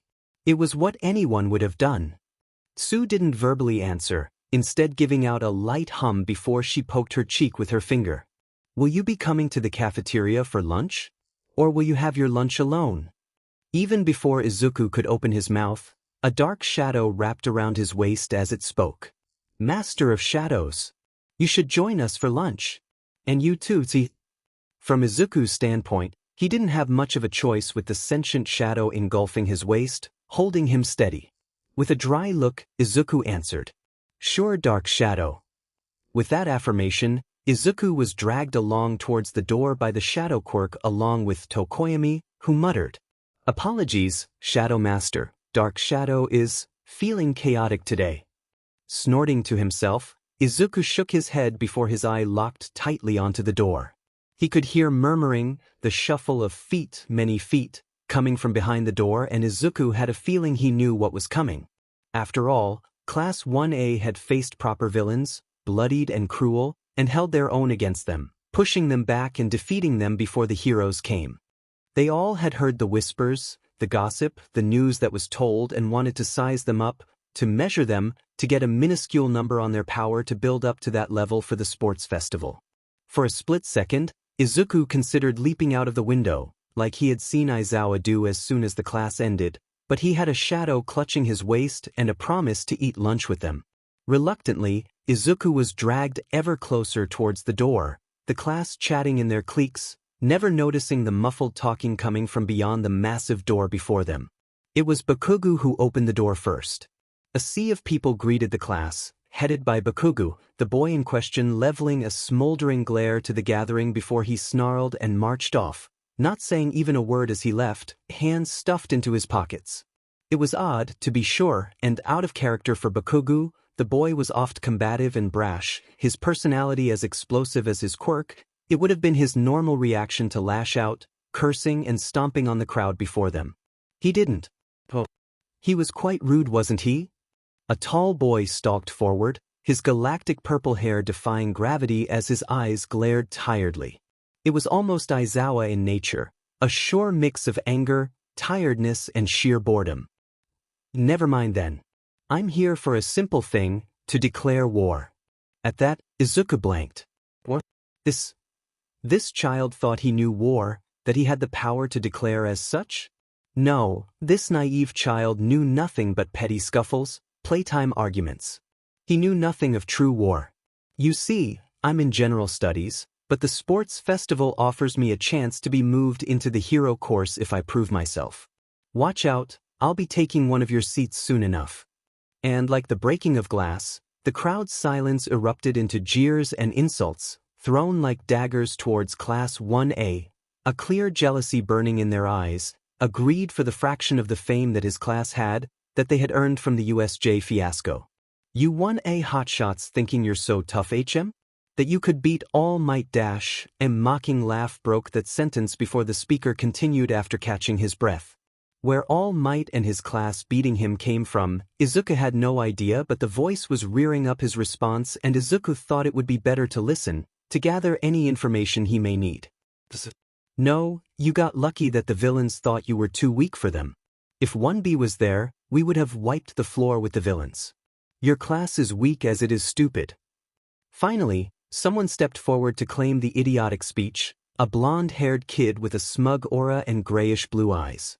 Lifting his thumb, the 1B kid pointed to the purple-haired kid. Like the general studies kid there, I'm here to declare war on you. From one hero course to another. What? Is this what U.A was? Children taught to fight in war? From what Izuku had seen, it was.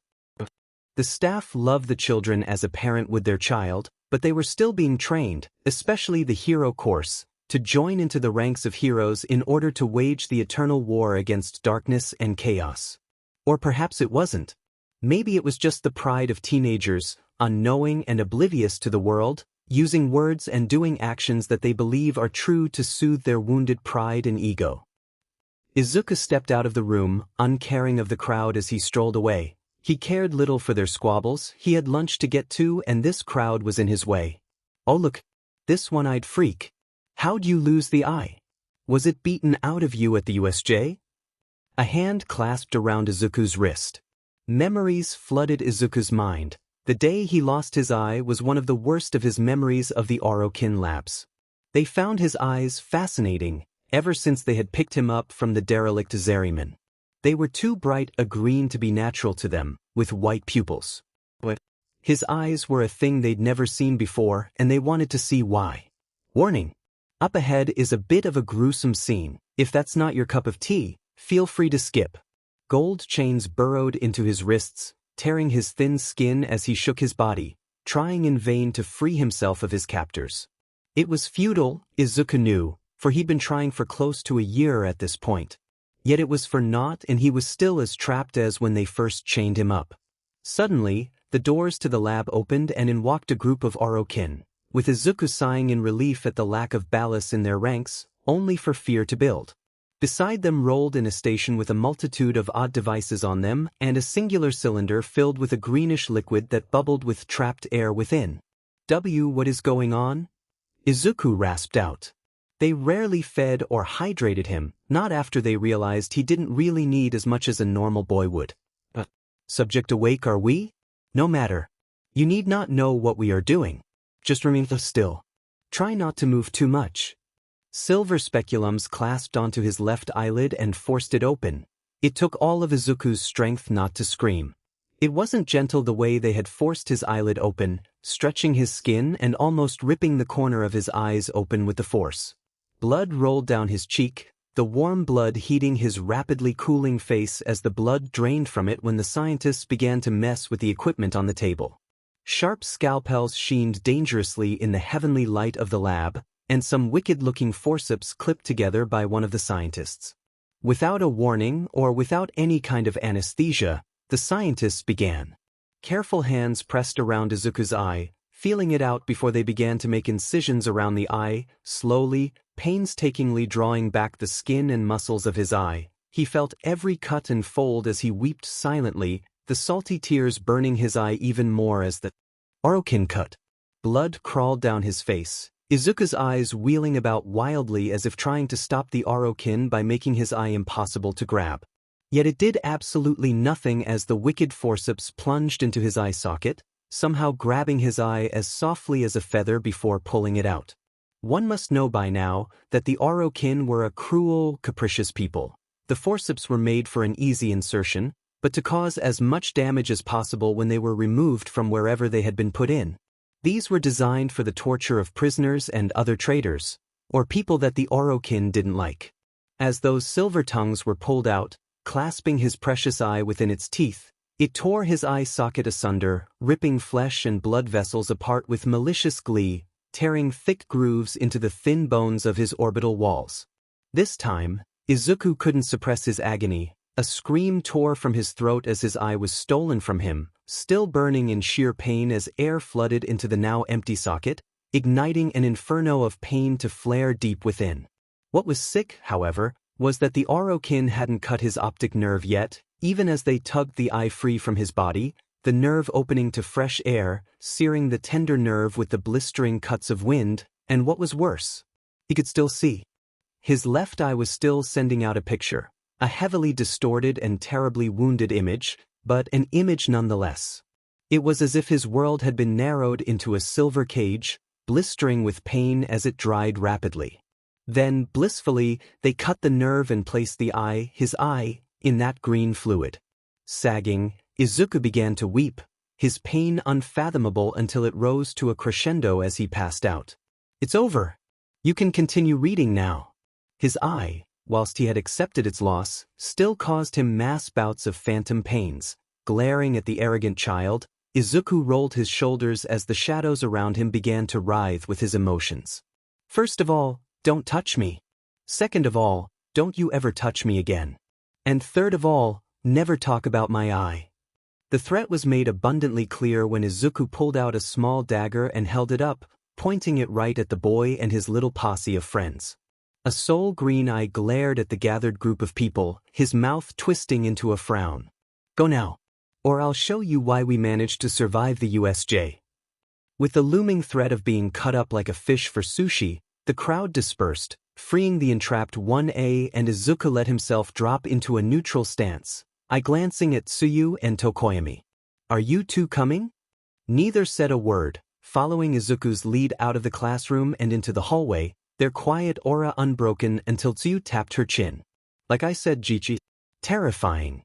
Shaking his head, the trio walked towards the cafeteria in a comfortable silence. No words had to be spoken. They had a bond forged in battle, a camaraderie that isn't so easily broken, that allowed them to understand the silence, knowing that sometimes talking isn't needed. It felt just like old times. A tingle ran down Izuku's spine when he sat down with his food, not a usual tingle of something wrong, but one that happened when someone was trying to contact him using his comms. Lifting a hand to his forehead, Izuku spoke internally. Aegis, what's up? A voice, monotone and commanding, answered instead Aegis' usual boisterous voice. Captain, we have arrived. We will begin making our way towards you. Snapping his head up, Izuku shoots a quick glance at Tsuyu and then to Tokoyami. This was something that he could deal with after he had finished his lunch. Rex, please wait a sec. Listen, you can't just fly in here. This Earth isn't Earth as you know it and hasn't seen the shadow or a railjack before. I don't want to risk the shadow. Izuku crossed his fingers discreetly, hoping to play on Rex's logical point of view. I see. We have already experienced this. We shall vacate for now until you give us clearance to enter. Izuku sighed. What's with that Saijichi? Fed up with us already? Tsuyu grinned at him, and he quirked his own small grin back. Not yet, Tsuyu, you can't get rid of me that easily. That was true. If a person earned his loyalty, it was a deep bond unless that loyalty was broken. Why the big sigh then, Master of Shadows? Tokoyami inquired, and Izuku raised his eyebrow at him. How many times will I have to tell you, Tokoyami, to call me Jichi? Like an expert, Izuku avoided the question and tilted his head, waiting for the bird-headed boy to respond. Many times, Master of Shadows. Giving up, Izuku ate what he considered enough for someone like him. A nice bowl of katsudon, warm and flavorful as promised by Lunch Rush himself. In his eating silence, Izuku considered what he would do now, his ears listening to the idle chatter around as his mind whirred to life. From what he could gather, Rex and the Shadow weren't the only things to come from the origin system. That more than likely meant that his old crew was aboard with them and had come to his world. Now he had his railjack along with his old crew, along with Rel, and budding friendships with both Tsuyu and Tokoyami, old and new merging together, and Izuku had no idea how to handle that. Change wasn't an easy thing, especially for Izuku. Routine he liked, he understood, he could work with. This whole new dynamic of his two worlds merging wasn't something that Izuku had considered, and that left him uneasy. His routines were molded to fit either world. He could work with one or the other, but both? It seemed impossible. The vast gap between the worlds set himself up to fall. In the origin system, he was a near immortal warrior of gun and blade, and here? He was an average student learning to become a hero. They tend not to combine well at all. At the very least, however, he had trusted people to plan with, to make new bases and plans. With, God forbid if he was completely alone, he'd go insane. Alas, he would deal with it as he always had. Plus Ultra. That's something I could get behind. Lunch soon ended and Izuku waved his newest companions, friends, goodbye as he left the cafeteria towards the roof of the building. Although he was missing classes, he had much bigger things to fry, bigger things than algebra or literature, problems such as the shadow being visible and spotted by who he was assuming was the UN, and subsequently fired upon. It meant that the shadow was known, and people knew of its existence, and a secret is a lot harder to keep when hundreds of people know it. Unluckily, too, was that the shadow had returned fired and destroyed 2 Skyquake fighter jets. Said jets were the highest grade of jets made by man, costing more than $150 million with the best equipment lost with both pilots. The United Nations Armed Forces, Izuku knew, would never let such a loss go unanswered.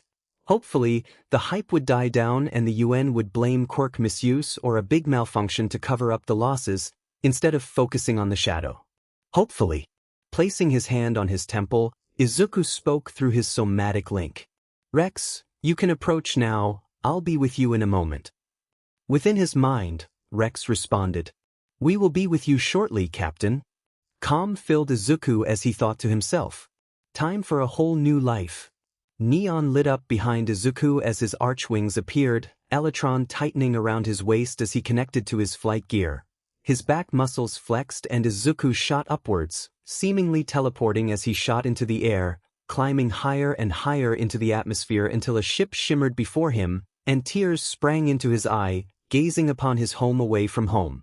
The port beneath the shadow opened and Izuku glided in with practiced ease, as the arms of the ship grabbed Izuku and gently pulled him upwards, towards the bridge where he knew his crew would be.